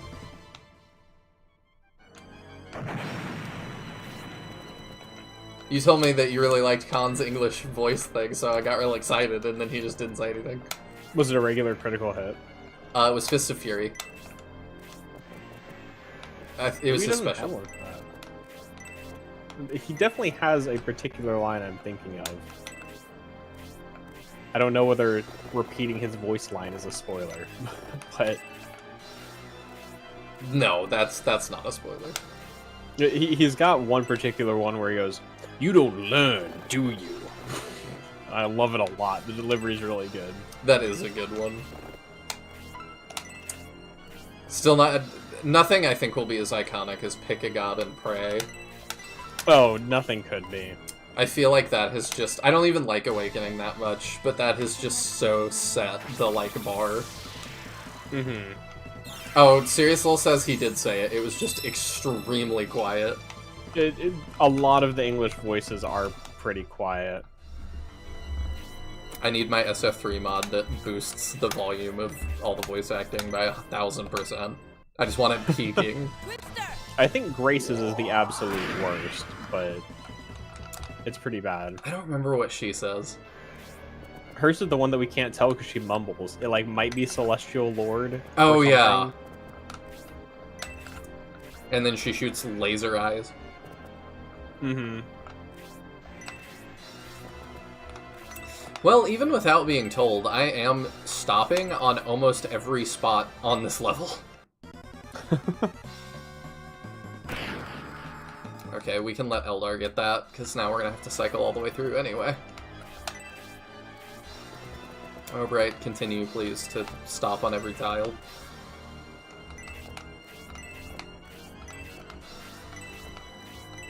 I assume it will say inspect at least. Yeah, everything does that's inspectable. I was about to be like, does it in SF1? And then I was like, yeah, it does. That's how you find, like, the lawyer and the briefcase and the shotgun or whatever. Mm-hmm.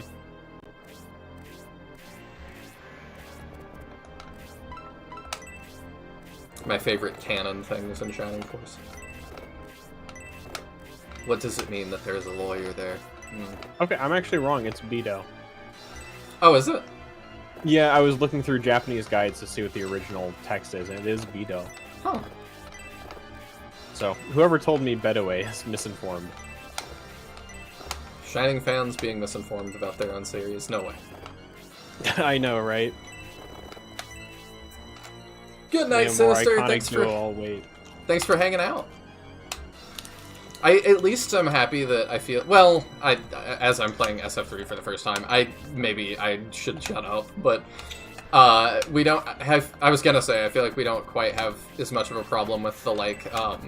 It's usually Persona or something. I think that I see the posts that's like Persona fan excited to play Persona for the first time. Yeah.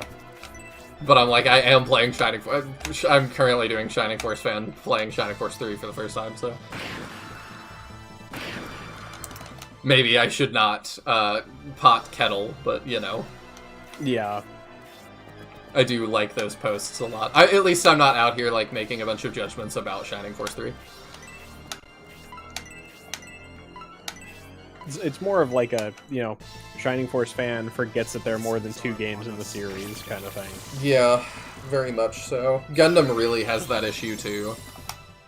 Although Gundam's like a huge, sprawling media franchise, so I feel like that's a little hard to actually, like, get into all of.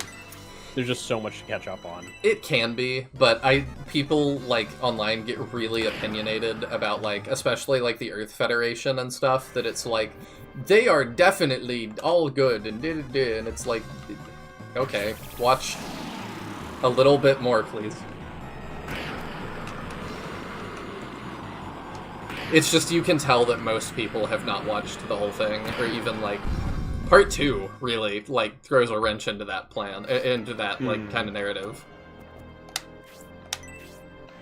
So it's just like, I don't know, if you haven't seen, like, Part 2, I don't know, are you basing all of this off of, like, 10% of the whole thing? It's just odd.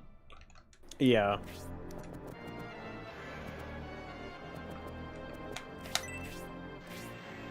Okay, we can get a little closer. I see, this is really clever design I want to call attention to right here with the Lich as well, because when he spawns here, it's like, it seems like I had to pass a certain line. It's a really interesting, like, situation that you're forced into, because if I've got somebody forward like that, it's like, okay, I don't want him to get hit by Twister and 2 enemies, but if I put 2 people next to him, then they're all gonna get hit by Twister. Mm-hmm. So I just wanted to call attention to that it's like, that's kind of a cool, like, yeah, situation it kind of puts you in, that you have to kind of weigh your options. And the battle design in 3 is pretty darn good. It really is so far. You can tell that they've really, like, improved in their general combat design. Yeah, I've not had over the course of the series a map similar to Shining Force 1 Battle 2. Yeah. Oh, that refugee map is pretty stressful. It is, but they also maybe don't expect you to, like, nail that, is kind of what it feels like. So I'm okay curious, with like, that. how many people playing it without having outside information would, like, reset to try and get all the refugees saved, or whether they just let some of them go. Like, what would a truly blind player experience mean? I mean, that is what I would do. Like, that is exactly what I was planning on doing, because I was just like, if I get a reward for it, cool. If I don't, it's a fun challenge. And I would assume how that applies to most people. Yeah. I guess I'm still not quite the norm. Because I think it's also kind of like, I mean, I had an annoying enough time with the refugees that I ended up only saving 1 in my playthrough, and that was with trying it a couple times. So I'm curious whether most people would reset enough until they actually got it, or whether they would end up giving up. I don't know. I would have kept up. I feel like I mostly did it on my own. The biggest thing that y'all helped me with was just calling my attention to that, like, enemies also cannot stop on the tracks. So, and it's like, once you know that, it's like, okay, that really opens this whole thing up. That tells me a lot of where I can and should move. Yeah. I saw Marauder EX lose his mind on the refugee map for hours, but he did eventually succeed. I'm not familiar with Marauder EX. You're not? I'm not. He has possibly the only complete Shining Force 3 playthrough on YouTube. Until now. Yeah. Well, yours is not complete yet, so, yeah. You know, cart before the horse. Well, I will have to go subscribe to him. Does he do a lot of Shining stuff, or? I don't know. I've never watched his videos a ton. I mean, I have to say, if I remember correctly, I found his voice kind of annoying, so I can't watch his videos much. Taya, I love that I never have to wonder how you feel. Like, I genuinely... it's the autism. I know. And it'll be I know it's off-putting to people, but I'm like, I just appreciate it so much. It looks like he just finished an 89-part Unicorn Overlord series. Interesting. A month ago. 2 months ago. And now he's playing Sea of Stars. 89 parts. He's still doing stuff. Jeez. Yeah, 89 parts, but it's all like half-hour to an hour-long videos. I mean, I'm still playing through that very slowly, but that has been my experience that I'm like, oh, this thing really does, like, keep going, huh? Every time I'm like, I'm probably close to endgame, it's like, here's another continent, and I'm like, oh. He did Holy Ark and SF3 since he's a big Golden Sun fan. Okay. Okay. It looks like he does do, like, a lot of... Oh, he did Shining Soul 2 years ago. Cool. So, it does look like he does a lot of RPGs. I don't know how much Shining overall he does, but... I mean, I'm always down to watch a good Shining playthrough. Mm-hmm. Especially from people that are not... Like, from Shining YouTubers, but also from people that are not. Because it's just very interesting to get that outside perspective, and... I love when people crap on my favorite games, because it just makes me think about them in different ways.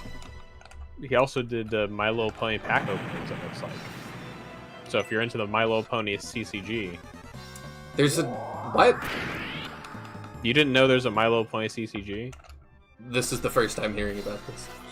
I mainly knew because I went to Gen Con, and they had, like, in the card game hall, a place dedicated to play it, and there were, like, 2 little, like, 10-year-old girls, and then a whole bunch of men in their mid-30s. I mean, that is the exact demographic I would expect.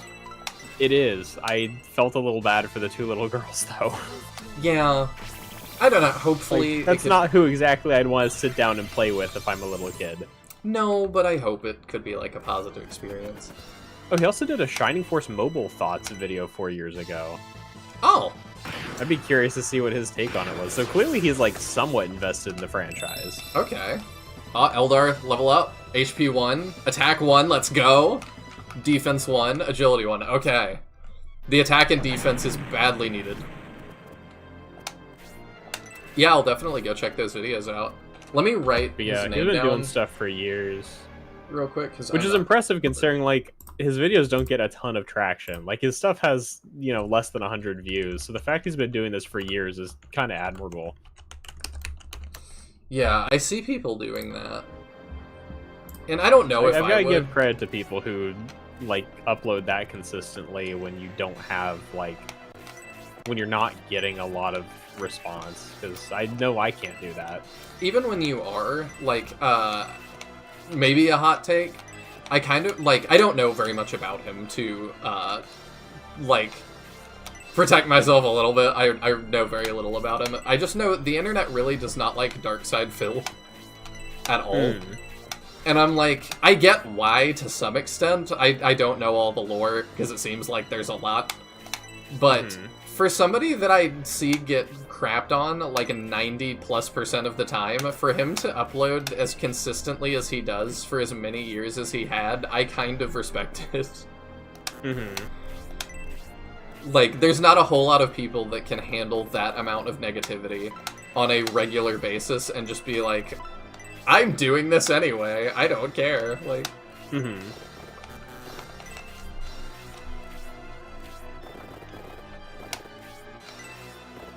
This was a Shining series discussion video I will from listen like to that. 7 years ago. It's interesting. Like he has all these other games he's playing, and then like in the middle of it, there will just be like something Shining related, even though he's not like playing it or anything. It's kind of interesting. So he's definitely into it, but he does a whole variety of stuff. Huh. I mean, I can't. He did say Shining too Force much. CD. Hmm.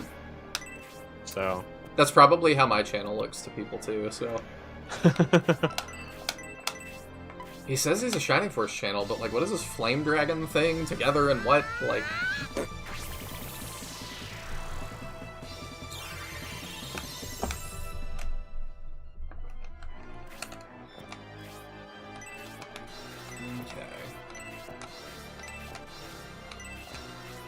dang, this item must be like, it's got to be past them or something. it's somewhere. It definitely must be. I feel like I know been where it is, but pretty I'm not thorough. Neener, neener, neener. Not the neener. Feel like I know I'm I back hit at you where it the hurts. I'm back at the elementary school. It was funny. I had this girl come up to me today. She must have been like 2nd grade maybe, and she was like, "I got to go on the I get to go on the announcements tomorrow, and I get to tell jokes. Do you want to hear my joke?" And I was like, "I would love to hear your joke." And she said, "What did?" She of course had to whisper this so nobody would steal. OC, Right. do not steal. As I'm stealing it. But she's like, "What did the potato say to the other potato in the sack race?" Okay. Catch up. I should have said that while Sinister was still here. He would adore that. But it was very cute. Yes. Okay, I'm gonna have you get healed first so you don't die. That sounds like a good plan. I'm gonna send Eldar around to sniff around that corner.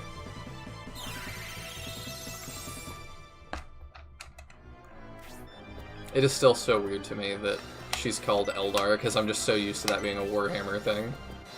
Oh, gotcha. It's like the Space Elves.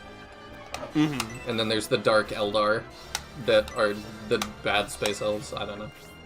Yeah, now that you mentioned it, I've definitely heard that word in like Warhammer spaces. Lucky Loser's clapping like he's saying something, but I don't know what he's saying. Oh, they're terrible guards. I could just walk past. I didn't realize they left a gap. Yeah. Okay. Well, shoot. Okay, yeah, just... Alright, next turn he can look.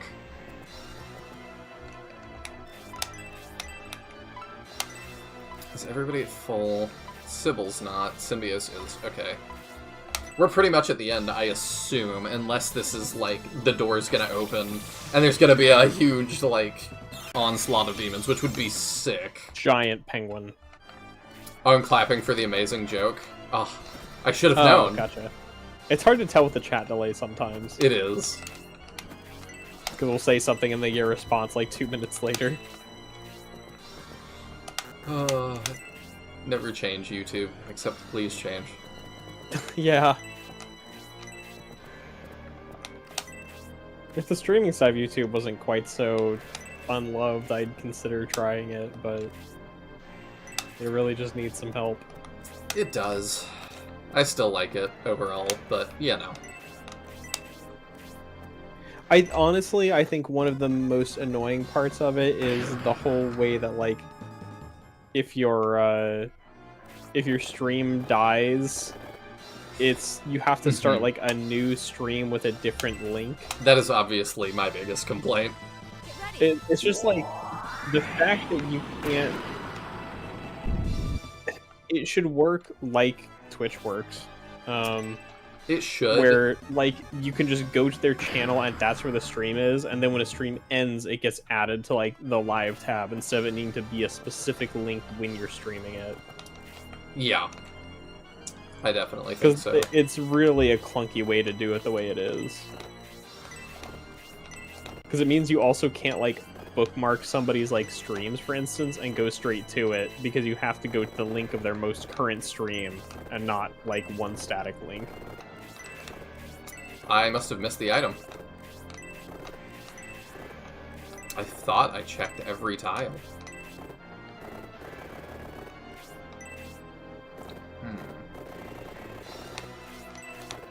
Alright, so my plan... We gonna have to buy some time. Where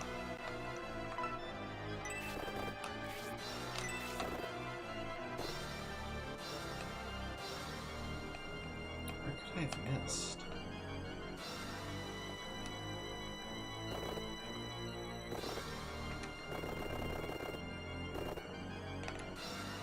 Do I get it after I open the door?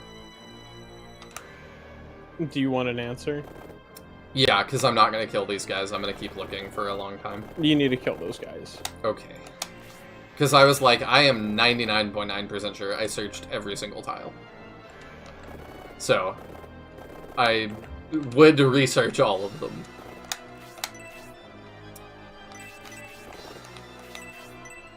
The only thing I wasn't going to say anything because you don't want anything told to you, but... I appreciate that. The only thing that I've not checked is these dark spaces that, like, only, what's your cheese can do. But that also feels like that would be quite odd. Do you hit 5 on these yet? I'm not sure, you might. Let's go! Her becoming friends with more people, too, is probably good, because then she can do, like, 5 extra.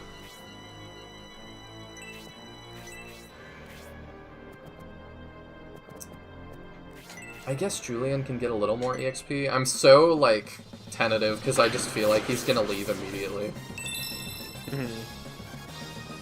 HP 1, attack 1, defense 1. It is really interesting that he joins us for so long. So, you've managed to come this far. I'm afraid I'll have to sully my hands and deal with you directly after all. I gave this guy a much deeper voice than he deserves. Abdark? Bring it on, you Republican scum! It's like looking behind the curtain. Yeah. Is that a succubus? Vandals are supposed to be immortal, but he seems much weaker. We should be able to defeat him, Symbios. Let me first use the Elbisum Orb on him. With it, I can weaken his defenses. Dang it. Okay, well... What? It's like the mental image of like, let me use the orb, I could use it to weaken his defenses. Walks over to the doorway and looks in. Dang it! And then walks away. It's just like, okay then. Alright, what are we dealing with before I, like... Okay, it is a succubus. You have Blaze 2.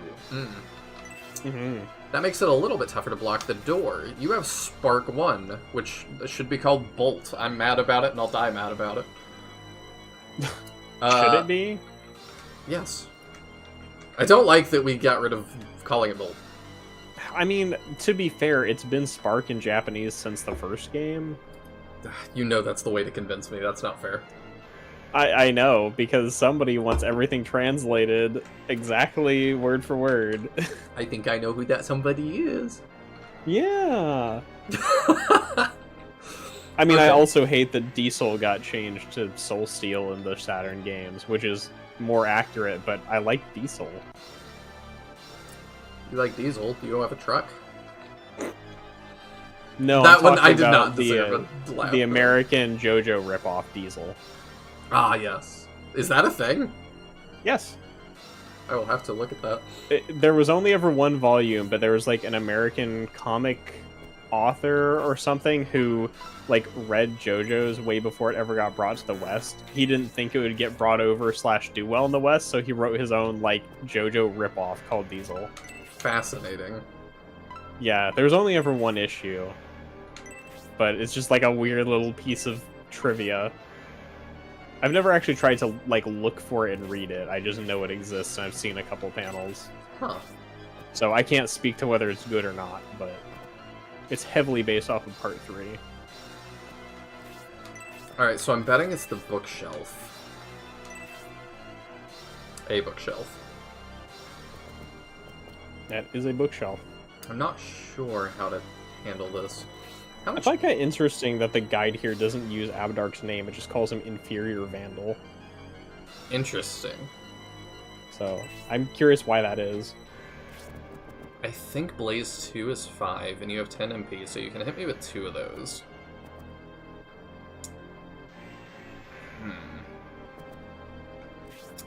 Let's try and bait it out, I suppose. Okay, we can get in now. It's not there, so it's gotta be... Well, I can check. I bet it's the one to over here.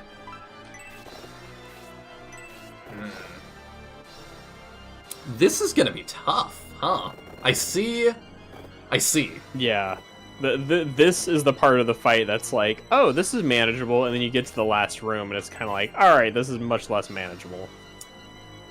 Yeah, I think we're gonna take some deaths, but we can take a strategic death or two. Yeah. Like I said, this was the first battle that I actually had to do multiple attempts, because I just got absolutely destroyed in this last section. Yeah, enjoy. I am not used to ambush spawns in my Shining. I have not played. I should have played alternate to prepare. No, I don't know if they're ambush spawns. I just know you've told me there's a lot of respawns. Yeah, I mean, they spawn when you enter the room, so they're kind of ambush spawns.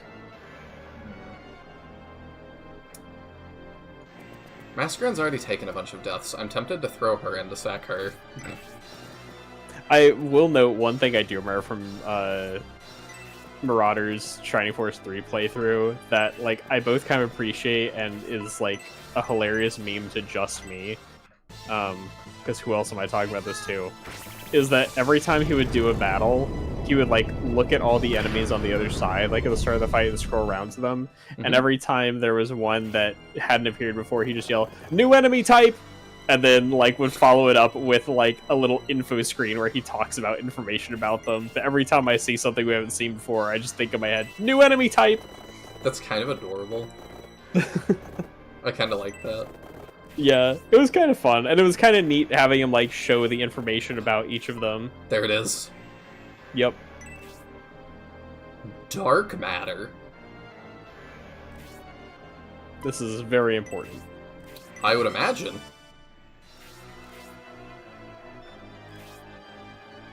Oh. I'm assuming, like, by the look of it, it looks like not mithril. It does, in fact, not look like mithril. You're correct. Whack. I mean, it's 8. Yeah, I mean, they're weak to onks, so it makes sense.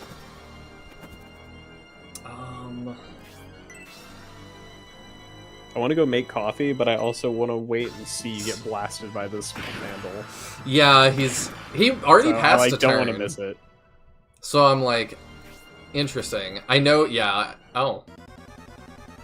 Charm. Oh. Oh, that's great.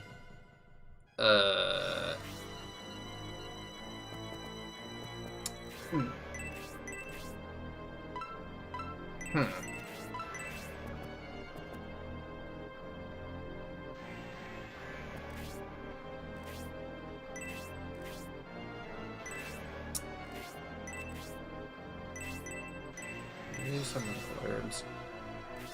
Okay, we're gonna have to figure out what to do about that. Not entirely sure yet. We'll just watch Obright power wheel all your allies. Yeah, I'm kind of worried that that's what was about to happen. Did we take his loincloth off? I don't remember. We didn't, I forgot. Oh, okay. I mean, frankly, I'm kind of glad he's got a loincloth on, but tactically it's not great. Yeah, I'm realizing that right now. Julian, I really need that guy gone. Could you potentially remedy this for me? Julian, Nope. That's not helpful.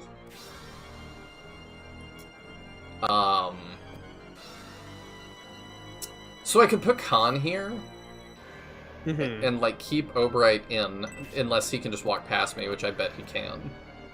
I'm not sure how he's treated while charmed.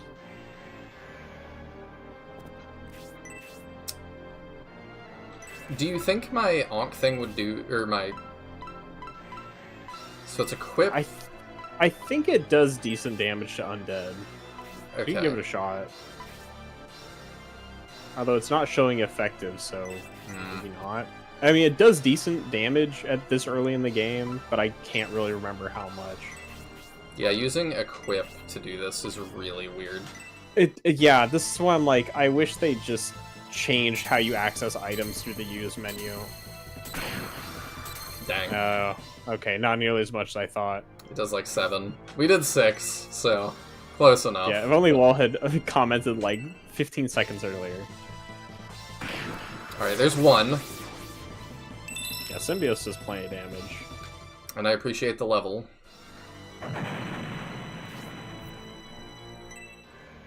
Okay. Behold my powers.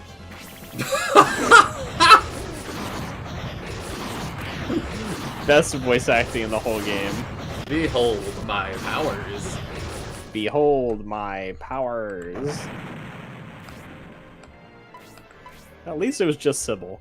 Yeah, that was ideal.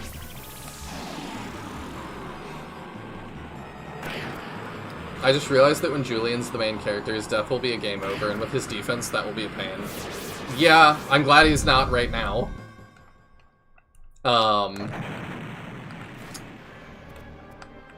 Yeah, Julia's a game over condition scenario 1 would be rough. It would. You just had your turn. The Lich is gonna go next. Or the Skeleton, I mean, but I kind of just want to get rid of the Lich. Actually, are you effective on the Succubus? Yes. Okay.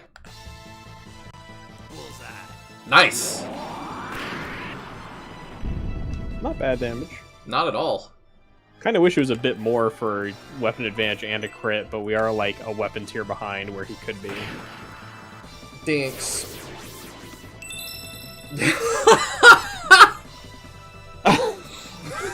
I can't believe he did exact damage and then leveled off of it. Oh, and he learns a new special he can use on me. I did not expect him to get EXP for that. That's really funny. It's the same voice actor as now Bear My Arctic Blast. I'm so glad.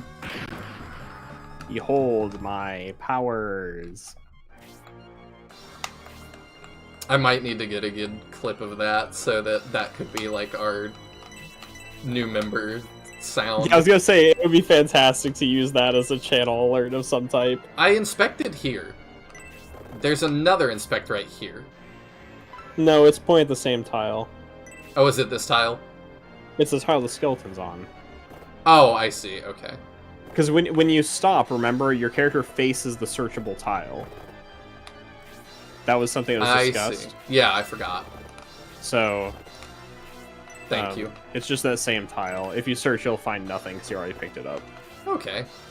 It's just the train that was weird. Yeah, just the train was weird. Do I want to I start? really don't know about that search point. Let's not. Let's do that. Okay, we got her out of here without getting blazed-toed. That's definitely good. Okay, you have heals, which is great. Be careful putting her anywhere near Obright. Yeah, we're gonna heal Symbiosis.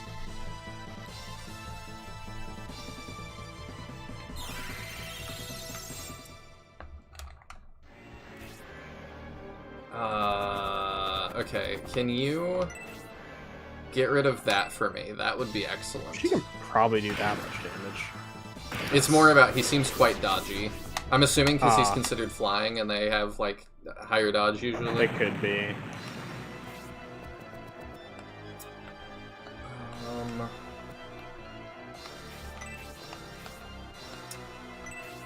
What do you have? You have some heals as well.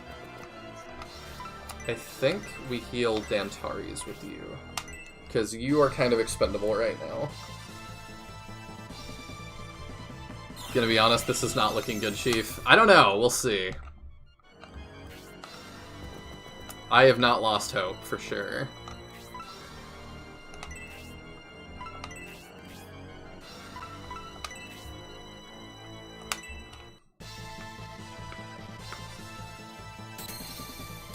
We weaken him like that. Excellent. And then we weaken all of them. Nice. Okay. That was a good play, I think. Yeah, that works. I mean, we had to do it, so even if Khan ends up dying for it, it was kind of a requirement. Do we want to throw him in, or... Like, we can get that kill. It's an option. Take something off the table. Let's do it. Because then we can... Yeah. I don't think he gets one shot. I would assume not. I don't He's even... gonna go for more targets anyway. My powers. We live. We live. That's all that matters. Oh. Goodbye, Irene. He's showing you how the new crit works. I mean, he's gaining tons of EXP, like, optimal, honestly. She had no more use to us, pretty much, so... And she was carrying a few healing items, but yeah. She had one left. She had one medical herb left. Oh, did she only have one left? Yeah. So it's not that big a loss. Now we just gotta focus him down. How much do we do? 0. Okay. You have some medical herbs. Fix up Obright, and then we're gonna have to send him into the fray.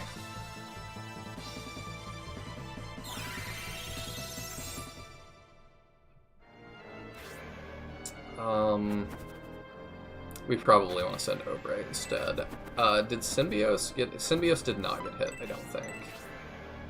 I don't believe so, no. Okay. Yeah, you just wait outside for the time being. Do I need to use the thing more than once? No. Once Okay. you use it once, he's susceptible to damage. It's how Tarot should work. Hey, like you said, they learned. Oh my god. Wow.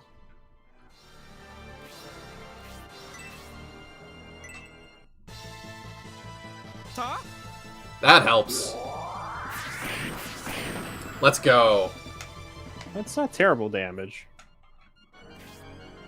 But he is also our highest attacker, and that was a crit, so it's a... I'm really disheartening. trying not to think about that. At least we're doing an okay job not bunching up too much for our force. Yeah. We're gonna take some hits here, but we heal. He recovers 20! He recovers a lot. Oh my goodness. It's, what, 1/6 of his HP? I love it when that works for me, and not That against wasn't me. bad. I mean, at least it calls your attention to it, too, because, Yeah. like, the older games didn't do that. Calls your... If we're gonna attack while in range of people... Oh, okay. What was it? I was gonna say it might be... I was gonna say it might be better to stand by Symbios because he gives +5 attack. True. But also that would cause a 3-man formation instead of just a 2-man formation, so it's kind of a catch-22. I wanted him there, so I know it's going to be a 3-man formation, but I need to heal him. Yeah. I don't remember whether magic can crit in this game. I kind of... Oh, he still dies. Yeah, he does. Well, that was probably a waste. Unless we heal him again, but then we're creating a 4-man formation. We are, which I don't love.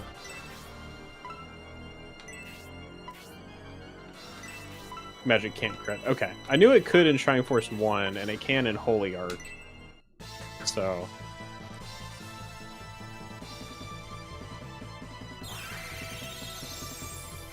Kind of interesting that it can in Holy Arc, and then they took it out again here. Con, please.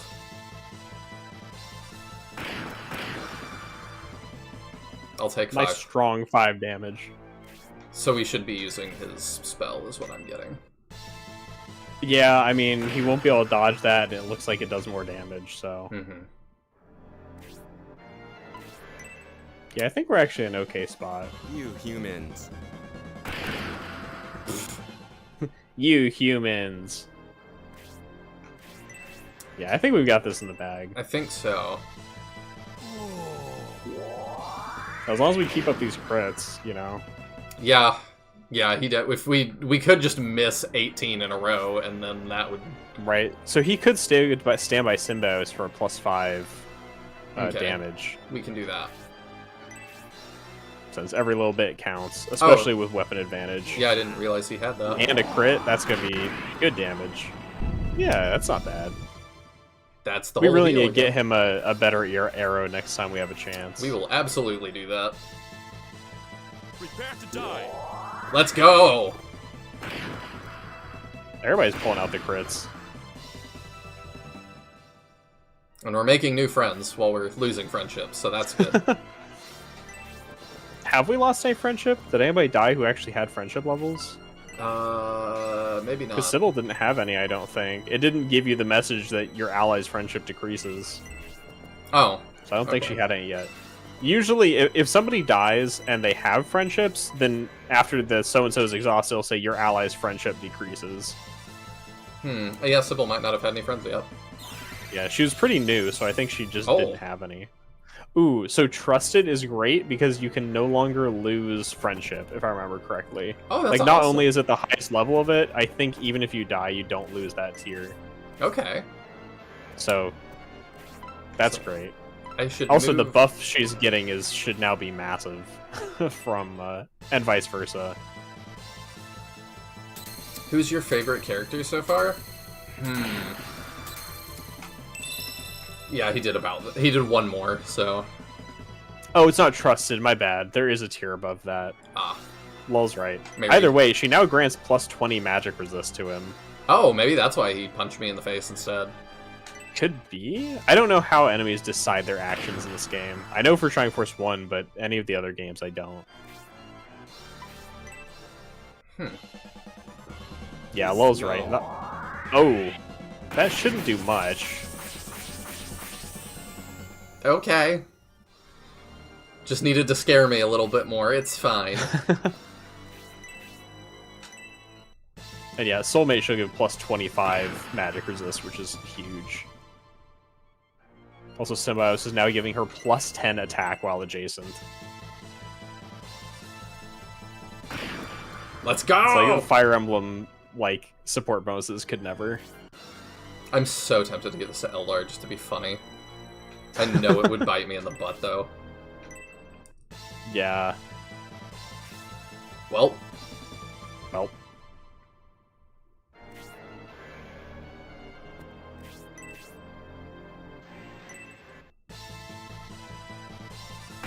Let's go! Hey.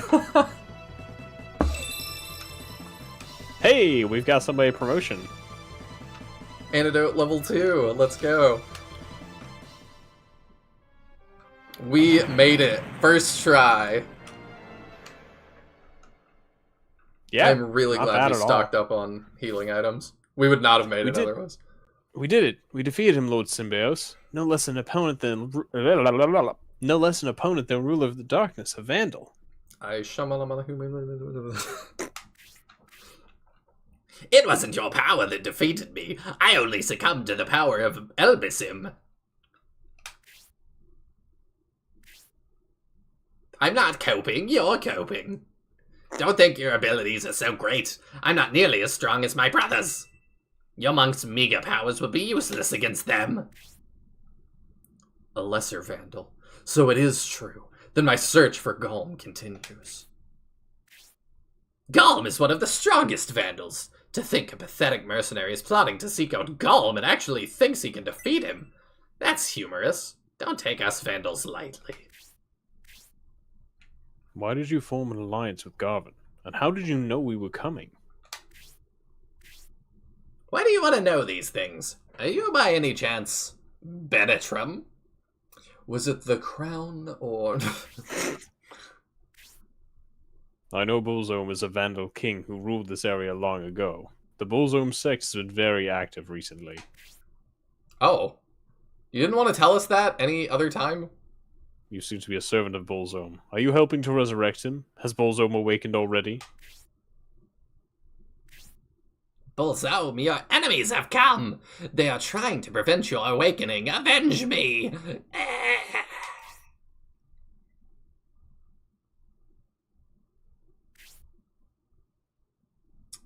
Well, that happened. When Garvin first came forward with steam technology, I was immediately suspicious of a possible tie between him and the Vandals. I see. The Vandal civilization of 1,000 years ago had such technology such as this? So Gunts is a greater devil, huh? He's made a pact. No, Dr. Croc is. I see. Gunts is just piloting the steam suit. True. So both the Republic and the Empire have been manipulated by Garvin? Was the Bullzome sect also responsible for the abduction of the Emperor?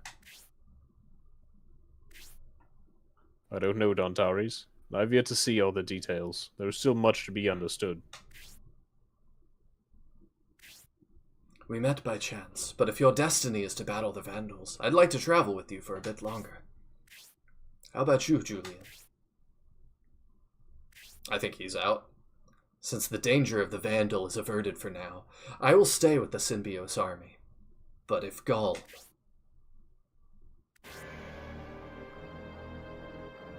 I think you were her? Yeah, I think I was. I was trying to remember which of us took which of the High Priests. What a surprise this is! I thought I was a little late, but it seems I've missed all of the excitement. To be sure, he was an old and weak vandal, yet the Symbiote's army was victorious. I underestimated you. You're the Bullzome High Priest Basanda. Were you the one responsible for leading us here?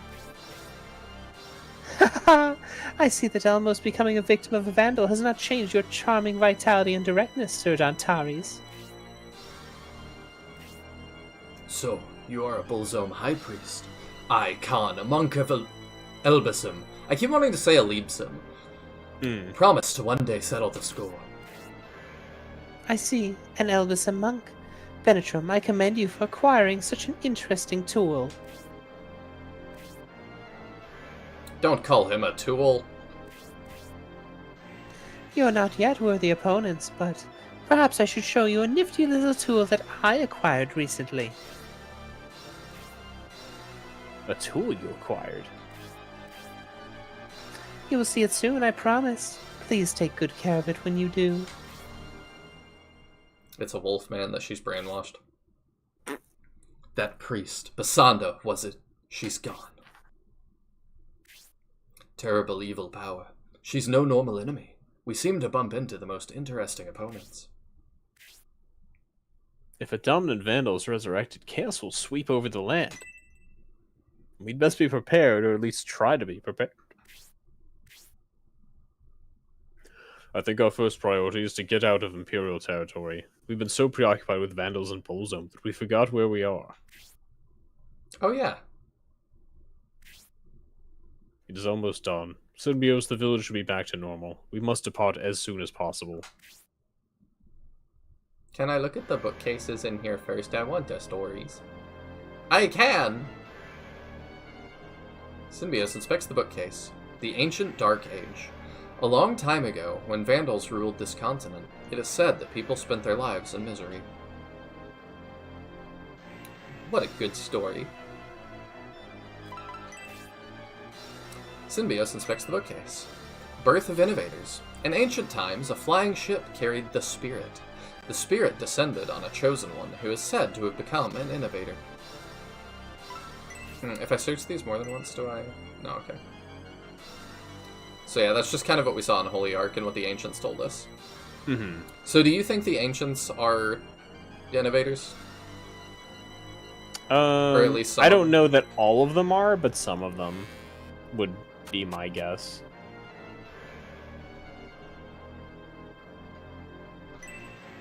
Vandals and innovators, are they opposite sides of the same coin?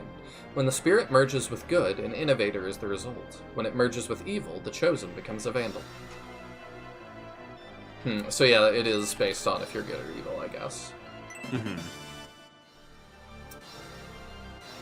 Which is interesting. It makes me wonder, like, do the spirits seek a balance between those, or do they have any stake in it? Not sure.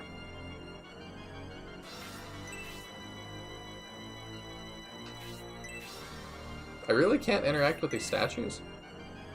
No, they're just statues. Alright, well, we broke barrels to open this door. So there's gotta be something behind it. Oh, it's the kitchen. Oops.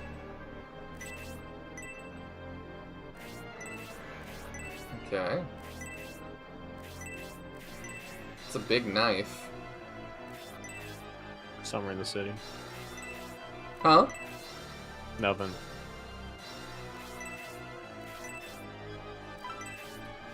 Alright, let's check the next room. Guessing like a servant's quarters? Oh. I'm betting that's a cursed thing. Yup. Yep, but it's pretty strong in this game. It is. Attack 10, crit 10, blaze 2 if used. Cursed. What does cursed do in this game? I'll be honest, I don't recall. Okay. I've used cursed items, but I don't remember. Territory for technology contract. I, Garvin, agree to relinquish the rights to this territory in return for the acquisition of the steam engine technology. So yeah, he really did make a deal with them. Mm-hmm. A deal with the devils. Vandals. I'm fine with calling them either. It's very clearly supposed to be that. Curse does paralysis and recoil damage. Okay, so it's both of the curse types. That does fit with the power, though. Mm-hmm. The recoil is quite deadly in this game. What? I was not expecting that. Technology research log. Today, the steam engine is complete. With this, I'll rule the world.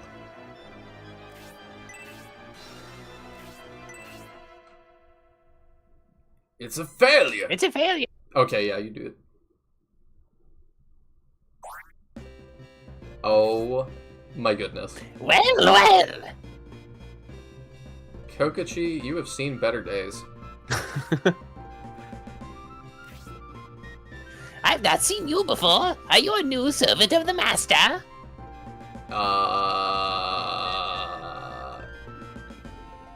Yeah. You look way too lively to be a servant of the master. Manupil is his original name? Manupil? Wait, the master's unique aura. How come it's gone?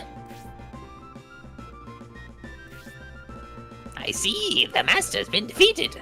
How could a vandal be defeated? Yet he has. There is no mistake.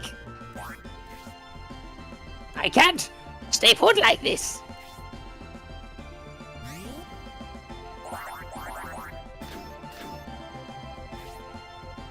I was helping with Governor Garvin's research. When the master took over as the ruler of this village, I was forced to continue my work. I created this steam-powered armor because I dreamed of the day I would finally be free. Now that day has come, and I can put this creation to use. I'm going to run around outside.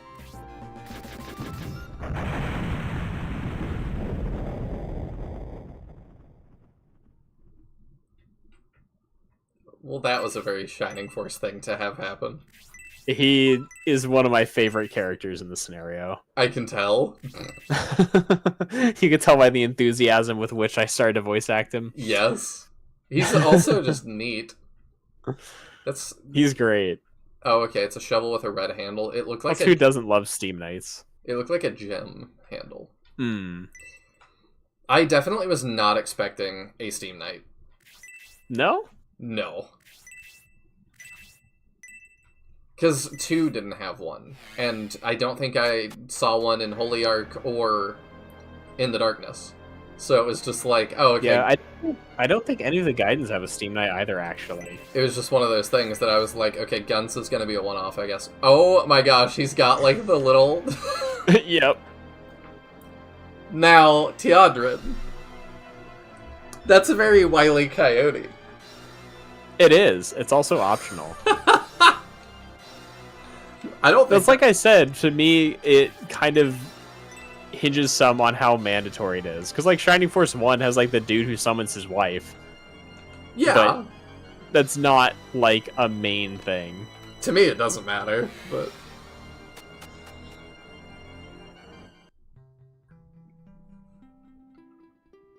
I'm also still not sure who my favorite character is. I didn't mean to leave you hanging, Rodrigo. I got very distracted.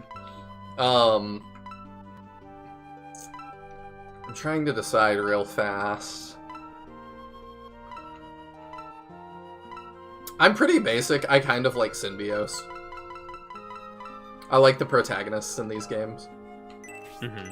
I like Duntarius pretty well. I like him too. Hello, not Chris. Noon? Oh. I can control dark power, but my ability to summon it was my undoing and resulted in the Vandal controlling us. I've always been proud of being a magician, but now my pride has been shattered. Republic or Empire matters not to me. To get revenge and regain my pride, I shall help you fight your war. Noon the Wizard! Now recruit Arctic Blast! Oh no. My magic is a collection of the finest secret techniques. I shall show you my magic's real power. Okay. What is Noon's original name? I think it is just Noon. Oh, okay. So it's a level 1 wizard. It's our first pre-promo. Mm-hmm. I think everybody you get for the rest of this scenario is pre-promoted. I see. So you can tell it's like you promote at 10 because you're like hitting 10 on people and you're getting pre-promos. I see. Freeze with ice. Okay. Small wand. So he is like... To me, it's like, I feel like, what's her name? Mascarin? Oh, Mascarin died. She had friends. Unfortunate. Just like if Mascarin died, she had friends. Mascarin is Arteo, so I'm guessing this is like our Henri, I guess. Yeah, more or less. He also, so he would not have joined you if any of the Kianchi weren't saved. If any of them. Yeah, if you did not, if there was a single one that you didn't get Khan to deal with, he doesn't join you, apparently. Interesting. So, I mean, which is, I feel like pretty harsh for your, like, second mage to be totally locked off if you mess that up. I don't mind it because they were pretty clear about what I needed to do. But we're also in a world where you use counter for double-digit damage. Yeah, I still don't mind. I like the kind of things like that. Mirror popped up, I'll be back. Okay. In a future playthrough, though, I will be offing some of the villagers to see what happens. Okay, we've got a little water wheel station. Oh, there's a thing I can hit. Why is it pushing me out of there?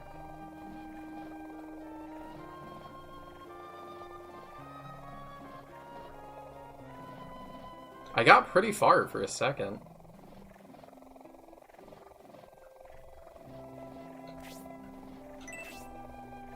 Will that make... Oh, there is a chest in there.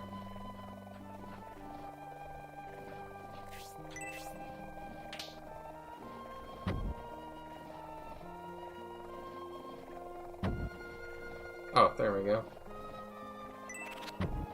It's a little puzzle. Push the button, get the prize. I don't know if I'd call that a puzzle. But I guess it's good that we've restored power. I mean, it's cool that they could do, like, moving stuff like this now. Yay. Alright. It's weird to me, too, there's just a door. Like, why did you model a why do you have a door next to the first door? Like, what an odd design. Alright, let's go speak to all the villagers. I really liked that battle, by the way. That was really cool. The charm, like, opening that gate, or the final door and being like, ah! Death! That was fun.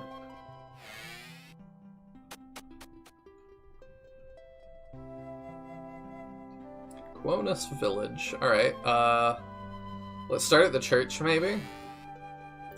We'll go and save, just in case.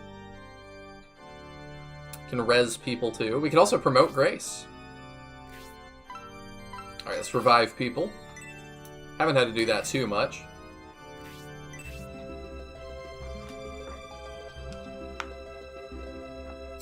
Super cool battle and not overstated at all. Yeah, for sure. They kind of imply it's going to be pretty hard, and I think the beginning part's not that hard, but I definitely used resources maybe a little more liberally than I should. Like MP. But it worked out. Can you injure Abdark if you don't use the item on him? Wish for something else. Yes, we're going to promote! Oh, interesting. Okay, so it tells you these things. Are there branching promotions in this, just so I know?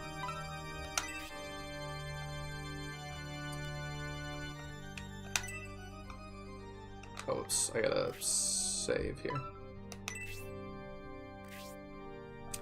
I don't think so, I can't remember. Okay.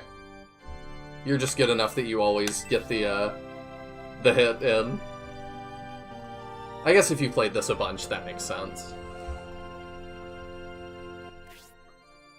No branching promos. Okay, good to know. So there's no reason to wait. Oh, it tells us the stat gains.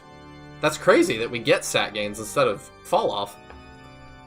Priest to Cleric. 20 to 24 for HP. I like that. MP, we can do another heal. Attack. Okay, 3. Defense, 4. Agility, 2. Cool. In the name of the light. Priest Grace shall become a cleric. Grace has been promoted to cleric. I know of another enemy you can hit before disabling their barrier, but not Abdark. Okay. So, I would assume we don't get new portraits. We do! I think. I'm not entirely sure. I think that's a new one. I should have studied her a little closer before I promoted. Can't inspect the table that I saw fly around.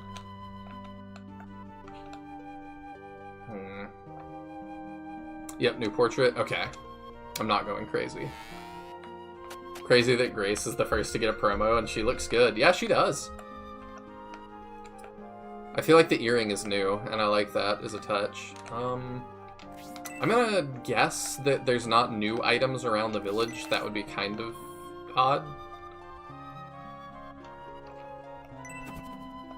Alas, there's just a bunch of junk.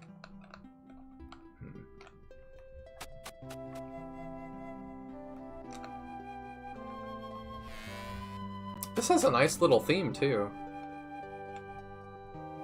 Ah, it was an item shop. What are you? Welcome to my store. We only carry the best. Do you need any help? What do you carry? Oh. Okay. Well, that's neat. We'll come back here, but yes. Oh, you have a deal too? Oh, it's the same deals. Okay. Alright, let's get, oops. Our archer a new arrow.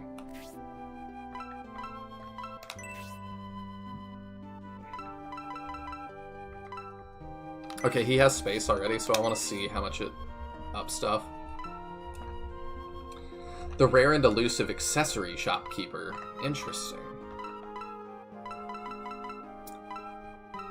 So we need to do steel arrow. Okay, 4 more damage. That's not bad.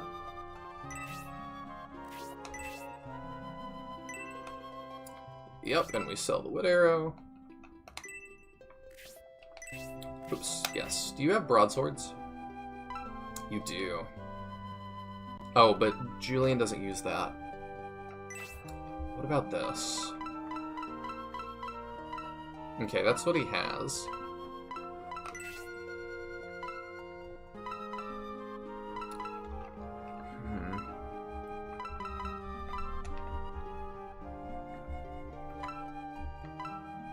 Power Spear and Iron Lance. I think those are better too. Yeah. Okay, we'll go ahead and sell something from him. Knife upgrade available. Okay, we'll go ahead and do all the things. Yeah, we can sell that.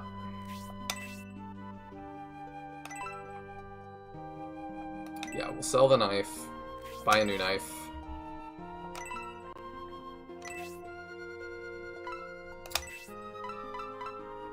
$900. Can be forged by a blacksmith. I was right, it is.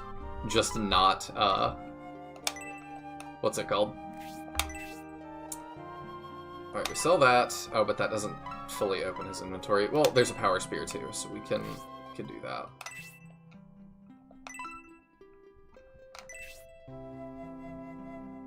Do I need to sell anything else off of people? I don't think so. Might buy her a spear as well.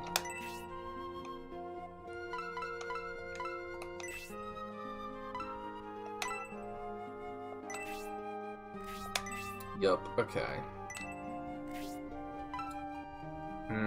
We don't have a ton of money to spare. So I actually need to keep that in mind. Is the halberd the same one that she has? Yes, okay.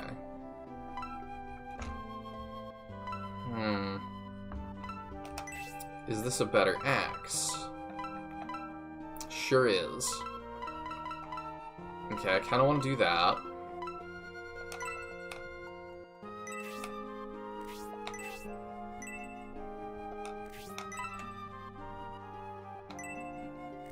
Couple of worthwhile haggles for the item shop too. Okay. We will make sure to haggle. Metal wing. I'm assuming this is the same thing that she has. Yeah, it is. It gives counter +4. That's such a weird thing to give to birdmen. Like, you don't want to get hit much, but you counter a lot. It's like, okay. Yeah, Symbios can have that. No, we will not equip it right now. We'll swap around the... Before I forget, let's give him the loincloth. Give... Oh wait, no, it's... Equip. Symbios.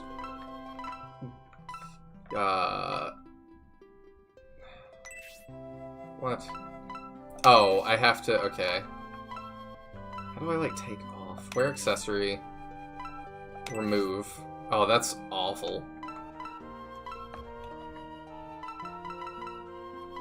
Oh, right. Wear accessory. Remove. That's goofy. The Birdman counter animation is hilarious. They kick the enemy in the face. Okay, I like that.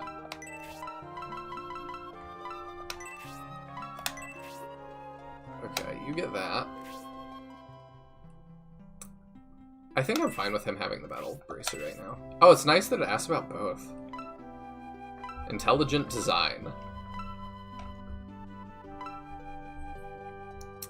Okay. You don't have anything equipped. I don't know that I want to use the black ring. We'll hang on to it. If we're gonna keep Sybil, or not Sybil, Eldar around, she maybe should get something. So I'll see if there's anything that gives her con attack over here.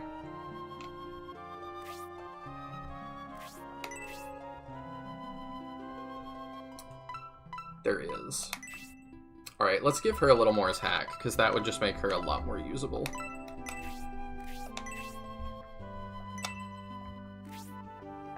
Oh, we can buy more of those. Defense 2, luck 1. Yeah, I kind of want to do that. And we can give that to Khan, because he... Oh, wait. He does have an item, doesn't he? Because he's got his little orb that's an accessory. People can use the black ring without equipping it, so it's worth it to keep around. That's good to know. Alright, we'll give Noon that. Does everybody have an accessory now? Julian does not. Irene does not. Grace does not. Okay. Let's give one to Grace. Let's get the haggles real quick so I can see what they are. See, Aldrin said there's a couple. So we're gonna have to... Oh, we also might need one for the Steam Knight. I assume we get him.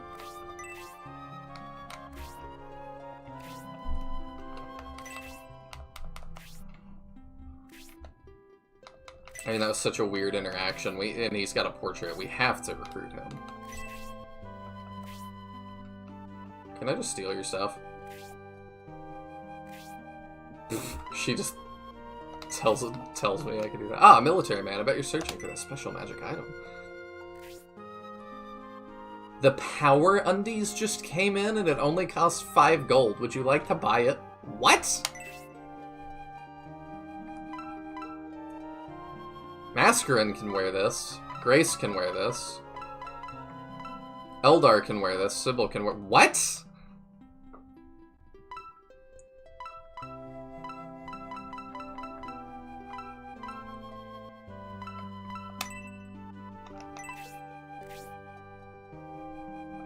Haha, funny panties. How does it feel? We'll give it a couple days to break in. What? What does it do? Etchy, also, hi. Hey, Nick!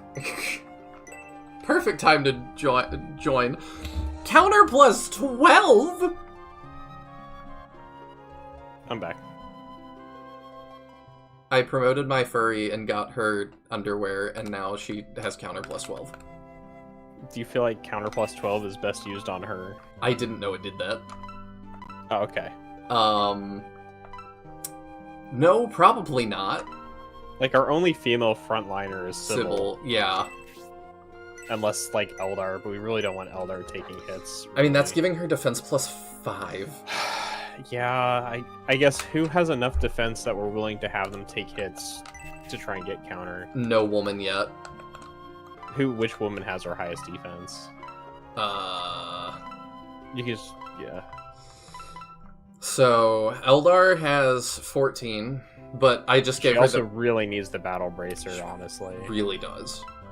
She has less attack than Khan. Sybil has 9 without the Gale Ring. Mm-hmm. Irene has 13. Irene has no accessory as well. Yeah, that's definitely a possibility. Mascarin has 12. Yeah, I think it makes sense to put that. What's Irene's attack compared to Grace's? 22 versus 24. So actually, Grace probably does make the most sense. All right. She's got more defense than Irene, and she has more attack. So Grace, and she can heal herself. Although, is there any weapon upgrades for Irene here? We can check. Because did we get an upgrade for Hayward? Yes, we did. Okay. You said there's a couple of haggles, so... Yeah. Specifically 2. Okay. I mean, that is a couple. It is exactly a couple. I would never use a couple to refer to more than two. Unless you're in a throuple. Could have a Well, throuple but then I wouldn't say of couple. haggles. True. Oh yeah, did we look at the deals weapon that was mentioned by, I think, Lol? I don't think I did. Oops. I think it's... yeah, I think it's directly in deals. Yeah. What does... it gives Dispel level 1. What does that do? Prevents the enemy from casting spells. I see. It's a strict upgrade for Mascarin. Yeah, why not? So when it's phrased that way, where it just says the spell name instead of use spell name, that means it's going to be on her main spell selection. So she will have to actually cast it. Okay. So... but it's your first weapon you find that actually grants a spell. Oh, Loser says Irene's weapon also gives counter. Yes, I did see that. So also, there's a chance to stack counter, but... it's not the only one. The Ankh that we gave Grace has Tornado on it. oh, does it? Mhm. Mubby. I forgot that she doesn't just natively get Tornado. It does make her a lot more, like, utility, so... Yeah. the fact that I can just drop 8 damage on somebody if I need to. Yeah, I thought she just got naturally. I think it's because, like, so early on I gave it to her as well.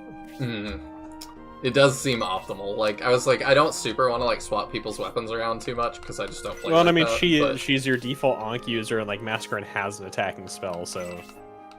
you know. I didn't realize she was the default Ankh user.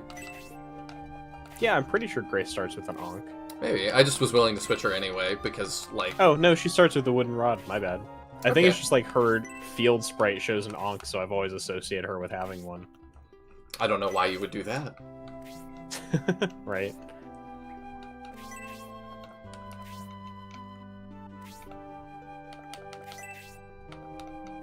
You said 1 out of 16, I think. Or 2 out of 16? I don't know. It was Lol or somebody who mentioned it. I remember who. Maybe I have to leave. Oh, she starts off with a weapon level in Ankhs. Interesting. Yeah, you may only be able to haggle once per time you enter the map. I'm not sure. All I know is there's 2 listed here. If we don't get the other, it's not a huge deal. It's just another goddess tier. You could just open it in Bertram. So. You could do what in Bertram? I was acting like you could open it in Caravan, but you can open it in Bertram. Did you mean Benetram? Oh, Benetram, yes, my bad. I was like extra confused. I'm like multiple layers deep, my bad.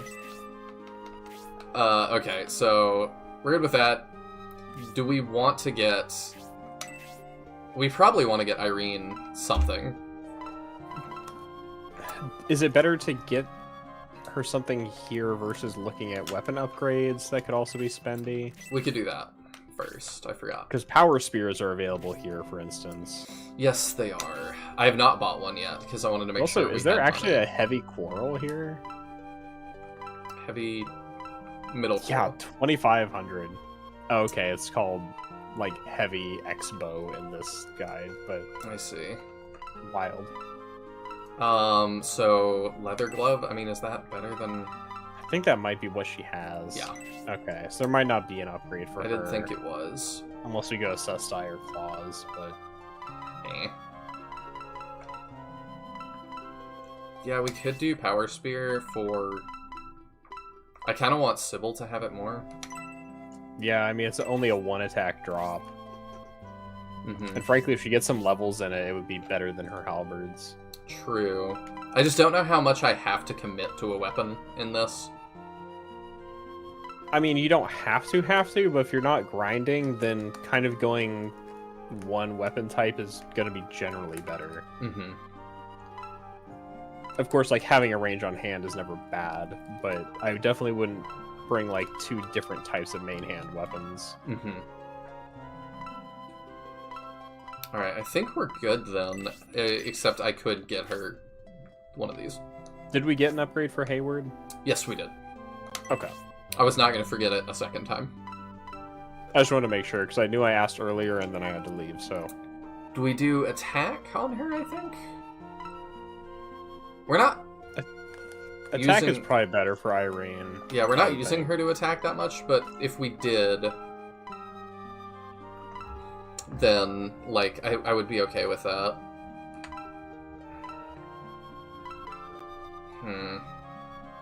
Hayward could stand to have that, too. I kind of want to do that for Hayward and maybe give Irene defense. Let's do that. I like that that is behind his portrait. Oh, nice. I can't pay more than that. We'll just have to agree to disagree. That's funny. I also think there's one important item in the town that you haven't gotten. Oh, interesting.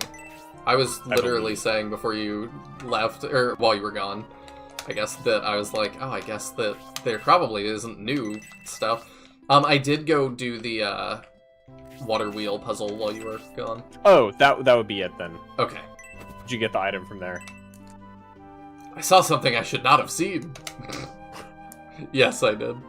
Okay, then yeah, we're good. I was laughing that Serious Soul was like, it's a puzzle, and I was like, I had to push one button, and then I finish it, and he goes, yay. No, I don't want to talk to you, I just want to search your stuff. I don't know if I can. Ah, there we go. I pushed the wrong button. It is shut tight? No, okay. You lock your wares, apparently. Can I search yours? Or is your hitbox huge? I bet your hitbox is way too big for that. Funny jokes. Let's see. Were you puzzled that... No. Oh, hello. You were a vampire that tried to eat me. Garvin worked on the steam engine in his mansion, but something went wrong and he blew off the ceiling. His research assistant is supposed to be somewhere in the mansion. He was also handed over to the Vandal. Okay, so if you missed it, there's like a go back. Appreciate that. Garvin, ex-lord of this territory, was such a wimpy boy. He cried a lot because everyone picked on him. And now he gives us to a Vandal, and he has his magical steam engine. Now he's lord of a whole country. I will be too one day. I am the king's favorite.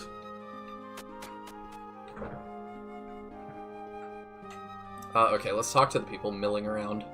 That hideous monster, that Vandal, was an unspeakable terror. I couldn't even look him in the eye. Even when we became Kyonshi, we were still able to live normal lives during the day. Since yesterday, I've seen both Imperial and Republican armies moving east between the mountains. Okay, that's good to know. What? Oh, okay, that's just a thing on top of the... So where did Mr. Steam Knight go? Did I check He went this to run one? around outside. Yeah, I'm gonna have to go find him. I didn't talk to you. North of Cronus Village lies the Great Wall, which divides wilderness from civilization. Construction for that wall began long before this country was divided. Construction is still going on today. It would be funny if they just didn't even know that, like, a war had broken out. They're like, whatever, I'm trying to build this wall. Yeah. He went for a run. Okay. Oh, hello. You're hiding back here. I bet you have hot lore to drop on us. There's not one child in this village. When I get married, I'm going to make so many babies. I'll have to start my own village. Wow, there. I said it. I can't believe I said that. I'm blushing. Okay. The hot lore. I was not expecting hot in that way, but... I mean, you did ask for it. I did. This has been a very ecchi, like, village after that. Based.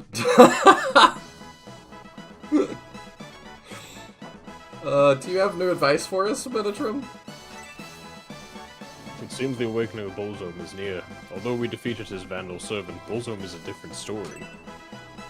By invoking the power of Elderson, we may have a chance against him, but... Spending the night in a graveyard, searching haunted houses. I'm not cut out for this stuff, Lord Symbios. We fought through the night, and I really need to sleep, and I have a pimple. Oh, I'm so tired of all this. No. Oh no. Can you just me on? I know we always going to please. There's no need to thank me, Symbios. We were only able to defeat the Vandal because of the protection of Elbison. Even if we make it across the border, we must remain cautious. Imperial forces are stationed in Baron. Hey, how, what? Huh? No, I'm okay. I know the Vandal is gone, but I'm still feeling jumpy. I'm not too disappointed. I'll find Golem one day and cut him down. That's good enough for me. When we cross the border not far from here, we'll be in our home, Espinia. This dangerous trek is almost over. I believed that until you said that. Now you jinxed it. And Right? No, not at all. In the battle last night, I couldn't help wondering if the sun would ever rise again, Lord Symbios. I forgot he was country until just now. Oh no, I sleeping. Early to bed, early to rise. Makes girl sleepy. Beautiful. I hear the Vandal we fought was not the one Julian is searching for. He seemed very disappointed. Cluck, cluck. Julian just being like, I'm not disappointed. And we're like, He seemed pretty disappointed. I can also store the dark matter.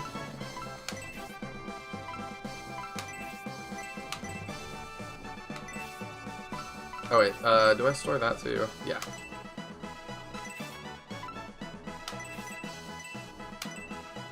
I saw too, it said can be forged by a blacksmith, so I'm like, okay, Yes. It is exactly what I thought. We won't use that yet.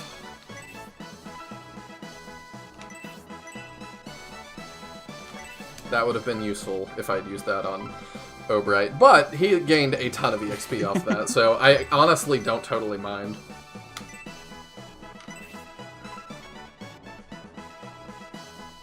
I need to give somebody else the chicken seed in case Julian does leave.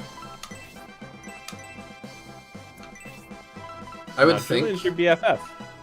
You could just deposit the chicken feed, you know. I don't know when I'm gonna need it.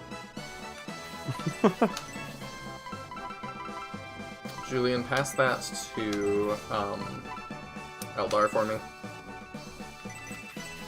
I might be. Yes, give the racially bird the food stereotyping? for bird. She will definitely not eat it. Yeah.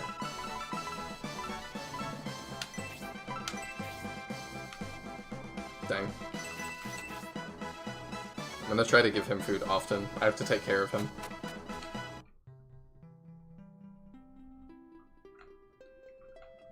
Let's see. I think that's all to do here. I'm gonna look around one more time for Steam Tank Man. There should be a Shining Force that gives you a Birdman, but that bird is a chicken, so they can't fly. Like, my first flying unit. Nope. I would also be super curious about the lore again of chicken genealogy and how that works. But if I was heading up that game and did that in true Shining Force fashion, I would not address it even a little bit. Shining Force genealogy of the Chicken War. How did you know about my fan game? Alright, I think we've seen all the things. Would you agree? I don't think you're missing anything. Okay. As far as I'm aware, we've gotten everything. Alright.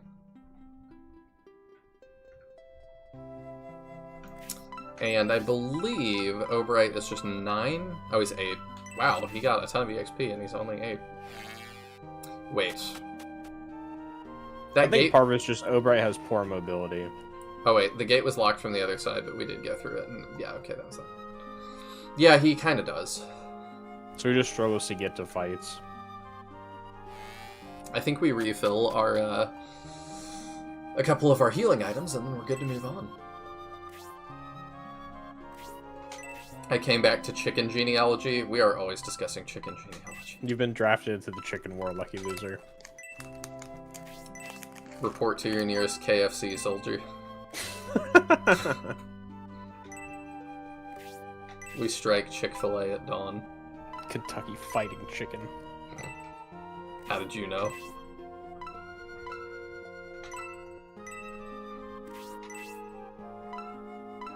Does Abdark have 6 moves?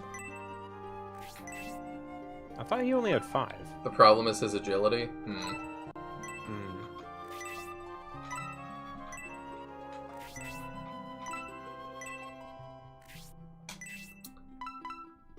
I don't know. I think I just haven't prioritized him very much is also part of it.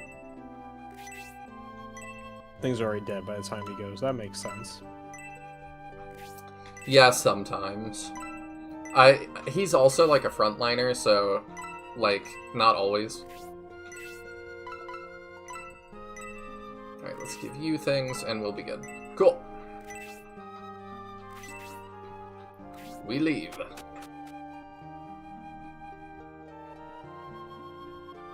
Alright. Next boss, Colonel Sanders. How... I was suspecting.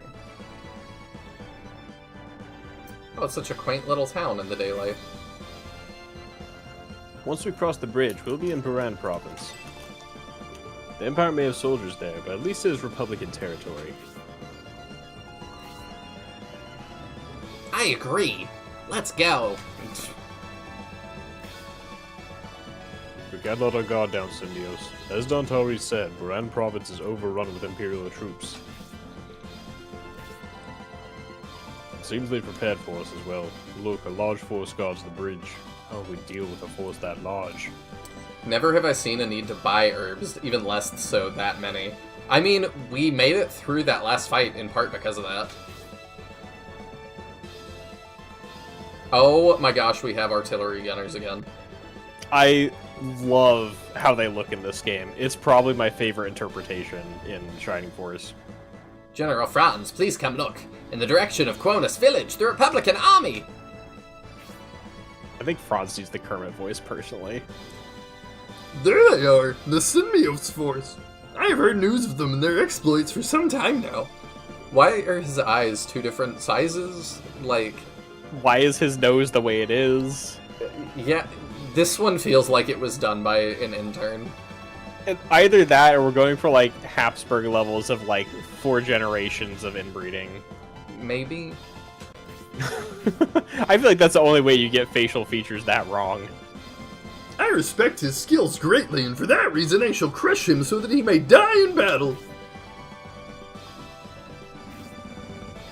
I can't believe he brought such a huge army. It is a huge army. It is a huge army. To mount a frontal assault when so badly outnumbered is not exactly wise, Symbios. He has a huge army. We must stay north, maintain our mobility, engage them on our terms, and keep them scattered. Okay. Do you have any advice?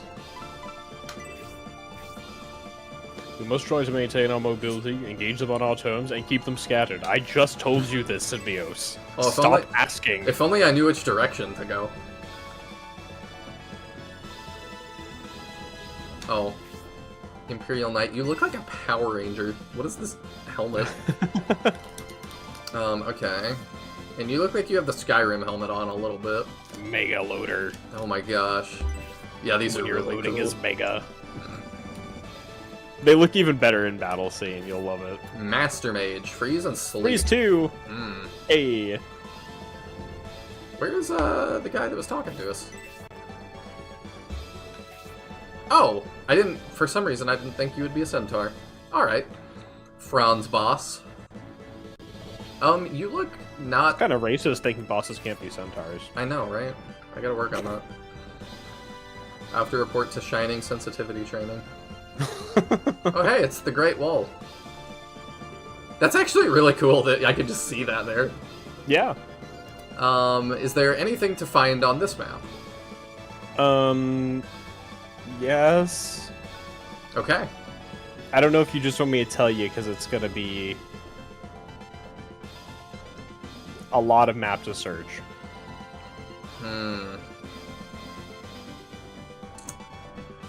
Let me guess.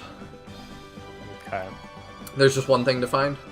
Just one thing to find. Can I see the mini map before you start guessing so I can Get situated. Oh, it shows. Okay. Okay, so that's upright. Okay, I've got my bearings. Okay, I've got a guess. Okay. Let me examine some tiles here. Fran sounds very Habsburg. I don't know, the Kermit voice felt right with a nose that way that it is. I've had 6 nose jobs. Has it helped? This is a very battle The before question is laser. whether he's getting nose jobs that are making it bigger or smaller. This is very battle before laser eye. A little. I don't think it's quite as bad.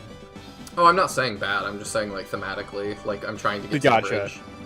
That makes sense. Battle Before Laser Eye, to me, is always notable because it's just all forest terrain and it sucks to move through. I am gonna guess that there is like something hidden in a forest that I cannot see. Do you want me to No. tell ya? Not no? yet. Okay. Well, there's a thing somewhere on this map. Good luck. Alright. And I assume the battle ends when I kill Franz. I would presume so. He has So- the boss flag, and that does seem to consistently end the Yeah. battle. Alright, let's start messing. Do I wanna... I maybe wanna break and go get them first. If he starts charging me, I'm gonna have a little bit more to say. I might want to go north and get rid of them first. No. Yeah, let's do that. Wonder if there's gonna be ambushes. They're really far out. Oh, she's got a new map sprite too. Nice. She looks and we saw it very... in HQ. I just don't think you noticed. She looks very Phantasy Star. I'm not super familiar with Phantasy Star enough to comment. Alright, let's start moving out here. I'm also kind of partial to SF-1 artillery, but I like this a lot too. Eldar, you're gonna go right. You can explore a lot better. It doesn't suck as much as making you find out about Xylo's greatness. Oh, it doesn't suck as much as make you... I see what you're saying. Yeah, that's very true. I do think that he... Like, that's a pretty good design map, I think. In some... Well, no. Not... Let me rephrase. It's not a great design map, but Xylo makes it a lot better. I think a well-designed map to kind of show off Xylo to follow up would be like a map that kind of has 2 paths, one of which is heavily forested and the other is not, so you can kind of send Xylo and like your flyers over that way. That's a good idea. You should start developing an SRPG. Right? No, that actually is a really good idea. Because I am a firm believer in the, like, if you're gonna have a character recruited, the map that they appear on or next appear on should, like, give them way to showcase what they're about and be useful. Yeah, I think SF1 so. does that pretty poorly a lot of times. Lyle specifically joins prior to, like, a lot of bad terrain battles. Which is Yeah. really unfortunate for him. I do think Lyle is the, like, worst offender of that. Is this gonna be an inspect thing? Yeah. Okay.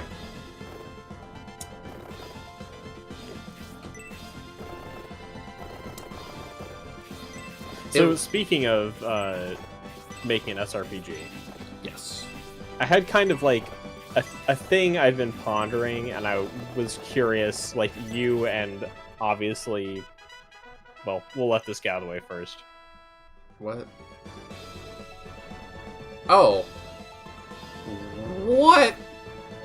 What? What is this? The gods He said for reinforcements even with such a huge force. What? General Spiriel? What are you doing? I don't remember who was her. I thought it was you, but I Okay. could be wrong. Must hurry before the flyers get to the Elbasum statue. Spiriel, you're acting strange. Weren't you pursuing the Republican army? You were reported missing. Oh, she's possessed by the Vandals. Must hurry, urgent, get to Elbasum statue. She almost seems possessed. Possibly some Bolzone magic. Could they be using her to destroy it? Destroy what, Khan? The Elbasum statue in North Barend province. It is the guardian which protects us from a Bolzone invasion. Gee willikers, maybe we should protect that. If the statue is destroyed, Elbasum village will be in grave danger. Please hurry, Lord Synbios. We mustn't let them get there first. Oh. Damn Republicans! They're planning a full-scale attack! General Spiriel, assist me with the approaching Republican army! Ah. So, we have a time limit now. In a sense, you know. Got a Lich, a Succubus, and Spiriel. Did you see her accessory? Love it. I you know what? Games are too afraid to do ecchi stuff these days. It's funny. I like it.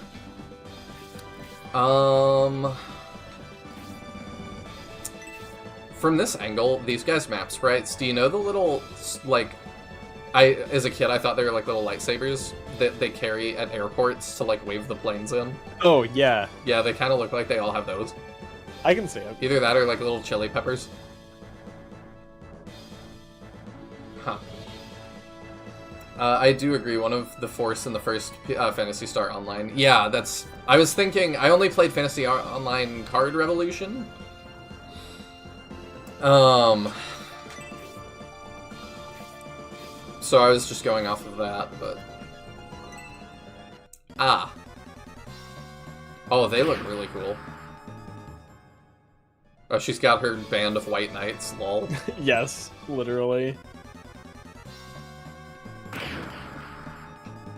Speaking of White Knights, I saw White Pixel Knight post that he was streaming Final Fantasy IV, and I totally didn't read the Final Fantasy part for a second, and I just saw, like, fantasy writing in 4, and I was like, there's a Shining Force 4 fan game now? Where was I?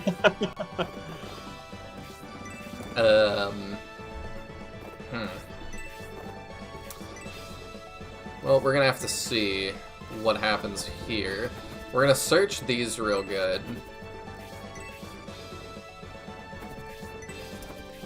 I don't think I might be able to actually defeat her. I'm really curious what happens.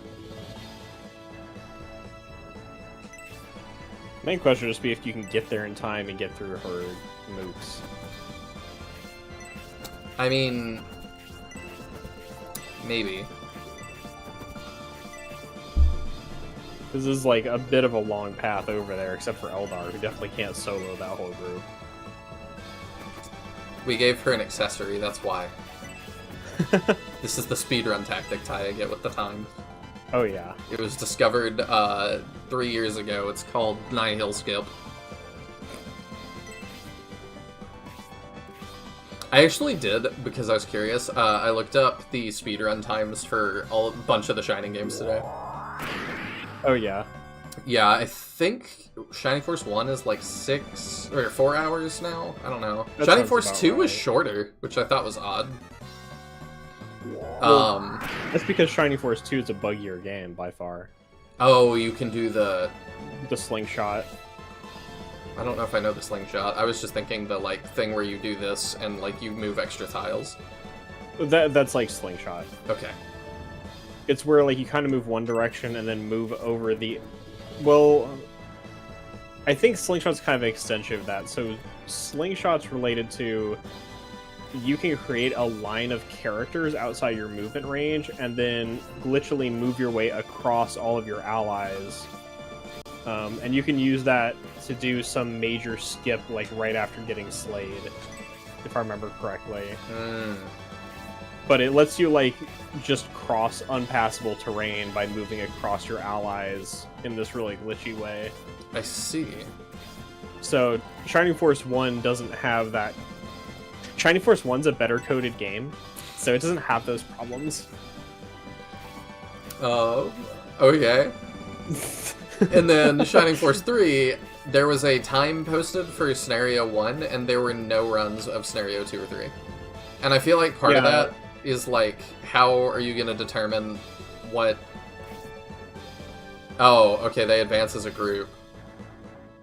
I know that in the Shining Force 3 Discord, there is some discussion of speedrunning and routing, so I do think there's, like, active development of Shining Force 3 routes, but it may just be nobody's actually running it yet, because it is just such a big commitment. Oh, for sure. I'm not even sure how the rules work for Scenarios 2 and 3. Like, I assume you can use whatever saved from Scenario 1, but...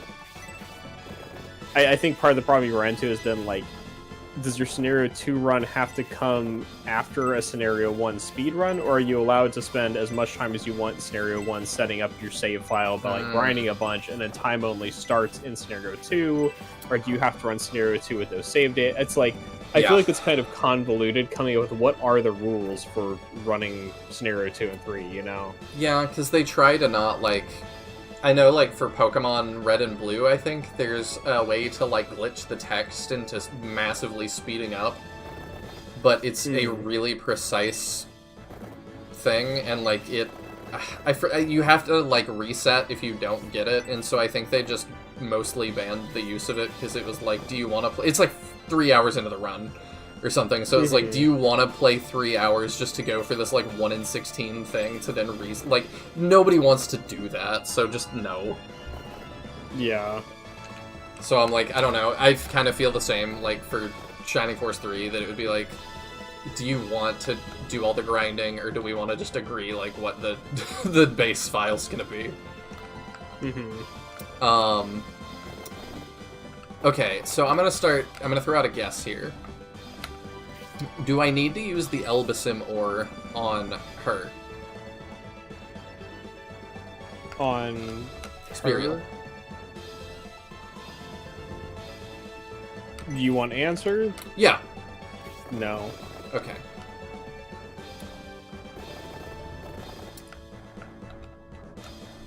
Because that would be my guess. Although, Lucky Loser says, are we going for the beat the unbeatable boss run? So I'm just trying to figure out what makes her unbeatable. It would be really hard. She's got the posse. But I'm like, she doesn't seem, unless there's a thing that, like, she is undamageable or something, she doesn't seem as strong as the last guy.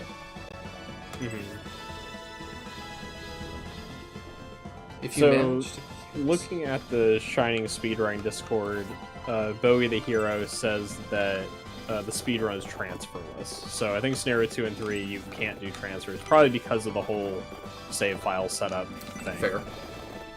Which makes the most sense. Easiest way to police is just like you have to start from the default starting state.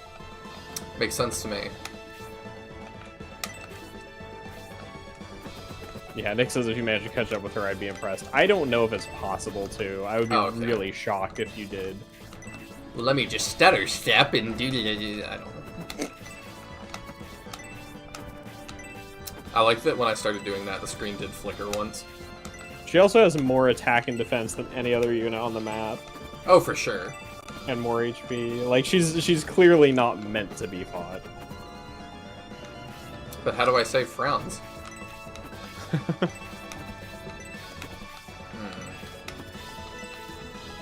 Like searching all the forest tiles. That's my guess, is I've got to search some forest tile somewhere right now. Oh! Hello! You've activated my trap card. Vampire Bat, go! You lose 10 life points.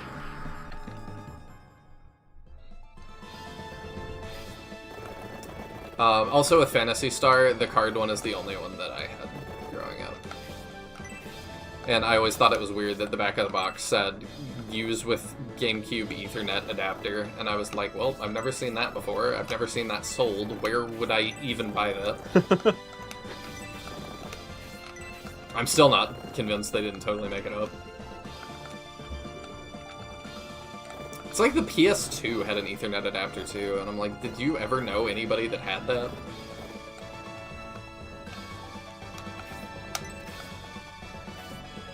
I knew people that had Xbox Live back then, like in the 360 days, that's it. Yeah.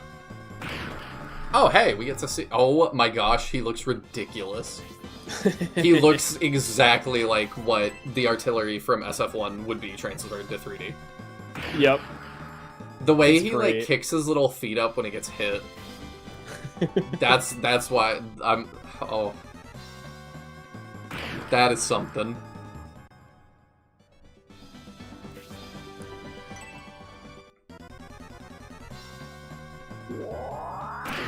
Dang, they must have good crit. Yeah, that's definitely what the secret is to this map. We have to save best friend friends. He also kind of gives me Lord Farquaad vibes. Just a little bit. I can see it. By the way, are you excited for the new Shrek? I don't know if you saw that's a thing. I mean, I feel like I'm neither excited nor not excited to an extent. I feel like I'm indifferent to it. I enjoyed the first 3 movies. I did not like the 4th movie and felt like it did need to be made. I agree. I've got my own little kind of rule that seems to generally be borne out that trilogies will be good and the 4th movie is always terrible. RoboCop 3 was bad. I've never watched RoboCop, so I don't know. So the rule stands. It just seems to frequently be the case that something will be meant to be a trilogy or feel like a very strong trilogy, and then they'll do a 4th, and it's not good. I'm trying to think of other examples. I know I had more, but it's been a while since I talked about it. That hurt. And I think it's kind of like... I feel like I'm past the age where Shrek would be super exciting to me. Like, hearing a new Shrek movie is coming out, you know? True. I don't know, it's such a meme that, like, I kind of am excited about it, but I was gonna bring up what Nick said, that, yeah, they pushed it off by 2 years. I do think, because people kind of guessed what it was gonna be about, and they were like, crap, we gotta redo it. Who do think they are, Scott Cawthon? Did he do that? There's pretty... It's been pretty widely discussed that the back and forth with MatPat basically being he'd release a game, MatPat makes a bunch of theories, and then Scott would do something different just so it wasn't right. Interesting. So there are a number of things that people think he specifically like didn't do what was originally intended because it was correctly guessed. Huh. Which kind of flies in the face of all the people who want to say he had it like all planned out as this big story from the start. He did. He just planned not to do it that way. Right? I'm very much in the, like, it's fun that people have turned it into a cohesive thing, but this was not in any way planned out as, like, a thing that he knew where it was going. You want to be nameless guard? The Spurial army is hostile and advancing our position. What are your orders, sir? Damn it, Spurial! Now she's done it! They've broken through the southern camp! If we Imperials keep fighting amongst ourselves, it will give Symbios the advantage. Let the Spurial army pass. I shall deal with her later. Just cross the Symbios army. Oh. I see. But yeah, I mean, the first Shrek movie came out in 2001. Yes. And I'm like, it's been 24 years. Yes, he said the thing! He did. I don't even think it's his, like, campiest line. There's another one you'll get later that's fantastic. But it's like, it's been 24 years since the first movie. I feel like I'm just kind of a little past it being super exciting. Like I said, like, I'm very indifferent to it existing. Yeah, I can understand that. Just pull a Toby Fox and make sure that every chapter of your story is off the wall crazy. You could.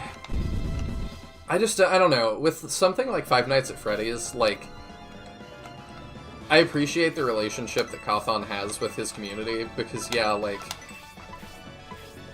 I don't know, like, the gameplay, I'm amazed they've gotten as much out of it as they have. Well, and the thing is, really, the gameplay changed every game. Did it significantly enough? Because not for me, but... By the later games, it changed. As somebody who has not played it and has only, like, really watched theory videos on it, even then, it looked like the gameplay changed significantly enough that I would consider them not, like, identical. I wouldn't say identical, but, like, it's similar enough for me that I'm like... And I'm sure, you know, that the people at, like, Five Nights at Freddy's look at SRPGs and they're like, it's the same thing. I mean, did you know that there's a FNAF RPG? Yeah, I was gonna bring that up. FNAF World. Okay. Yeah, so I was saying, like, there is one vastly different game. Yeah. And I remember when that came out, because I actually did watch the game theory stuff then, because it was, like, this big exciting thing that Scott Cawthon, like, surprise dropped a game, and people were so hyped until they played it. And then we're like, oh, is he asking money for this? Or something? Like, it was like... It definitely feels like by far the most unpolished game he's released. And I get that that's, like, not his forte, I guess. So I appreciate him, like, trying. But just looking at screenshots, it's just like, even aside from how it would feel to play, it just looks like alpha footage. Yes. Like, the health bars look terrible, the buttons are in, like, really jank places. It just, like, nothing looks done. UI design is my passion. Every piece of UI on the screen is using a different font, which is, like, the cardinal sin of UI design. I just love Comic Sans, Taya, and you're not supposed to use it, but gosh darn it, just a little bit. Just as a treat. What's the other one you're not supposed to use? Joker Man? I don't know. Wingdings? No. There's one other that's legible that I forget what it was, but I saw it used the other day, and all the comments I mean, were Joker like... Man is legible, but... I don't know that one. But all the comments Papyrus were just like... is the other one. It was Papyrus. Oh, well that's why the skeletons are named that. I did not know that. You didn't know that? I have not played any Toby Fox anything. Gotcha. This is, like, not a spoiler or anything, but, like, there are two skeletons named Sans and Papyrus who speak in Comic Sans and Papyrus. Oh, I just didn't recognize that that's how they were. Okay. Yeah, they use those fonts and are specifically named after those fonts. We'll let you come out and do something. Oh, I heard it this time. Yeah. I like the delivery, it's just super quiet. It is. In the remake, or the remaster, they'll have to up that a little bit. Right. Man, I would love to see a Shining Force 3 remaster. It will never happen, but I would love it. I don't know, I keep hoping, because Sega's, like, trying to throw more of these old series a bone. I saw the Shinobi game is gonna have Dr. Eggman as a boss. Oh, really? So I'm like, that's something. If you can get Sonic fans to buy Shinobi, like, I already think that's gonna make that game make a lot more money. Or the fonts named after them. But yeah, so Toby Fox is a time traveler, and that's why he's the best thing ever. Have you heard of him? Let me tell you all about him. Wait, run that by me again? Toby Fox is a time traveler because the fonts are named after Sans and Papyrus. Oh, gotcha.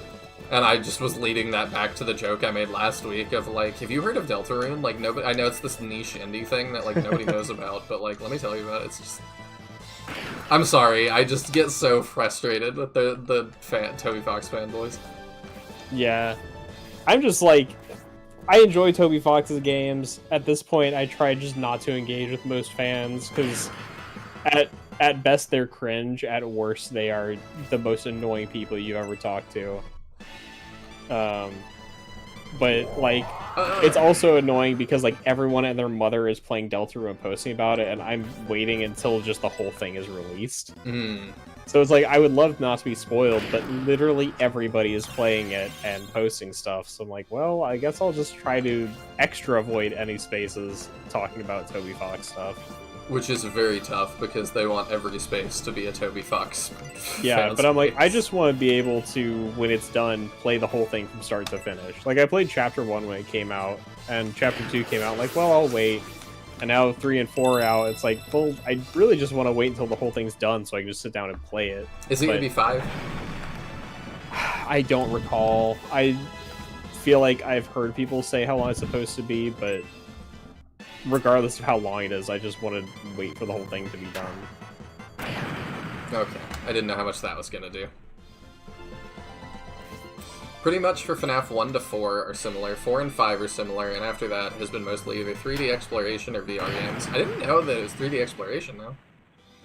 Games are great, but man, do I have to remove a dozen theory videos per day from my YouTube feed. I just want to enjoy the music. Oh, the music is fantastic. Honestly, I'm kind of over the whole theory sphere of gaming at this point. I mean, MatPat retired, and I think that, like, MatPat is a smart guy. Like, he's a smart businessman. Like, he's very intelligent. So, like, he may have just been, you know, been like, this is the time. I guess less, like, specifically game theory, but just the need to make theories about every game and every detail to try and make them deeper. Yeah. It just feels like everybody has to come with some theory about every game. I'm a lore nut, so I enjoy some of it. But yeah, there's definitely times that I'm like, we are like hitting levels of reach that I did not think possible to try and like make this deep. And well, it's like I enjoy it when it makes sense. Like I like stuff. I used to watch stuff. I still enjoy like a lot of Legend of Zelda theory type videos. Zelda feels ripe for that.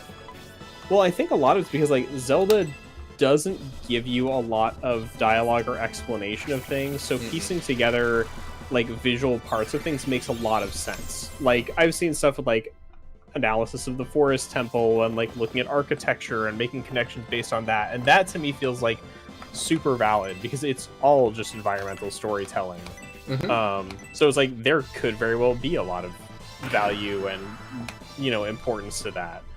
And you know, the good old classic Majora's Mask 5 stages of grief theory. Which, you know, holds a lot of water, whether or not it was really intentional. But I feel like a lot of new games come out, and like within a week, you got all these theory videos that just feel like reaching for something, where there's really nothing there. Hey, learn Spark. Spark. Zelda's a nightmare. Each new game rewrites the timeline. I feel like the Zelda timeline was a mistake. It adds I feel value like in general, for me, but I get what you would say though. It just makes more sense to not have that. I mean, the big problem with the Zelda timeline is the fact that it's not really like a timeline. It's like a multiversal thing. Yeah. It's a branching timeline. If X, then Y. And it's kind of like, I feel like you were fine once you established the lore that like every 100 years, Ganon, the hero, and the princess are reborn, and that's just all you really need to know. And like, there doesn't need to be a specific order to the games. That makes sense to me. Except for the ones that are directly connected. It's kind of like the Fire Emblems, you know, where it's like there are specific ones that reference each other or take place in the same place. Like, okay, these ones being in a little mini timeline makes sense, but it doesn't really connect to the overall franchise. There's no like through line for the entire series. I mean, I kind of headcanon there is because of Awakening and... Yeah, we've been over this. I was gonna say and Engage, but most Fire Emblem people strongly disagree with that. I forgot in Engage they crapped all over that at the 11th hour. I'm still mad about it. Yeah. Hey, there's this really, like, neat lore implication. Let's just make sure to not have that right at the end. Sound good? I mean, the later Shining games kind of do that to a degree. Oh no. Or what are you talking about? Like, I don't want to know exactly, like, details, but, like, what game are you talking about? I don't know which game. Whichever one has the whole End Earth thing. I'm not sure. So, I mean, it's not something in Force, it's something in Shining, specifically. I know what you're talking about, but... Or I get what you're saying, but... I'm trying to remember. I don't think it's relevant to, like, narrative, so I could just discuss what it is.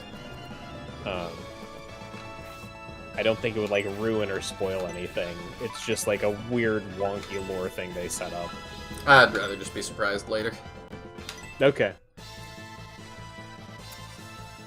It's one of the things Ari uses to support the whole nothing is canon, nothing matters argument. Oh, I don't strongly dislike. I don't buy into that for, like, anything. No. Because people try to do that to Warhammer, too, and it's like... I mean, you can find a lot of, like, writers and stuff that worked on stuff being like, no, there's canon. Well, I mean, that's kind of... The annoying thing is that what Ari says is kind of backed up by this thing that later Shining does. Which, annoyingly, it's kind of how I feel about the timeline, where it's like, technically, there is something official that states this is fact. I think I know what you're talking about. Is it just that everything takes place in a different storybook? Yeah, and that none of them have any correlation to each other whatsoever. Oh. So it's like Shining Force 1 and Shining Force 2 are entirely separate and have zero correlation, and you should not consider them to be related at all. But I don't believe that because that's dumb. Yeah, and that's exactly how I feel about like, it. But like, here's I'll outline real fast how I feel about it, and I'm gonna like pause for a second so I like get my thoughts right.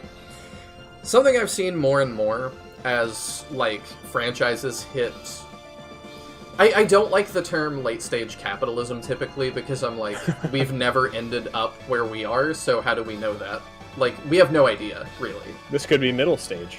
It could. It'll just get worse. It could be early stage. It could get amazing. I don't know. But,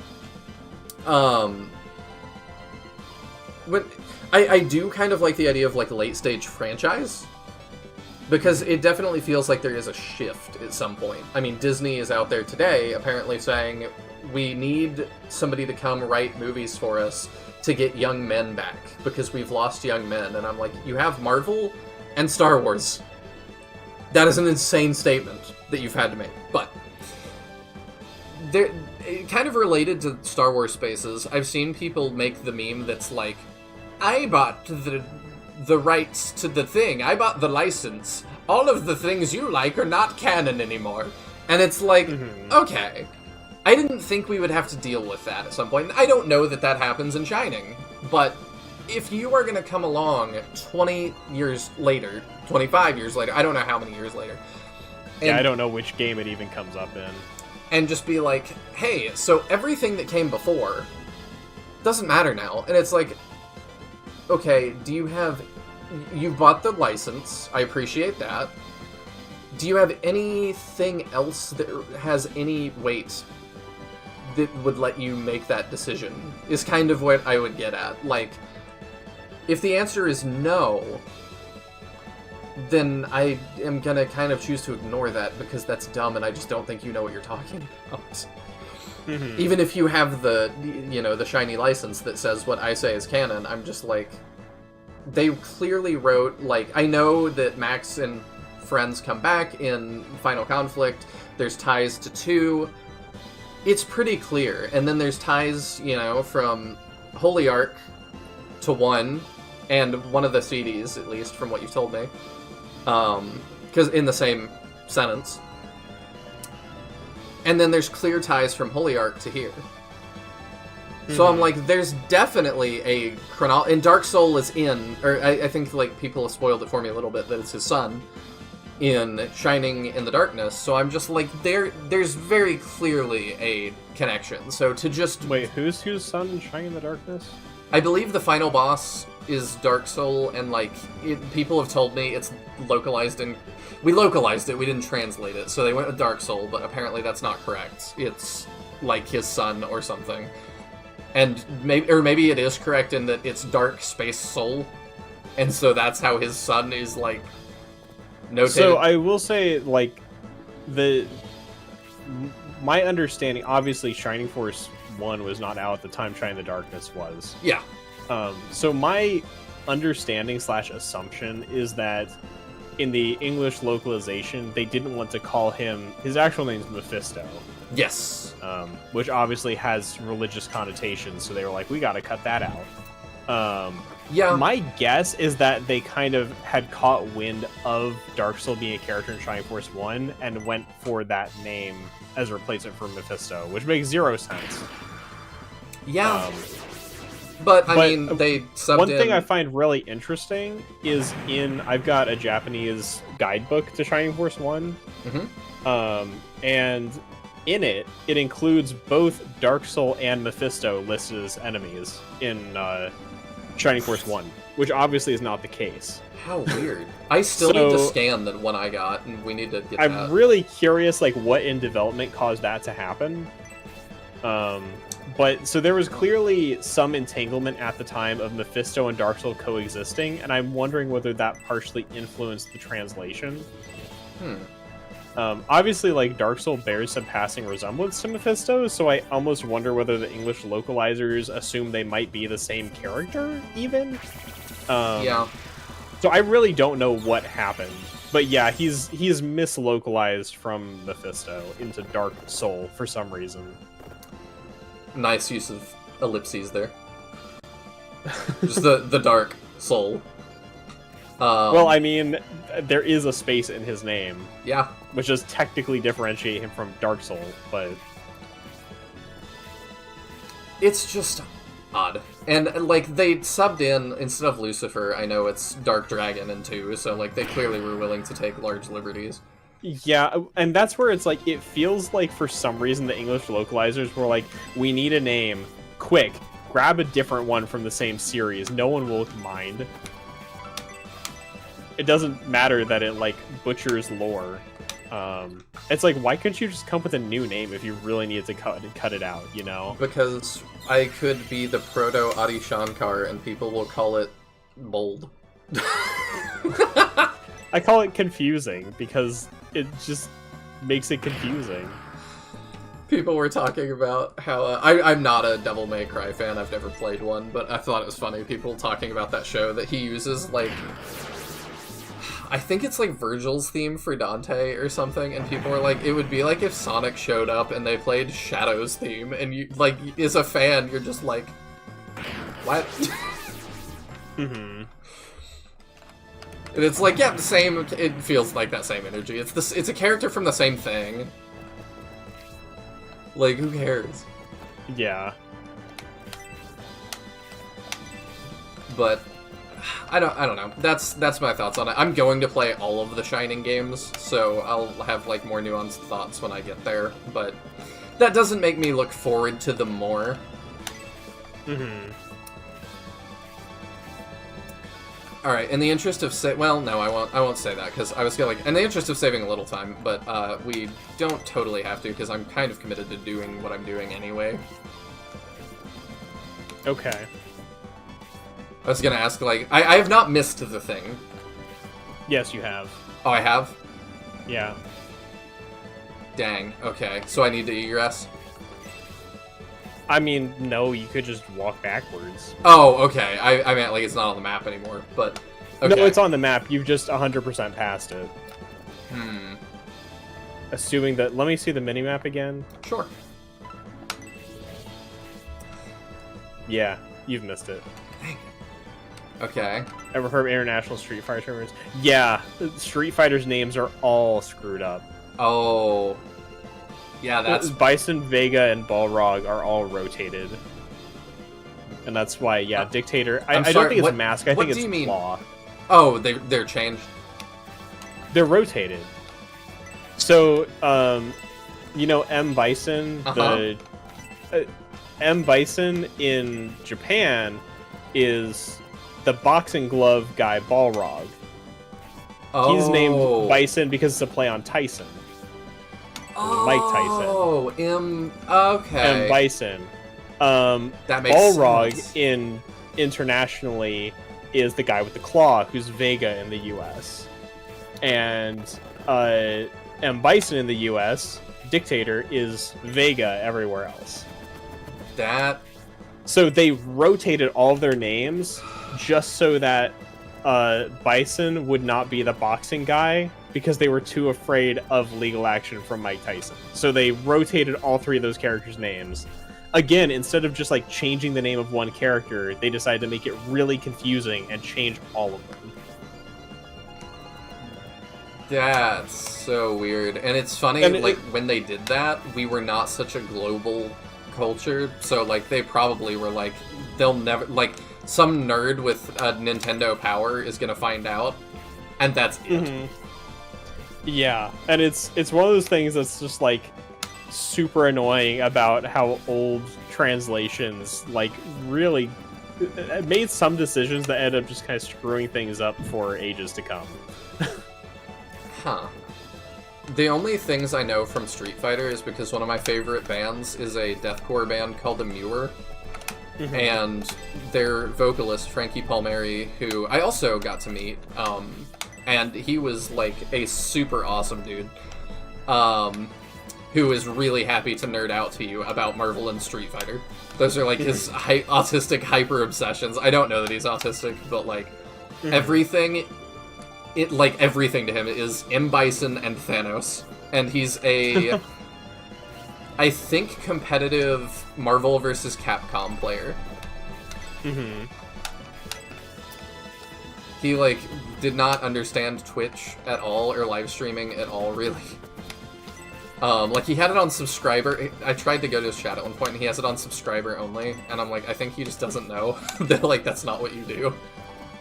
Mm-hmm. But he does, like, just Street Fighter, or, I'm sorry, Marvel vs. Capcom streams. I thought it was fun.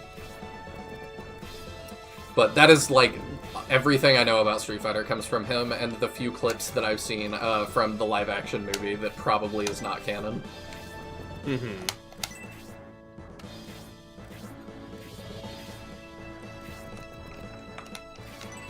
Okay, let's see.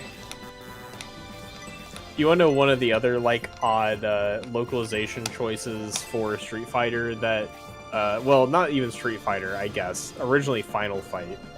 Okay. Is that related to Street Fighter?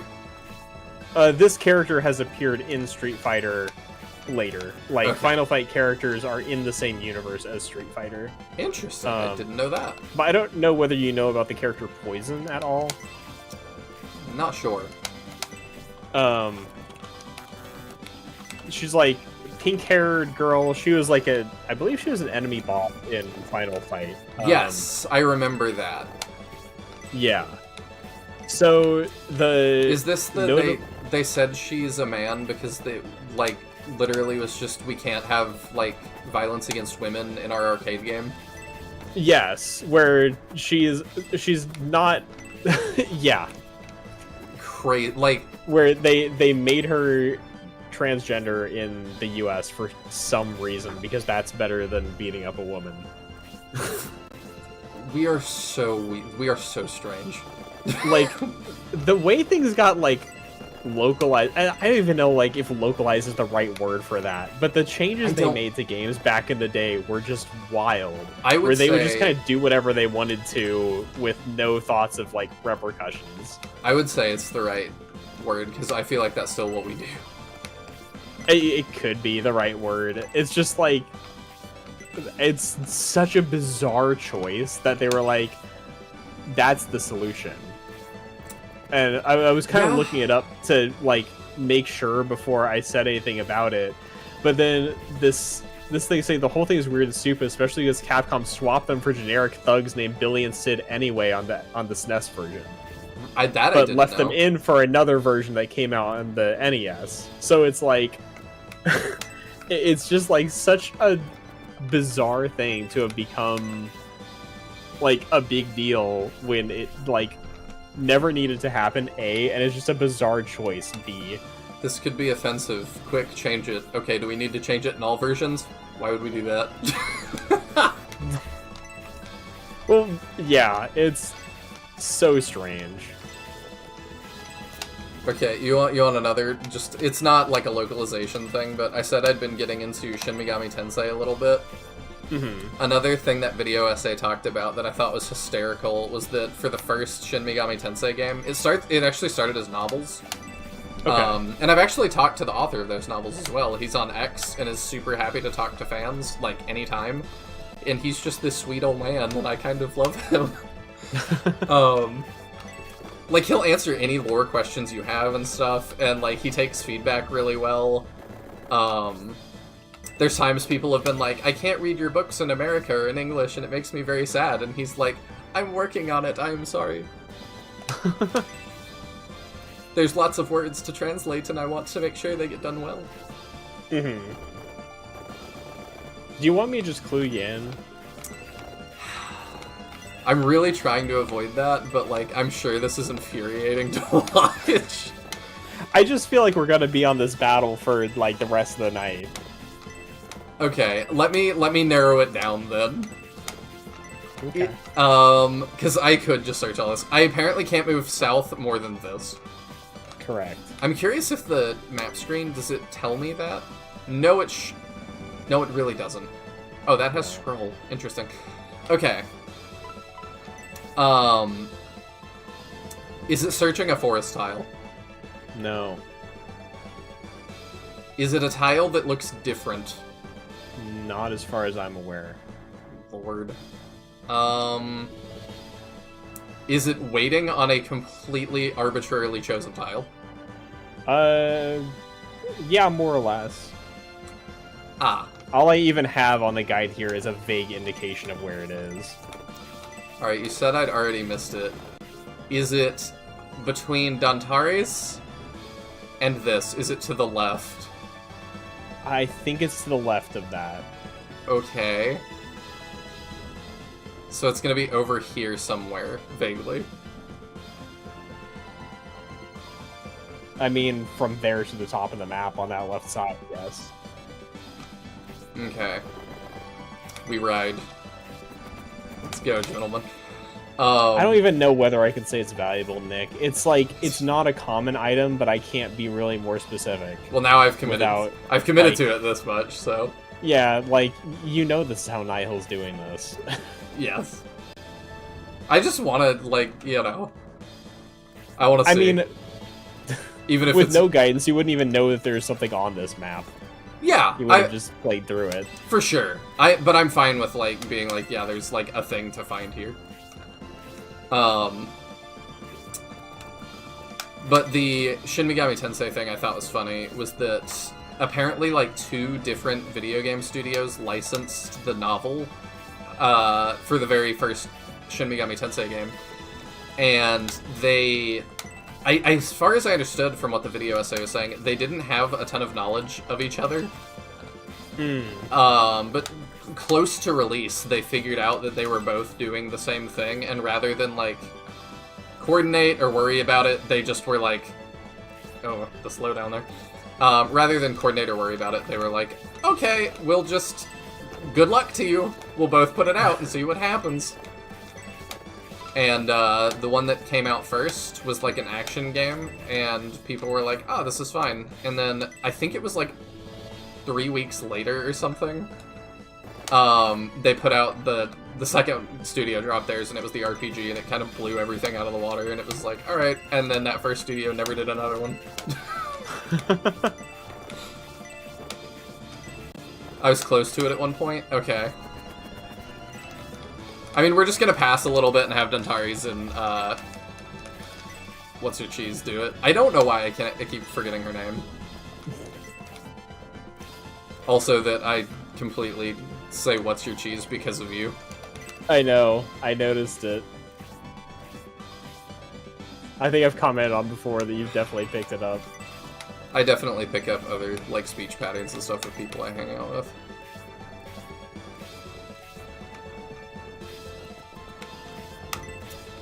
To be fair, Imagine anything... the damage I could do to your vocabulary if we hung out more often. Oh, for sure.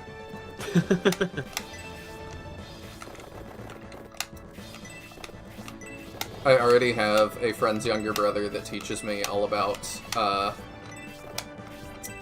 the new terms and stuff. Oh, yeah. Yeah, you got, like, the huzz. You know that one?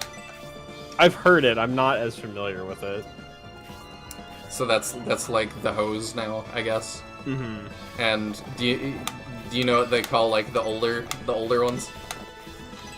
I don't think so. We got the gruz. Oh boy. I sound like a total boomer right now, even just laughing about this. No littering with your speech pattern.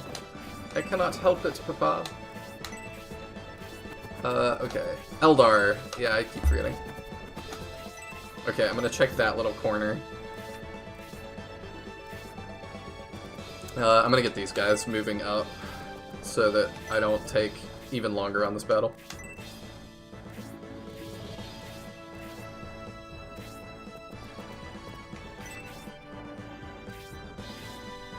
But yeah, gaming stuff is just crazy. They also, I forget what they... I think it's a new Trails game they just announced, or it's like a remaster or something, but then they announced immediately after, like, we've censored it a bunch due to ethical concerns, and it was like, what does that even mean? You know, one of the things I find really interesting localization-wise, is, you know, in the modern era, we've generally moved away from making, like, big changes to the names of things in media, at the very least. Like, character names and stuff are pretty consistent. Except in Pokemon, where they still, like, rename every single person. And Pokemon. And Pokemon, but, like, that to a degree I get. I do a little bit. But, like, the characters in the anime and stuff, or, like, even in the games, you know, it's bizarre to me that we've continued this tradition of renaming every single character.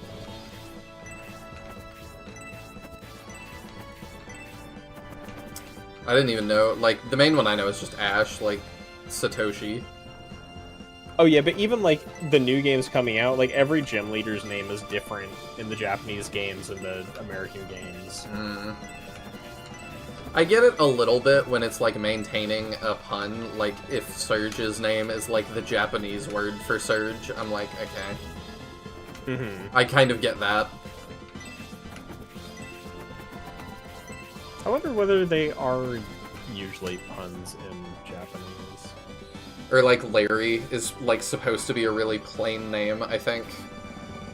So I'm like, in Japanese, like, I don't know what his name would be to be extremely plain, but... I can get it if that's, like, the spirit of what you're trying to do. Because it would be really weird if, like, you know, somewhere on Earth, Flavio was a super common name, but then we, in English, we're like, yeah, it's Flavio, the super bland guy. That would be really funny, too, but, like, for complete opposite reasons. Okay, here's a weird one. So, you know, Marnie was, like, the rival in Sword and Shield? Yeah. I believe. In Japanese, her name is Mary, but for some reason, in English, it needs to be Marnie, not Mary. Which is, you know, a totally legitimate name in English. Yeah. And then, like, Bede, B-E-D-E, is beat in Japanese, B-E-E-T, but we couldn't have that. And then, like, it's just, like, I don't know, it's weird to me when names that would be totally fine and not, like, really raise an eyebrow more than their localized names do get changed. Yes! There you go. Worth. For everyone but the viewers. Sorry about that, guys. Alright, now we finish the battle.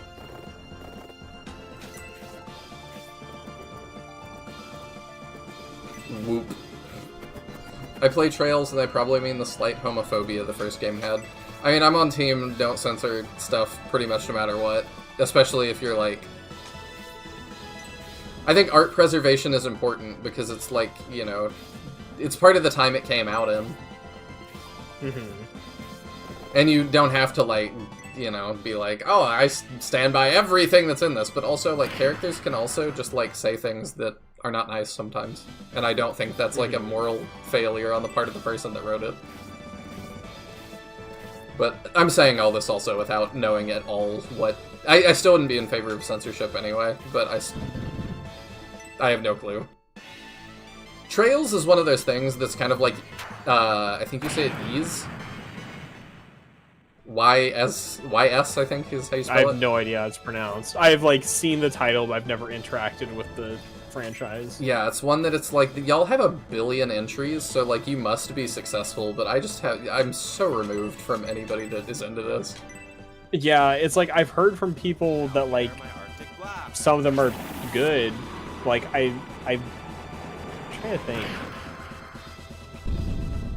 But either way, it's like, I've definitely heard, like, they're good, but I know nothing about them. I don't either. And I don't really have any motivation to find out, frankly. When they put out an SRPG, I'll play all of them. That's a joke, but, like, maybe. I was seeing another, like, weird name change, right? Crasher Wake, the gym leader. Yes. His Japanese name is just, like, literally the phrase Maximum Mask. But we couldn't just use that name. We had to give him a pun name for water.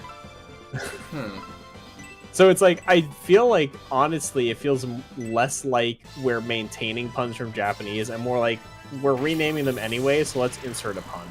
Yeah, it's very weird. That looks really trippy. Yeah, some of the effects are real interesting. I just really wanted to see what that one looked like.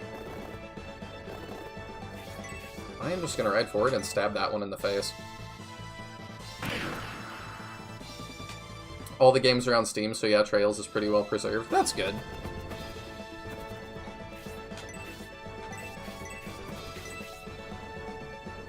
I don't think you'll get that kill, but go for it. Yeah. 7's not bad, though. I might give that to her.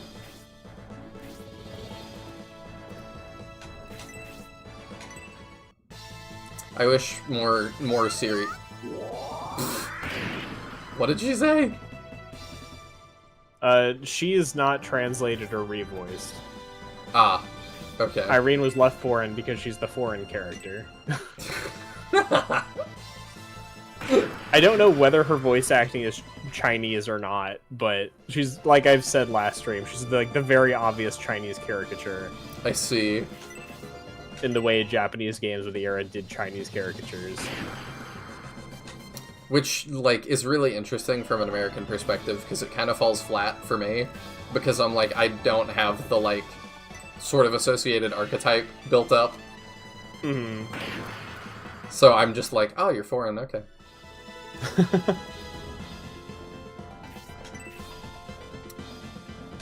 Yeah, we'll do that with Symbiosis. I'm trying to think who can I push over the edge to get to 10. Yeah. Okay, Lowell believes it's Japanese. I can't really make it out well enough to, like, even make an auditory guess whether it's Japanese or Chinese. Either way, they just didn't translate it in English.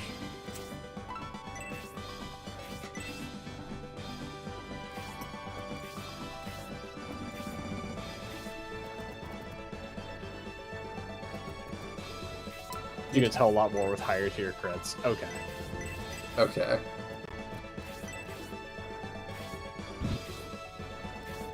Oh yeah, you're back here. You're already promoted, you get lost. The ever-present nondescript foreign nation. Nothing will ever get me more than Far East Village in Holy Ark, which was not to the east, it was to the south. It's just, you know, Far East because it's Asian, and not because of any association of Asia with the Far East in the Shining world. It is very weird. Although I guess it's like apparently a town of immigrants from the Far East, but the Far East just doesn't have a name. It's just the Far East. It's really strange. Yeah, but that's also very in line with how Shining does things. Yeah. It's just like, it's one of the things that drives me nuts about Japanese RPGs, where for some reason they always feel the need to include the one specifically Japanese town that is just super mega Japanese. Yeah, I don't know why that is. Can you imagine if, like, you were playing Halo and, like, you got to the next base and it was like, we have hamburgers! Exactly. It would be just like that. Do you want to pay for them with your credit cards?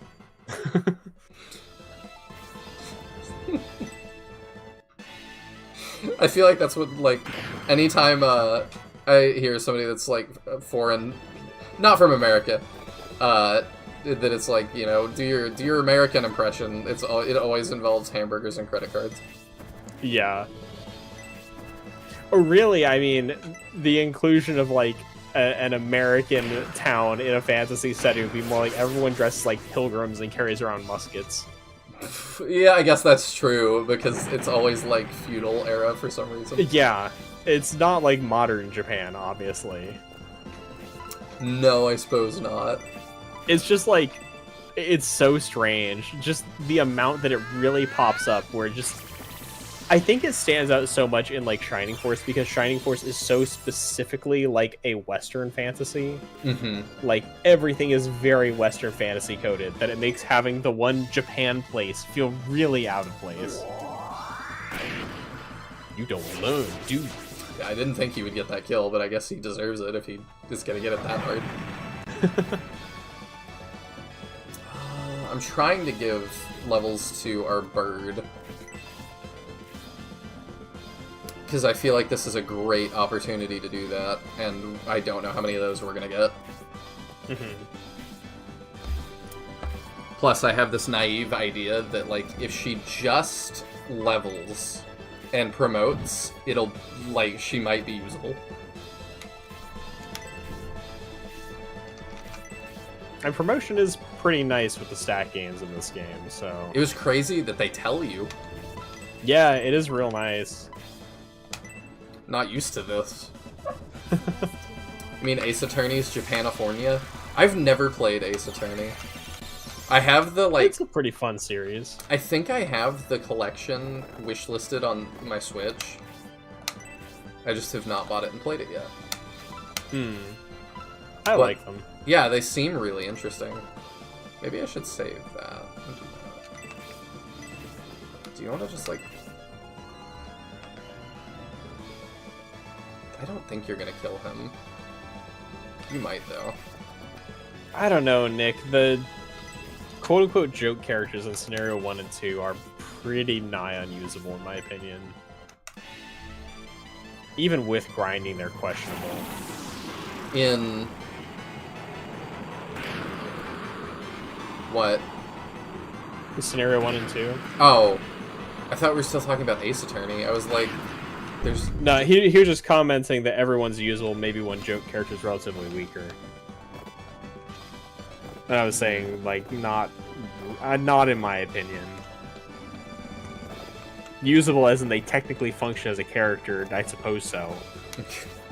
But they're not good. I would generally consider the joke characters in SF3 to be worse than Kiwi. I really want to use them. I don't know who they are, but I really want them all. Also, Nick is like, compared to Jogurt or Kiwi, Jogurt actually has utility in the speedrun, so I have to hand it to Jogurt. I can't see these joke characters ever used for anything. Oh, here comes Franz. I also... Get the minion raid, nerd. Whoa. Okay. That was unexpected. Yeah, you don't usually see it from regular enemies, but lots of bosses will have their own special moves. Sweet. Yeah, I'm with Lol. Even if you grind them up, they're mid at best. I would never field them over another character, basically. Yogurt is, I say, still has more utility than Adam, if you're not grinding. Yeah. I mean, having 7 move and the ability to carry 4 healing seeds is at least something. that with dodge and lower priority, like, it works. Yeah, like that's where I said, like, in the speed run, he has utility. They will use him as a side healer sometimes. Julian doesn't have the health to dive into that. Yeah, Julian's a little bit frail. Symbios kind of does, but he needs a heal first. Okay, if we can bait people out to Julian, I think that's fine. That's a lot of damage for being on a hill. It is. Just don't get crit. If it crit when you said that. I was kind of hoping I could will it into existence. Alright, yeah, you have the weapon advantage. We'll start on him.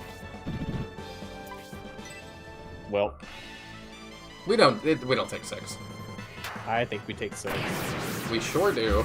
We Dang take it. 7, actually. I can't Julian believe you got died. I'm confused. gonna stop being friends with you. Oh, okay. Our I mean- friendship decreases. Ooh, Hypno Arrow. Hypno Arrow is the most busted special in the game, in my opinion. I see. I love it. I can kind of imagine. Yeah. You sure can. Alright, let's heal Symbios so he can get in It's the fray. part of what kept archers as just, like, fantastic units on my squad. Oh, do they all kind of get that?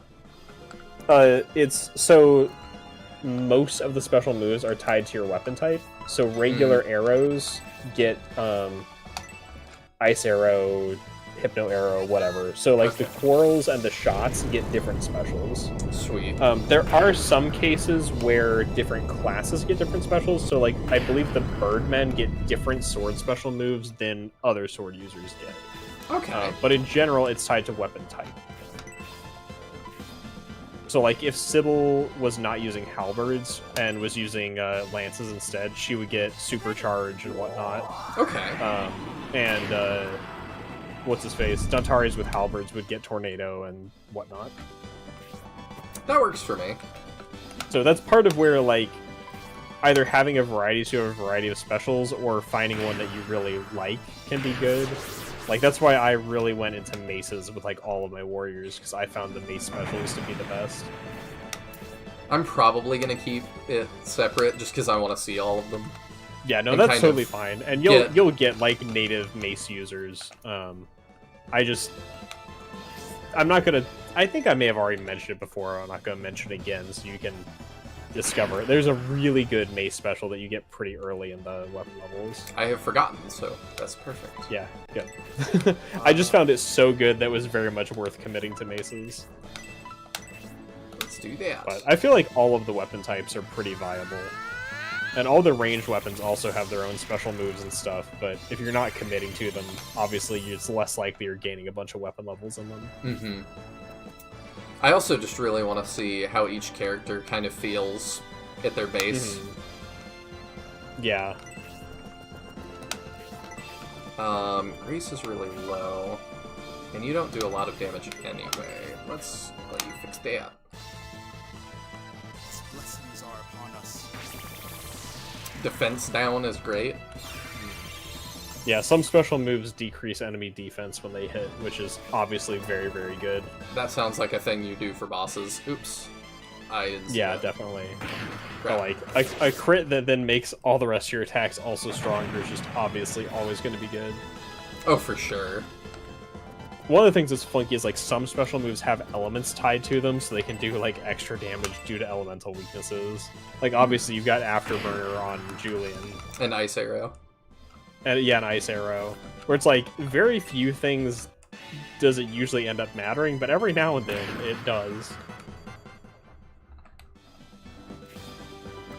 Yeah, like I was mentioning, some specials ignore defense. The unfortunate thing is, like, ones that have, like, weird damage modification there's no way to really tell that that's going on.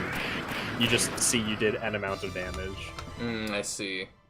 Where it's like, is it extra damage, or is it ignoring defense, or, like, where is this extra damage coming from is not really clear. Yeah, And that's interesting too. Something that I don't think we've talked about is a lot of players apparently like find it really important to have battle forecast in SRPGs, to the point that like I saw somebody the other day say like I wouldn't play that game because it doesn't have battle forecast, and I was like, really?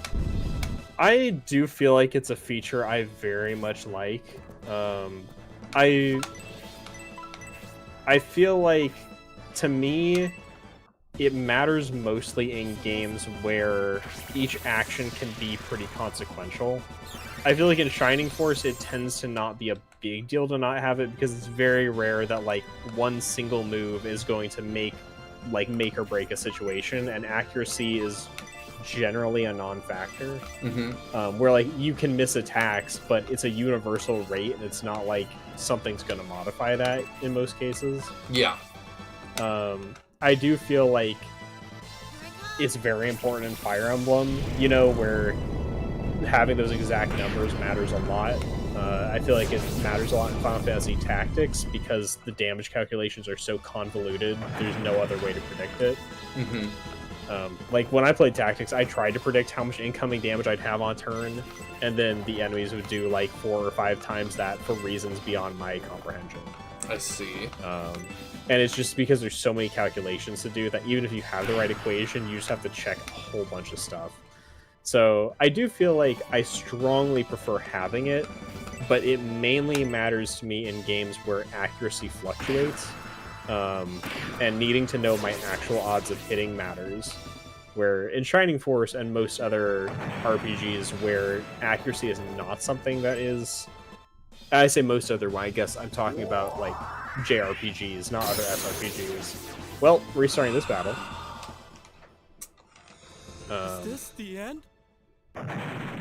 We've never had him be defeated. At least we don't have to look for the Mithril again. Oh, I'm sorry, guys. Anyway, when accuracy is less of a factor, I care less about the lack of a forecast. That makes sense. Oh, I can skip through this. Yeah, Mahane's saying you appreciate battle forecast when the numbers are something randomized, or something like Shining Force, you have attack versus defense at very specific static. It's not necessary. So I don't agree about it being static in Shining Force because A, you've got land effect, which is percentage based, which is hard to calculate on the fly, and B, Shining Force also has damage variance, where unlike most SRPGs like Fire Emblem, where it is attack versus defense, it's attack versus defense times a random value between 1 and 0.8. Oh, is that how it is? Yeah, so in Shining Force, you always do at least 80% of your attack minus defense damage, but you can do up to 100% of it. So that's why when you'll do a damage calculation by hand, most of the time you'll do less damage than you're predicting. Which is kind of annoying. Yeah, I've definitely... And just because, like, I don't like percentile land effect, because in, like, Fire Emblem, it's really easy to stand on tile and be like, this gives me +2 defense. In Shining Force is like, this reduces the damage I'm taking by 15%. Is that rounded up? Is it rounded down? Like, yeah. Is that before or after the 80% calculation? It just kind of is How's like... the exchange rate today? Yeah, exactly. It's very hard to really calculate in Shining Force.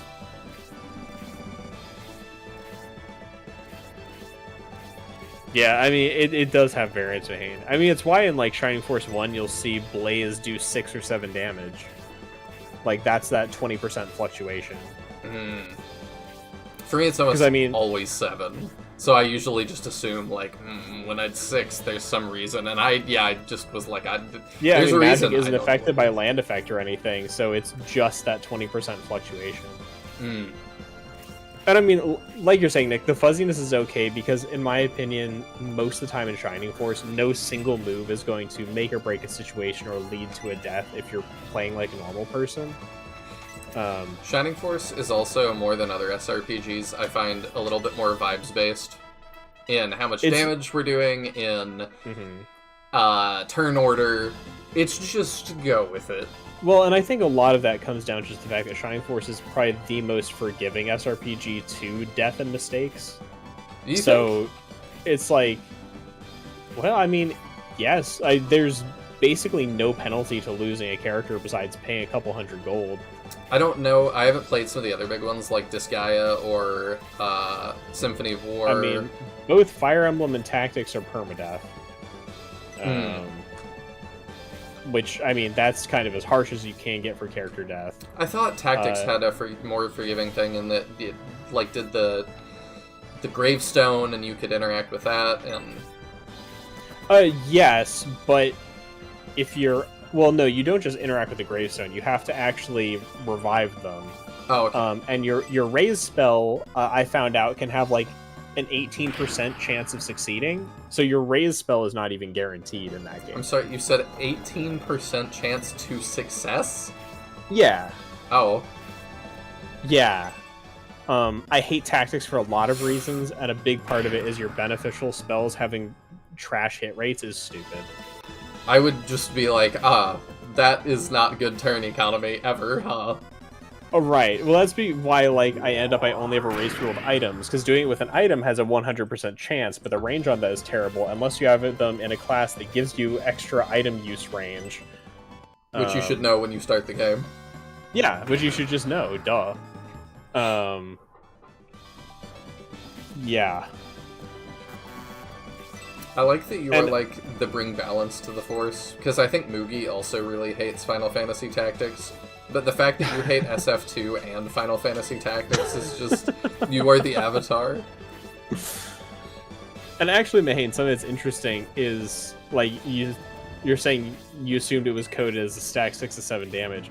Blaze 1 is actually coded as 8 damage, but it's not possible to do 8 damage. So my assumption is that, like, 80 to 100% damage in Trying Force 1 is more likely actually, like, 80 to, like, 99%, and it never actually does 100% damage. Because you'll never actually do 8 damage with Blaze unless the enemy's weak to it. That is which so is really weird. strange. Yeah, but, like, all of the spells have internal, like, damage values that are higher than they can actually roll. It's surely... I'm not 100% sure why. Is it easier to code it that way? I would think not. It's probably just, like, a coding quirk and not, like, an intentional thing. Like, my guess is that just the way they generate random numbers, it doesn't actually get 100 ever. It's just 99. Because I would guess maybe they're rolling a value from 0 to 99 and checking whether it's less than 100 kind of thing. It's 8 RN, and you're just never going to get a 100 because of that. But yeah, it's really odd.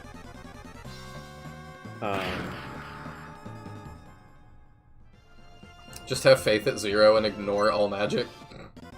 I hate the way Faith works in Tactics. It's so stupid. I'm gonna have to play Tactics at some point. And, like, I'm considering, like, the remake of it comes out not that long. Like, we're definitely gonna stick with Shining Force 3 first. But after the remake's been out for a little while, we might do that. I'll probably wait until some of y'all play it and tell me, is this the definitive edition or no? Right. Nick, you're saying random functions are usually from 0 inclusive to 1 exclusive and multiplied. That's true in modern programming, but when you're working in Genesis assembly, it doesn't really work that way.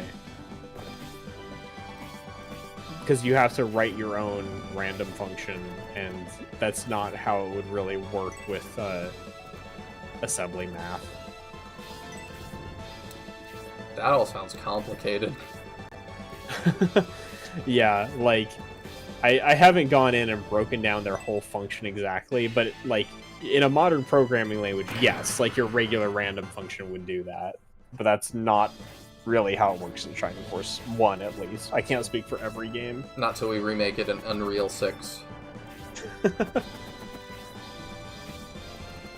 I need to see. I mean, all it of would Max's be really Peach cool to Fuzz. ever see, like, a remaster of all that stuff, but I would be down.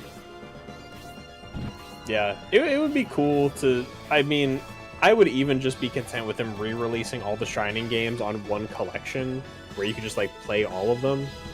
Yeah. But like a remaster would be extra bonus. But just having a functional way for casual people to play all the games Would be sick. would just be awesome. It would be even better if they like actually translated Gaiden 1 and Final Conflict and all of Shining Force 3 for it. I don't think they would, but You never know. it'd be cool. Weird stuff happens. Yeah. There's not a 0% chance. I just feel like it's very unlikely they would commit hard enough to, you know, put that much time and effort into it. I don't know. That seems like they're willing to commit to a new Echo the Dolphin, so... I mean, honestly, if I were them, I would consider trying to license the fan translations Yeah.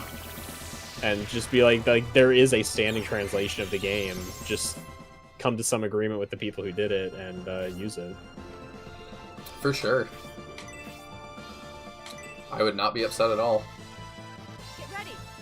Nick says can't be worse than Doom. Picks an arrow from 0 to 255, except the numbers are stack tables to random ordered. The random custom factor is called a lot. That's true for a lot of old games, where it's either preset or, like, if you can determine what the current random value is, it will always progress in the same way, because the way a lot of old random RNG functions work.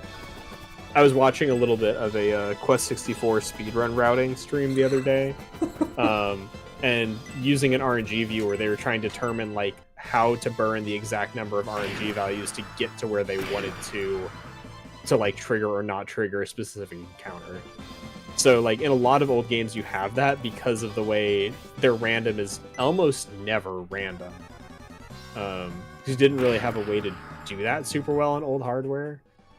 So lots of games either start from the same state and like doing the same like series of inputs will always produce the same result, or if you can determine what the current state is, you can determine like all the next upcoming ones.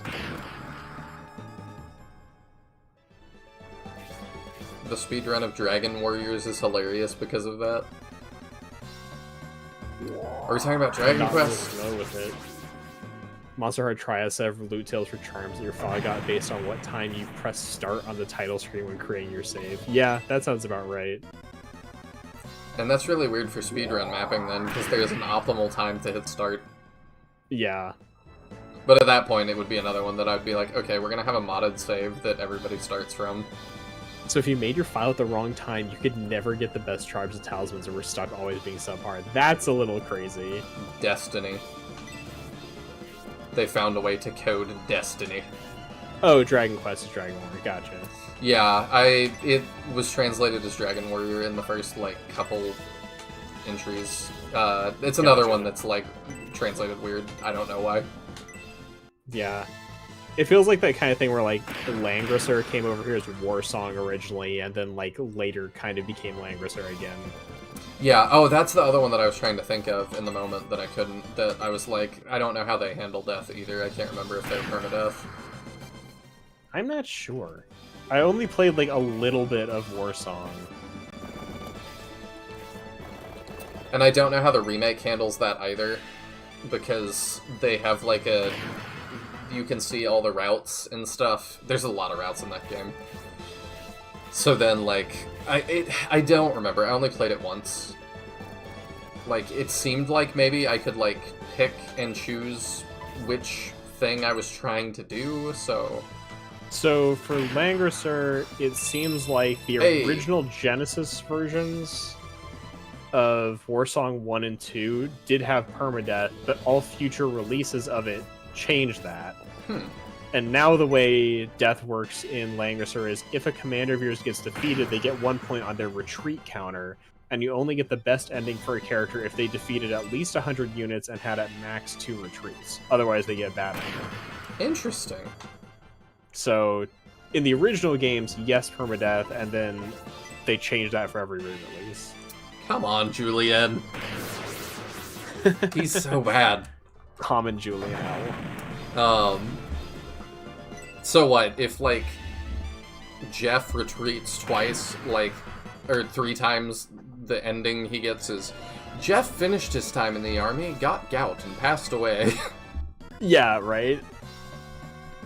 Feel free not to answer the council spoiler. If Julian is the pro tag one of the other swords, if you promote him in Symbiosis, stay promoted star at level 1. If you transfer your save, everything that you have done will be the same. Okay, that makes sense. That's kind of what I assumed. Like, that's the point of the save transfer. So, everything you do will continue forward. He will start, and that with no includes friends. everything with characters. Yeah, I've got to make sure I do that properly when it's time. How did Dual Daddies deal with death? Was that permanent? I don't remember. I don't think so. I think it let you pick. And That's right. They suffer a penalty to their stats. Yeah. That's what it was. It was a permanent stat penalty. That didn't feel super consequential. Which is fine.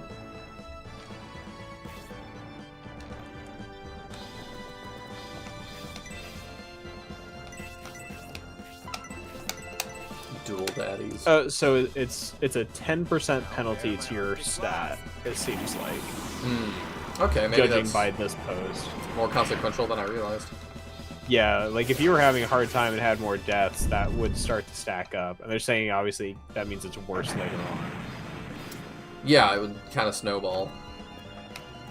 But like everything I'm seeing still kind of leans into my feeling that like Shining Force has the least penalty for death in like in the SRPG space. Which is why I feel like the lack of a combat forecast isn't too important. So it's also, because of the existence of Egress, probably the most grinding friendly SRPG there is. So, you know, it's that really hard. No weapon uses. Yeah, no weapon uses and whatnot.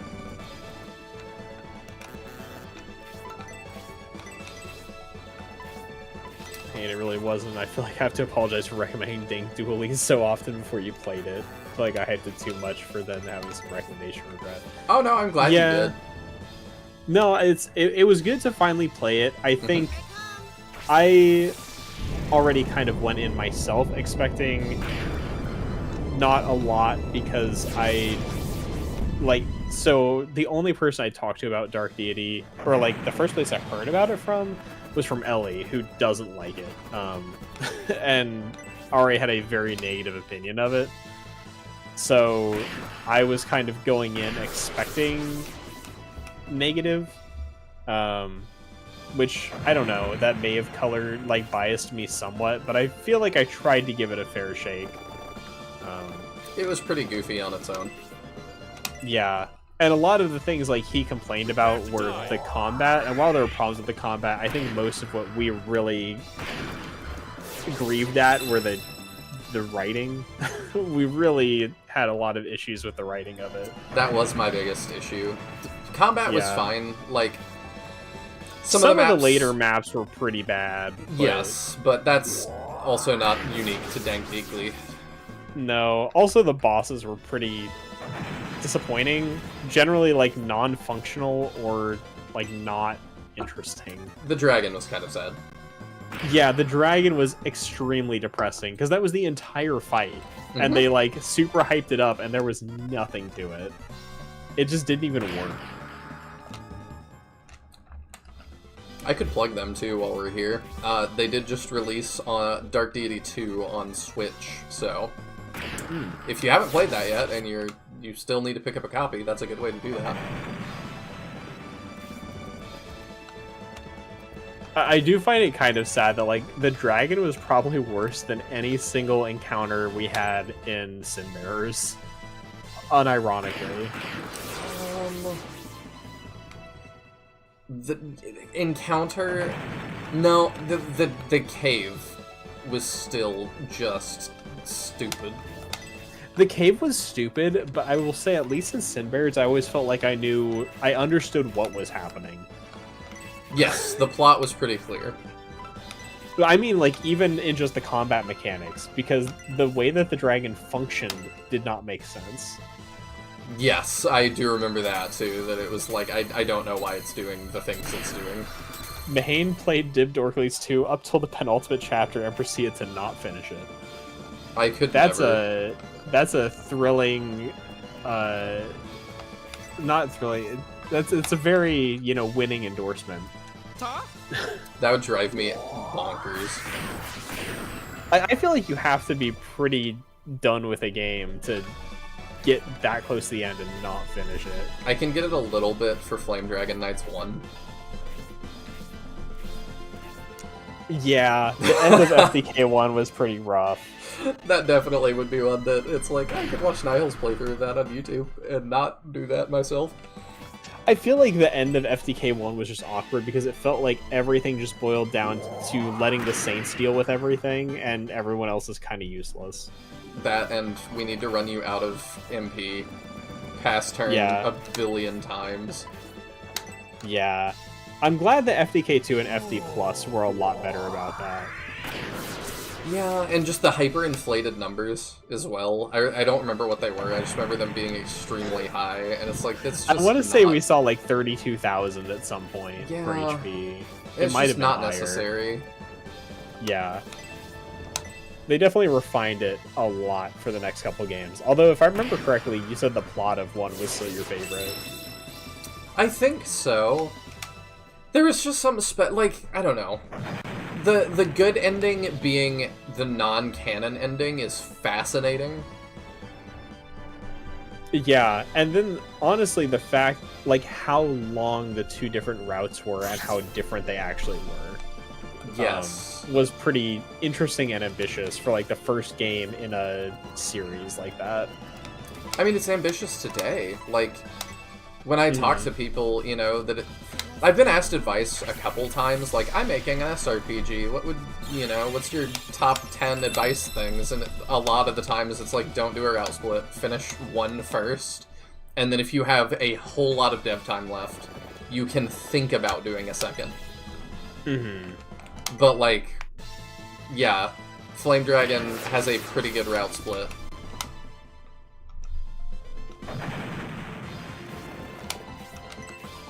But I feel like that's a lot of the times where people just bite off way more than they can do.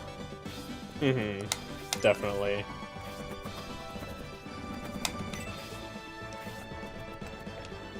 Oh, I might have put him too far forward.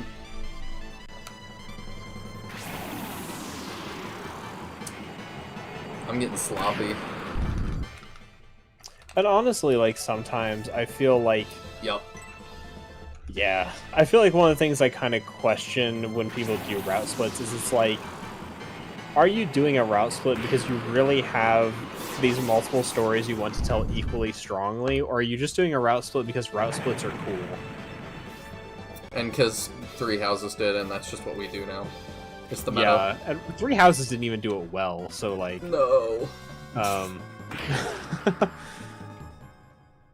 It's definitely kind of I feel often when somebody does a route split, it's they have one story that they really want to be the route, but they want to do a route split because route splits are cool.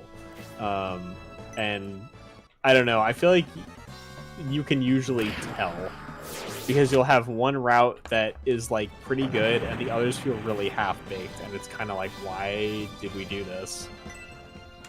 Yeah. Yeah. It's much better to just have a good game. Let's not group up. Let's not play like booty. Just add some more maps to your main one single route or something, Or don't. Call it done and start on the next one. That is also an option. I feel like people most of the time know when to call it, though. It's... Back to the late stage SRPGs, also can get a little bit rough. But, I don't know, I think it's inevitable. Do you think so? Sometimes. It's pretty rare that, I get to the end of an SRPG and I'm just man, I can't, this is just still so good. Things just kind of become number walls sometimes. And I'm I don't know if I like Shining Force 1, the ending, because I'm so familiar with it, or if I just generally like it. Like, it's kind of hard for me to distinguish at this point. Because there is just so much familiarity that I don't struggle at all. Right. But, yeah, it can be a lot. I think I like... I like Path of Radiance and Radiant Dawn's End as well, but Radiant Dawn knows it's a lot. Like, they very clearly know. And they even split your army up into 3, because they realize that, like, this is too much for you to manage. Yeah. I feel like, and I've talked about this before when we talk about SRPG balance, just that one of the biggest problems at the end of any given SRPG is that more than almost any other genre, you have so little idea of what your player's army is going to look like when they get there that it's really hard to balance around. I'm totally gonna get her killed too. I handled these guys really badly. Which, incidentally, in a way, I kind of feel like makes the end games of, I guess not FTK2 as much, but made the end game of FT Plus particularly interesting, because you have no flexibility in who's in your party, you have to use everyone, and they all end up at level cap by the end of the game. So they actually very much did know exactly what you would have, and it felt pretty reasonably designed around it from what I can recall. They sort of had a route split too, though. Somewhat, not nearly as much. It was kind of like, wasn't it like midway through the game, like late midpoint? It was. And it was just like one map, I believe. Yeah, it was just, are you gonna get, like, what item are you gonna get, and that determines, like, promotions. Yeah. And it's like, I mean, they didn't know exactly everything, because obviously everyone had 2 promotions, but, you know, they knew which characters you'd have and that they'd all be level capped, so that already gives you a lot more than most devs know. That you know, if I'm true. balancing, like, Fire Emblem 8, you know, am I dealing with somebody who used a pretty evenly leveled team? Am I dealing with somebody who just let Seth solo the entire game? Like, I'm happy to... If you just let Seth solo the entire game, I'm happy to, like, punish you at the end. yeah. I don't think it really does, though. I believe, like, so. FE8's pretty notorious for Seth just being so overpowered that it's not even a problem. I will say I prefer that, though, to Flame Dragon Plus, because I like the picking, you know, my army and, like, getting to pick characters that kind of I'm attached to, instead of just what you give me. And that's one of the things I kind of didn't like about Shining Force Alternate. Because Alternate also does that, like, you only get exactly a squad that fits the battlefield. Yeah, I was not too bothered by that, because I think because I kind of knew what I was signing up for, and that, like, I'm gonna get a alternate Shining Force story, and that's just really cool to me. So I can take that kind of at face value, but yeah, it would be something that, if that was like a commercial game that released, that I would be disappointed by. Yeah, I find it kind of interesting that FD Plus did go to, like, a strict party like that, because Flame Dragon 1 did that, and then Flame Dragon 2 gave you flexibility. And then FD Plus went back to, you get exactly 12. They learned better. I mean, I do think FTK2, part of the problem was it was very easy for you to fall behind and really hard for them to catch up. Like, if you didn't bring them, which is always a problem in SRPGs, but it definitely led to us just not using a bunch of units in FTK2, like, even ones we liked, just because they would miss out on a battle or two, and then it was just impossible to use them. You're done. And I don't know how you fix that. I like the way Path of Radiance does it a little bit. It's like, battle bonus EXP. Like, that's kind of a good way. Yeah, I think there's a few ways you can choose to tackle it, but it's, each one has their own, like, pros and cons, I feel like. Yeah, I don't... Because you don't want to just turn on the EXP share. Yeah. One thing that, like, I don't know that I've ever exactly seen, like, applied to a regular SRPG, but I feel like could work in some way is, in Valkyria Chronicles, you just get kind of experience that nobody gets experience during battle, but it kind of pools, and then between battles you distribute it to. In that game, you distribute it to classes, but I could see an SRPG distributing it to specific units, where it's like you do the battle and then you train in between battles, and that's when you do your leveling up or something. Maybe, I don't know. It'd be similar to bonus experience, except that it's only that, basically. I don't know if I would like that, because there's just so much of, like, the thunk of the level up. Yeah. Oh, I'm very much in the camp personally of, like, I'm somebody who likes traditional SRPGs. I like back when Pokemon, you had to swap train, where, like, EXP share wasn't a thing. You throw out your weak thing and then trade, like, swap it, and I'm totally cool with that. It's just for people who want to avoid that, like, catch-up problem. Like, there are other options, but I feel like there's reasons that those options haven't been used, and a lot of it just comes down to it doesn't feel good. It does not. Mahane says, I was trying to word and narrow down why I didn't finish Dude Dandy 2, and I realized that they just didn't end up with the class archetypes that I enjoy, especially since the ones I wanted were enemy only. And honestly, right now, I can only remember one story beat that left me with a sour taste. That's unfortunate. I don't see it happen too often, but I do think that you run the risk of trying to be so original sometimes with characters and stuff that, like, it just doesn't feel... It's just hard to connect to. I know there were a couple of classes in Dude Dandy 1 that I was like, okay, like, I think I had a pretty good, by the end, like, mix of things that I was like, okay, this is new territory, it's kind of weird. But then there's ones like my main character that was like a huge tank that did a bunch of damage that I'm like, okay, that I understand. So I see Mahane saying people forget that Pokemon Red and Blue had the EXP all. That was literally experience share. So first of all, like that was removed out of Gen 2, and then I don't remember when it came back the way it is. But the EXP all also divided the amount of experience you're getting by 6. So the modern experience share that people complain about gives full experience to everybody, where in Gen 1 it heavily nerfed how much you were getting.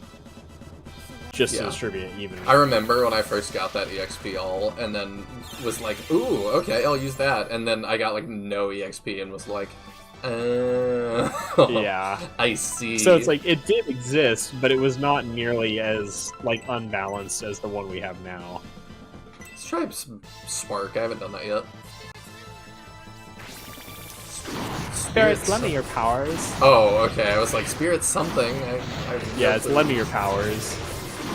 This one's also a little seizure-y.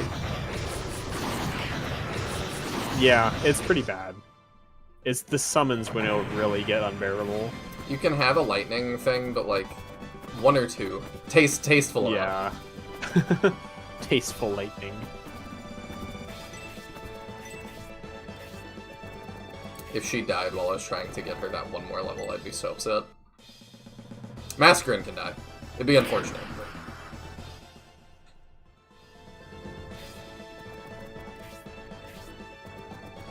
I just don't see why people complain about EXP share. I don't see how it makes the game easy. All it's ever done for me is keep me from having to grind because my team all kept up. Which I'd be doing anyway with Switch training. I think it's not just that. I think it does kind of go hand in hand with, like, sort of the attitude shift in Pokemon that, like...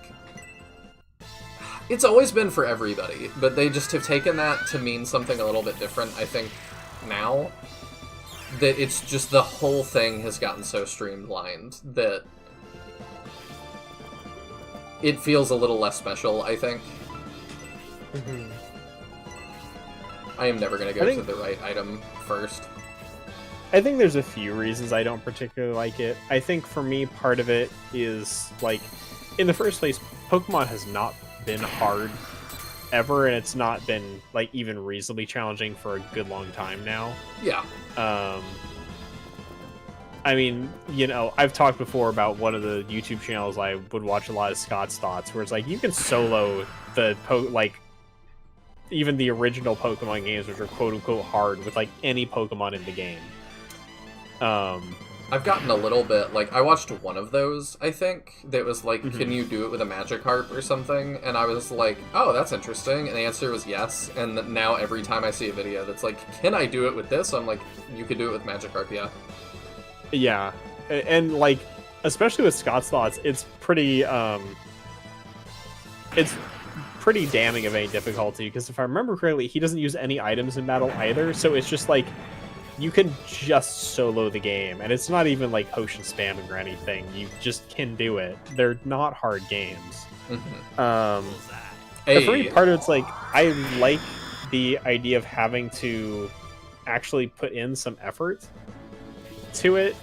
And one of the things I've brought up with, yeah, he's got luck 9, I think, so he's immune to sleep. Okay, that's what I was wondering. Unfortunately. One of the things I've talked about in SRPGs, because we had a discussion about giving out experience with, I can't remember his name right now, but the guy who worked on SRPG who was talking about alternative like leveling methods. Where to me, having to have your character gain experience by using them in combat, to me, is part of what builds my personal bond with that character. Yes. Where it's like, having to actually use that character and invest my time in them specifically does a lot to bond me to that character, which feels to me like kind of, I mean, it's kind of what the point of Pokemon used to kind of promote itself as, right? You're growing closer to and raising your team and stuff, and when growing closer to and raising my team boils down to I put my strongest one out front and everybody benefits, that kind of loses that thread for me. Yeah. You lose that sense of, like, this is not Pikachu, this is my Pikachu. And it is not like anybody else's. Can you beat X game by only doing why you hate? Because the answer is always yes, you won't be uploading the video. That's not true. I've watched plenty of them where you can't. I have as well, that you get to some kind of skill check, and there's times that I've seen them go, well, let's pretend that, like, this kind of clear condition isn't there. Can you then? No. Yeah. We hit another one almost immediately. I've watched a whole lot of ones where they'll like, can you do this? They'll get as far as they can, and it's like, well, we can't, but now we'll see how few we can do. Yeah. And like, that's also just as interesting. I just recently watched the Backlogs did, can you beat some like old PS2 Lord of the Rings game with range attacks only? And you can get through like 95% of the game, and then you get to, I think it's the second to last mission in the entire game, and you can't because there's a boss that's immune to all range damage. And like that was the answer. It is just, can you do it? The answer is no. Because you just ultimately get to a point where there's a boss immune to range attacks for some reason. So, I don't know. I feel like they're interesting, and the interest in those videos isn't the answer of yes or no. The interest is seeing what they have to do to make it work. You know, where it's like, I've watched like a whole bunch of the Backlogs, and another guy I've been going back and forth on like Pikmin challenges of like, can you do it with only X type of Pikmin? And it turns into this like, yes, but we have to do all these wonky glitches where you like shove yourself into a corner and lay down, and you can clip yourself into the wall, and like all the things they have to do to get around like one usage. Like that's where the entertainment value is. Because even if the answer is yes, it's how they got there that's interesting. I agree with that. I enjoy kind of similar things. And that's one of the things, like, where Scott's Thoughts videos, where it's like, you know, can you beat this game with just this Pokemon? The answer is, like, I think there's only been, like, 2 or 3 ever that he's been unable to do. But the interest is that he times each run, and he has this, like, tier list of comparing the times of all the different Pokemon and talking about the strategies you have to use. And it's interesting seeing how they all stack up, you know? So, I don't know. I think there's a lot of interest. If you're going in and the only thing you care about is the answer yes or no, then yeah, they're super boring. But that's not really the point. Do I try to feed this to the bird? No, that's kind of cheating. We just do it. I'm trying not to grind, but part of, failing maps is part of it. Yeah, and even rerouting old ones. Yeah. And there's been a few where he's had to revisit because it turns out, like, somebody shows him, like, wait, actually, you can get past this brick wall point, and then you have to go redo them. Yeah, I've seen a couple of those, too, that it's like, I said no. 4chan saw it. The answer is now yes. It's also kind of fun. I'm trying to remember which ones, but I know Scott Slots also hosted a couple like things where a whole bunch of people in Discord all raced to solo the game with the Pokemon and talk about the different strategies they tried and stuff. And that sounds I don't fun. know. I find it a really interesting genre of video because playing games in unintended ways to me is very interesting. Can you beat Mario 64 without jumping? Yeah. So, I don't know. I think that kind of stuff is great. It really, like, you learn a lot about a game seeing how it works in unintended ways. Yeah, and seeing, like, just removing core mechanics that it's like, how necessary is that? Yeah, I mean, like, Backlogs got started with, like, a whole bunch of, like, I think the thing they're really known for is, like, can you beat Dark Souls with fire bombs only? Which is not at all how any, like, normal person would play Dark Souls. And, like, awful. with consumable items, it's really janky. And he also did that with, like, I love Lies of P. He did, can you beat Lies of P with throwable items only? And the answer is yes, but the way you have to play and the builds you have to do are so awkward and strange that it makes it really interesting seeing, like, what you have to do to make this work. I think that guy I talked about earlier, Casp, has done some of those too. That's like, can you beat Final Fantasy, like, 4 through 6 with only items or something? Or can you beat Tactics with only thrown items? Or Oh, I saw somebody did a video of, was it Final Fantasy 6 where it's like, can you beat it only with, like, it was like some desperation move thing that exists in that game. It's like, can you only beat the game with that? Because, like, without attacking or casting any normal spells or anything, and only using, like, your low health limit thing. That sounds awful. I wish I could remember the exact video, because it was really interesting, but it's just, like, there are certain characters that are just entirely useless because they don't do damage or anything useful. Whereas, like, entire characters are just dead weight. Alright, you ready for dialogue? Yeah. My army was unbeatable. If not for Spiriel's interference, I would have been victorious. You never defeated me, Symbios. Remember that. Hail, Destonian Empire. Yeah. You never defeated me! Explodes. I really wish he was recruitable. Perhaps General Franz is correct. The Spirial Army's intrusion may have aided our victory, Lord Symbios. Almost undoubtedly it did. But I don't care, we take those. General Franz's death will be tough for them to take. The fact it was caused by one of their own. We have no time for sympathy. If the statue Khan mentioned is in danger, we must protect the Symbios. I love characters like Franz, that it's like, he's this important general, he shows up for one chapter, has a unique portrait, and just dies. Yeah. Everyone's quite exhausted. If we can afford to, we should rest for a while. Should we stop briefly at that village ahead? Oh, I actually get an option? Yes, there is definitely a correct option here. But yes, you get an option. I'm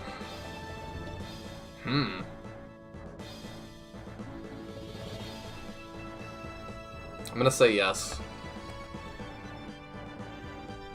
Daring today, aren't we? We are. Is that the... I'm committed, but is that the correct option? Yes. Okay. I mean, you're missing out on 2 entire characters if you don't go. Oh, wow. Though we are in a hurry. We could stock up on supplies and rest. Perhaps it would be wise.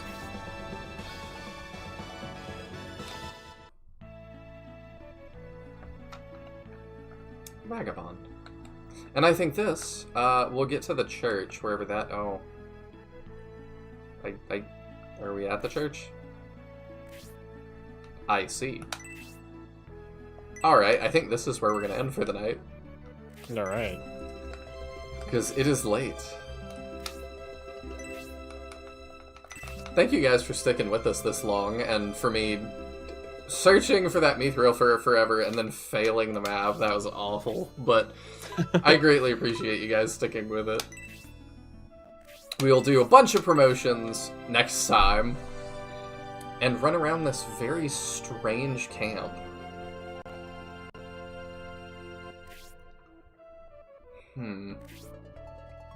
I have not said no once, have I? No, I have. Maybe? I don't know, let's see.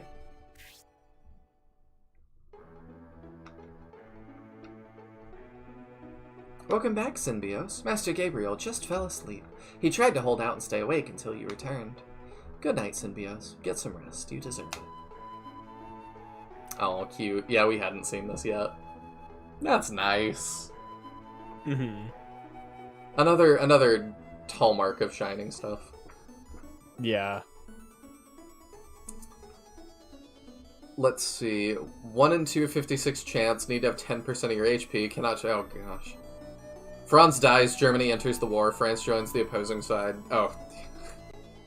Is it, though? I mean, we might make it to the end of this, and that's actually what happens. It all was an allegory. Good stream. Thank you, Jebster. It was comedy. Okay, I'm glad. Always a good time. Enemies getting crits suck. It happens. I'm not salty about it. I'm loving this game so far. Tiadrin, you have anything to promote? Don't think so. Tiadrin is streaming most Mondays. Definitely follow his Discord and follow him on Twitch if you haven't done that. I try to catch every single one when I can. Oh. I didn't push anything. Oh, that actually just moves you to menu after a little while.